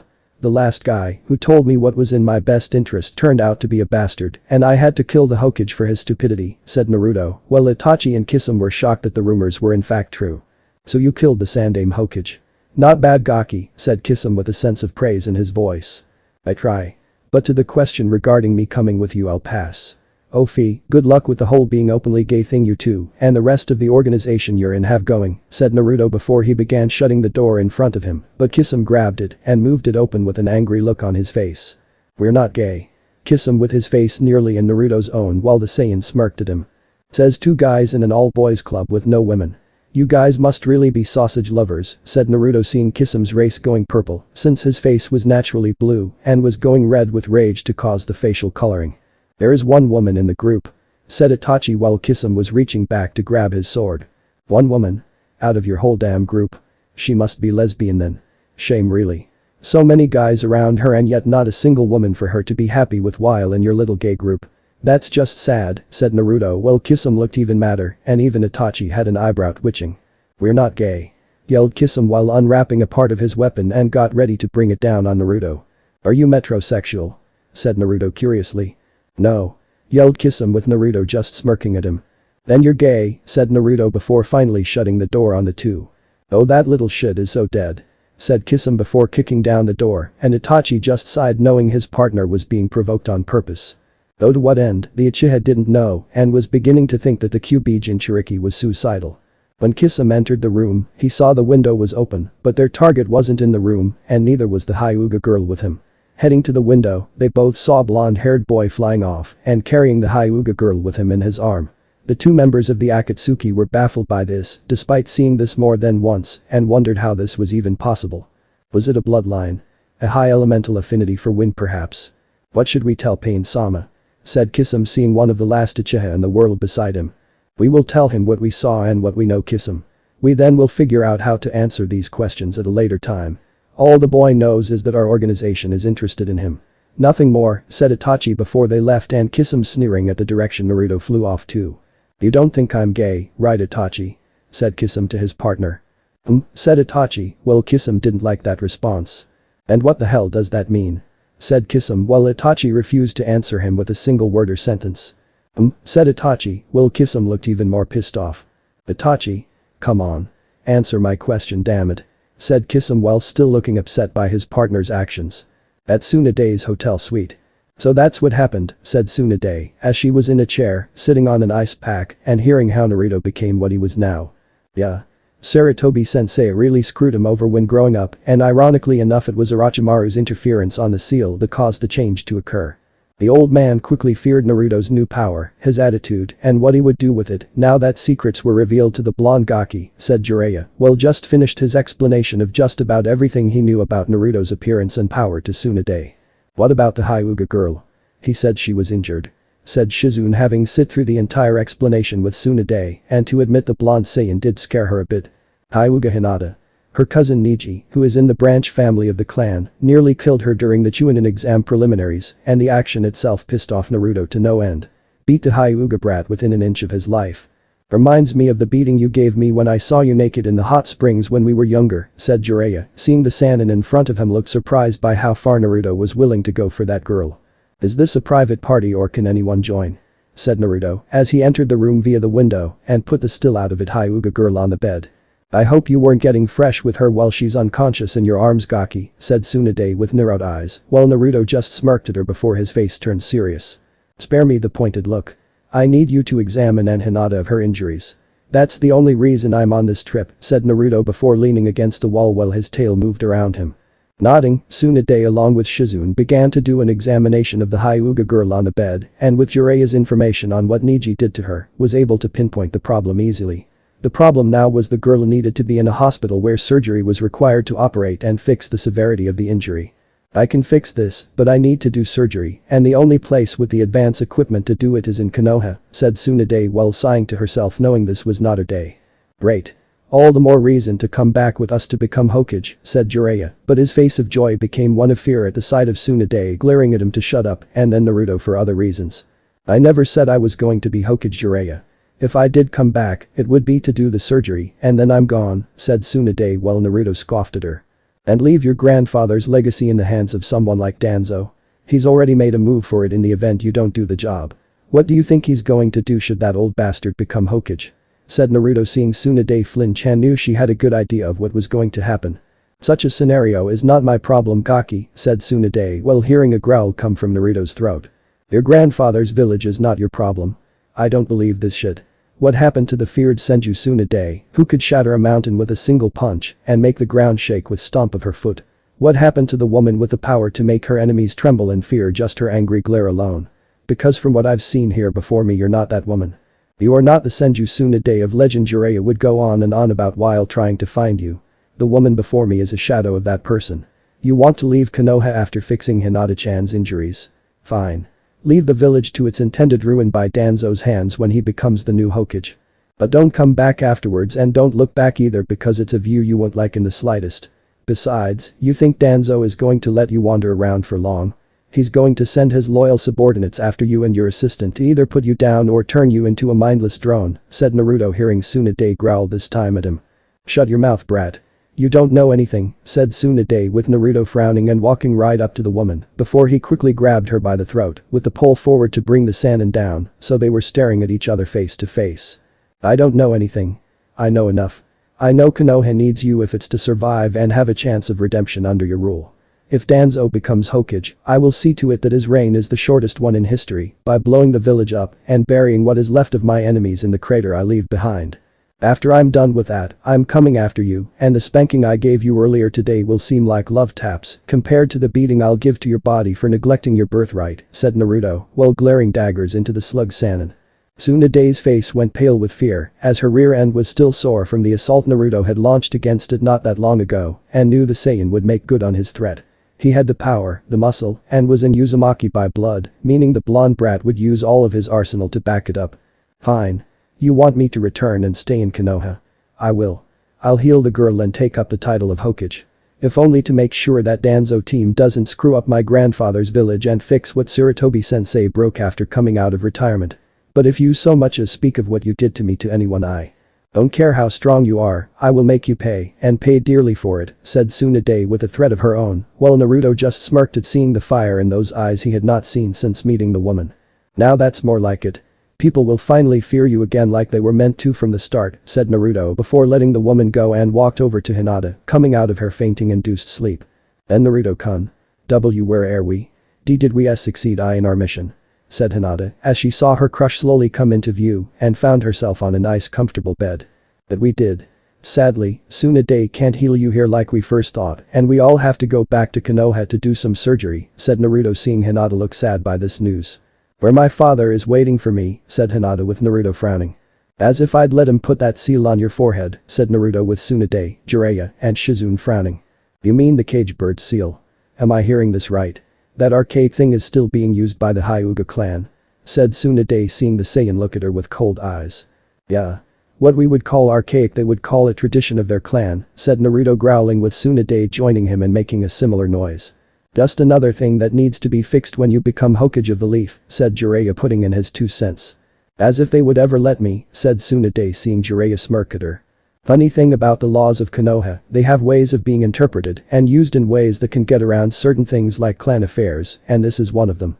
In the charter of Konoha regarding the Hyuga clan, it states that if a tradition of a clan has become outdated, even barbaric by the Hokage and the majority of the clan heads, it is the right of the leader of the village to abolish such a tradition, if not alter it to live with the times, said Jiraiya seeing Tsunade frown at him and Hinata looking doubtful.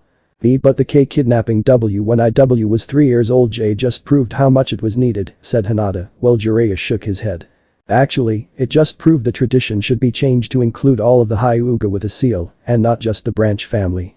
To prevent another war, your father was supposed to be handed over to Kumo in order to keep the peace between the 2 villages, but his twin brother Hisashi went in his place due to looking just like him and because he had the cage bird seal on his head.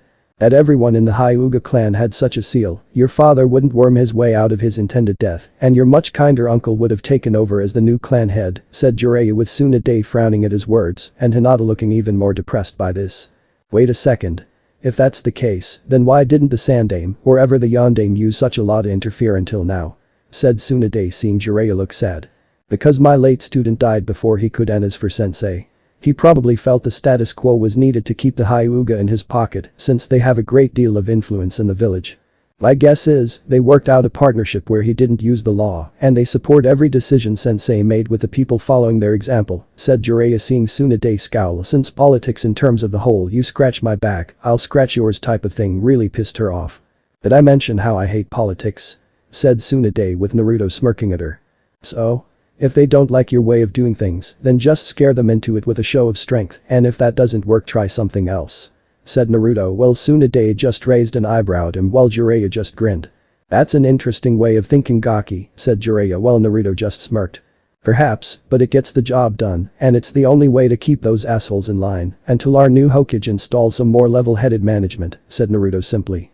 What about my clan? My father will move for me to have the cage bird seal placed on my forehead the moment I set foot into Konoha. He won't be easily intimidated by any show of force, said Hinata as she saw Tsunade think it over and smirked when an idea came her mind.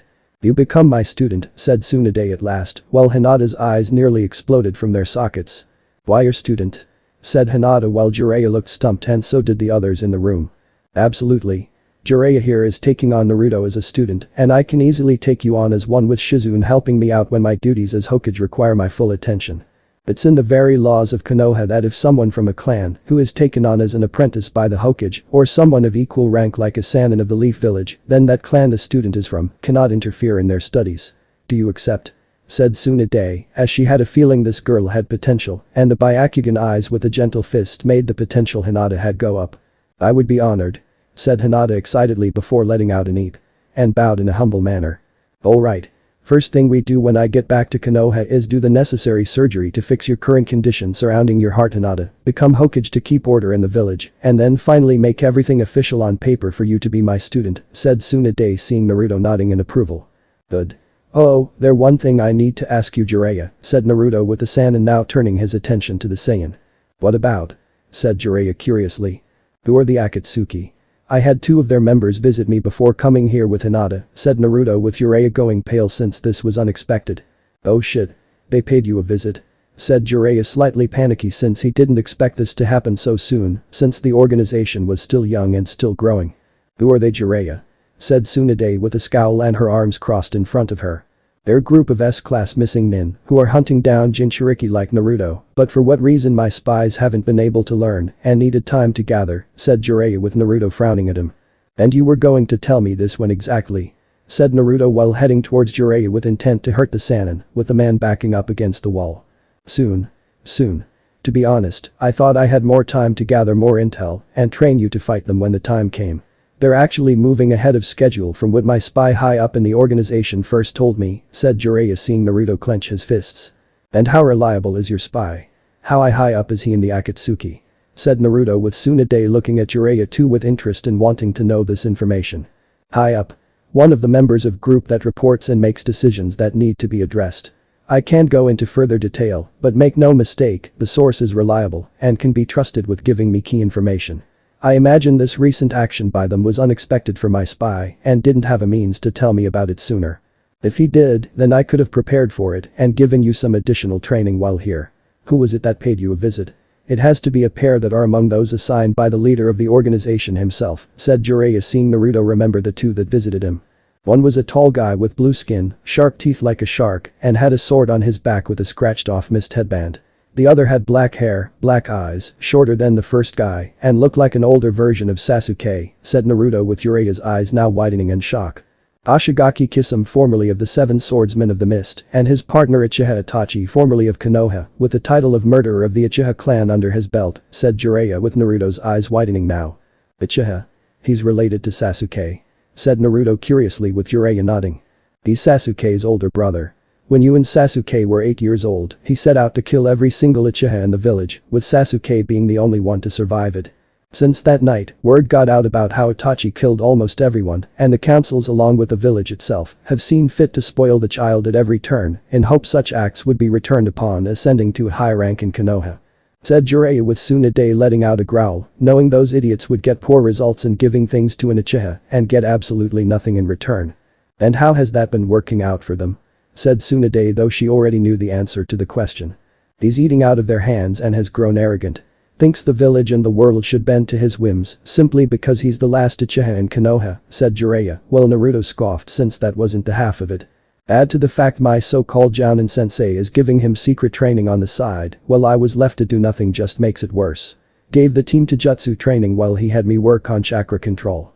I did D-ranked mission myself since my so-called teammates didn't want to lift a finger doing manual labor and they still got paid for it, said Naruto, since he felt it was a travesty in his mind. You do work and get paid. You don't and you get nothing. I'll look into that and handle things accordingly when we get back. As for the Akatsuki hunting you, we'll have to deal with this without the council's knowing, since it will just give them ammo to use against you and use it as an excuse to control your movements in the village, said Tsunade seeing Naruto nod in agreement. When do you want to head back? Said Naruto seeing Tsunade considering her options for when they should return to the village. In a few days. I want another fight with you. A one-on-one fight. If you win I'll give you this. Said Tsunade holding the necklace of her grandfather. And if I lose? Said Naruto knowing that was how bets work. I get your tail as a trophy, said Tsunade seeing Naruto's eyes widen and then narrow at her. Hell no. You won't touch his tail. Let me out. Let me out so I can kill that bitch. Yelled QB, as she wasn't going to let the Senju pull her hunky vessel's precious Saiyan tail from his body and wanted to do her own damage to the woman. Deal, said Naruto, while QB was telling him to be careful since she may go for it from the start. The next day. Are you two ready? Said Jiraiya with Tsunade looking focused, and so was Naruto, since his Saiyan tail was on the line. Ready? Said Naruto and Tsunade at the same time. Fight. Said Jiraiya while Hinata and Shizune watched silently from the sidelines. Tsunade charged at him first, intent on hitting him full strength and completely sober, so there would be no excuses. Naruto wrapped his tail around his waist and began blocking Tsunade's attacks using his skills into jutsu he had learned from Guy when training for the entire month before the Chunin exam finals. Blocking a punch to his face, Naruto countered with an open palm thrust to Tsunade's stomach, sending the woman skidding back roughly 10 feet, but her use of chakra to the feet prevented the loss of balance, and the Saiyan soon-to-be Hokage rubbed her stomach. She knew Naruto was holding back his strength as he used much more of it to hold her down when the Saiyan had spanked. Her red and no doubt wanted to keep things from getting too crazy on his end.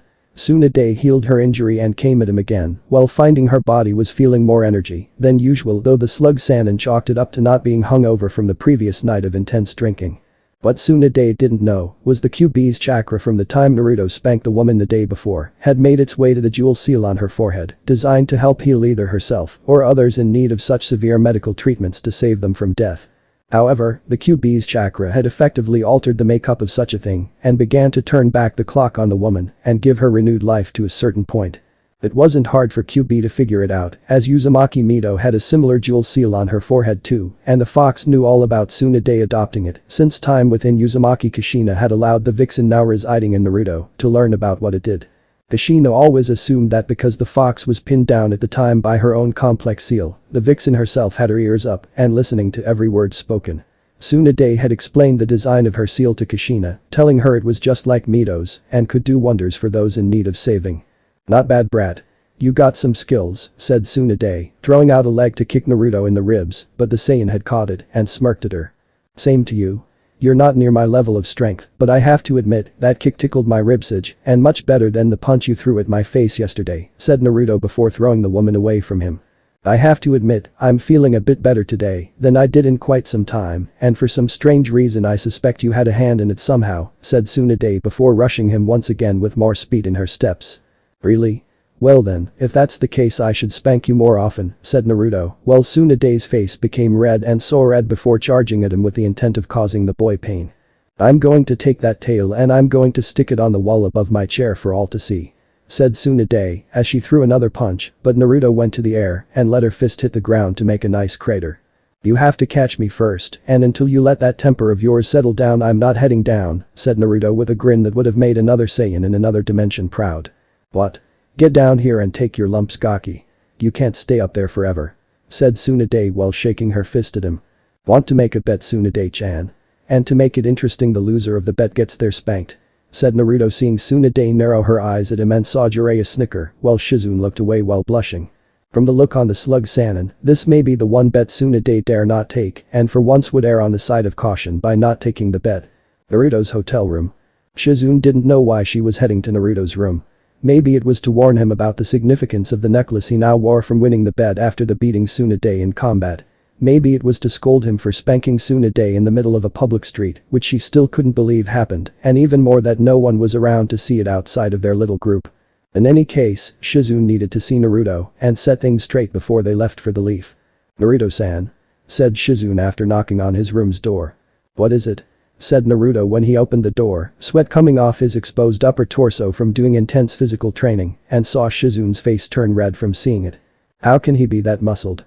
Thought Shizune Willinati. Things ran freely in her mind. "Shizune. Earth to Shizune, this is ground control. Come in, Shizune," said Naruto, seeing the spaced out look on Shizune leave the woman and refocus on the task at hand. "Oh. Sorry, Naruto-kun.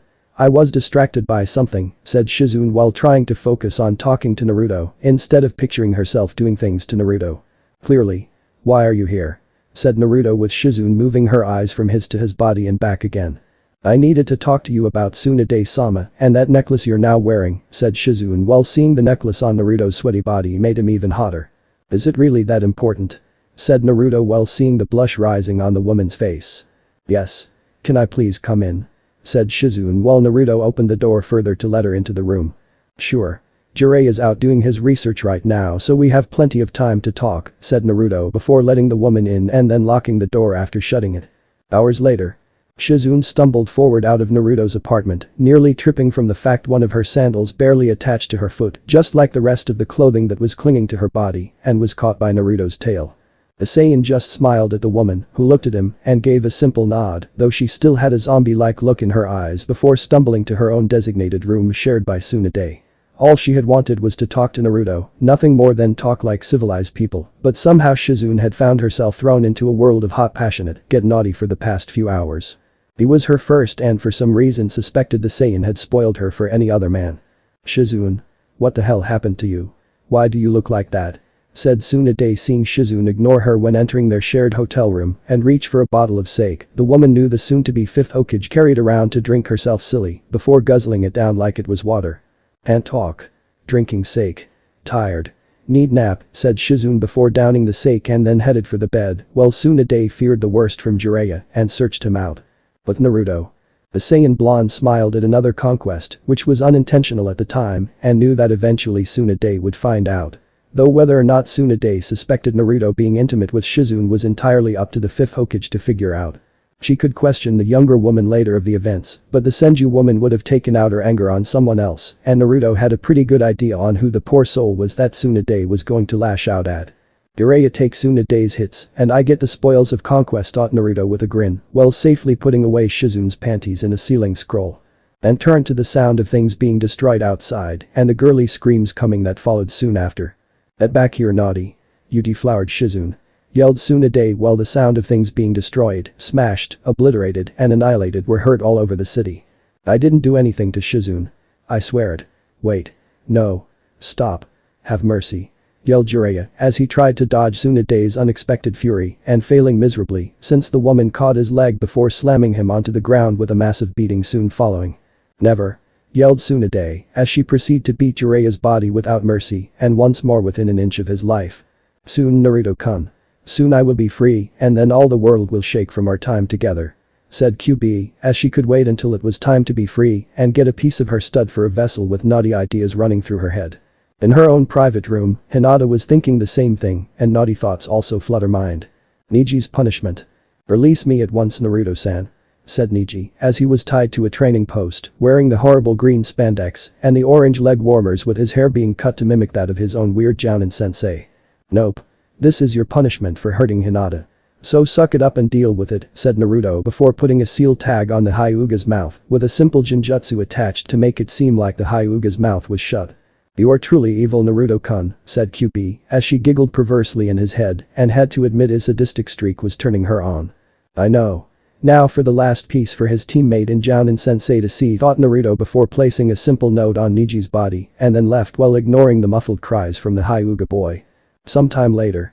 Tenten and Lee headed to their usual training ground to train while being unable to find Niji. Tsunade had healed Lee up and told him to do light training, while emphasizing on the light part with the threat of doing worse than Gaara did to his body in the Chunin exam preliminaries if the genin over-exceeded the order. When they got to their intended destination, Tenten's jaw dropped while Guy and Lee were ecstatic at the sight currently before them. Hyuga Niji was almost an exact clone of them in almost every single way minus the hair color not being the same and eyebrows not being bushy. Naruto didn't know how to make them like that and personally didn't want to know should the knowledge ever fall into the wrong hands to make an arm of Mido Guy lookalikes. Though who would do that was beyond anyone's guess. Attached to Niji was a note which they all read and the Hyuga could only look on in shame, knowing his ability to speak in his defense was secretly taken away from him. "I, Hyuga Niji, am a poor misguided soul in need of help in igniting my flames of youth and to start myself on the correct path, have done this to myself. I have also sealed my mouth shut to ensure that my Hyuga pride does not become vocal in ordering my sensei and teammates in freeing me from this position. Please use whatever means necessary are at your disposal, Guy sensei and Lee-san, to help me find my flames of youth. Sincerely. Hyuga Niji." "Yosh.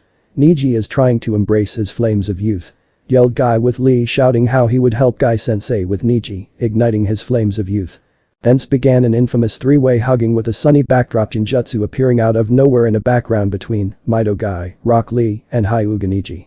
The poor Hyuga wanted to scream out in protest but was unable to as his worst nightmare came to pass and his mind forever scarred if not shattered by what he was experiencing at this very moment.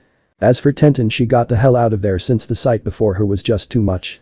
"What's the rush, Tenten?" said Naruto, having secretly moved into position so she would conveniently bump into him. "Oh. Naruto-san. Sorry for running into you. I just had to get away from my team," said Tenten while finding her hands were on his shirt-covered torso and blushed, feeling the muscle behind it. "What's wrong with your team? They're acting stranger than usual," said Naruto, though he already knew why. "Yeah. You could say that," said Tenten nervously since he didn't want to tell him about it on account of it being so embarrassing. "We can go to my home and you can tell me about it. I don't mind listening. We can trade stories about our senseis," said Naruto with Tenten looking unsure at first, but the echo from where she fled of her team shouting flames of youth ignite helped and decided to take the Saiyan up on his offer. "Sure. Lead the way. Though I need to do some intense training afterwards," said Tenten while Naruto just smiled and showed her to his home. Hours later. "Wow," said Tenten as she was in Naruto's bed, naked, her usually well-kept bun hair now flowing freely, her body glistening with sweat after she had get naughty with Naruto, who was beneath her, and humming to himself. "How's that for training?" said Naruto with a proud smirk on his face while seeing the young Kenyachi having that odd look on her own face. The best, said Tenten simply while Naruto smirked at her and let out a chuckle. Damn straight. Up for another round. Said Naruto seeing Tenten look at him now with a bit of joy mixed with fear. Huh? Said Tenten while her eyes widened at feeling a certain something connected to her at the waist was ready for more. You wanted an intense training session Tenten-chan, and now you're going to get it, said Naruto before he flipped Tenten over onto her back and attacked. What have I gotten myself into? Thought Tenten before her mind soon became mush from Naruto attack on her body. She was going to be sore for quite a while. This part ends here, I will upload next part very soon. If you enjoyed this story then please do like and subscribe to the channel. Till then you guys can watch my other videos. Now it's time to say, sayonara.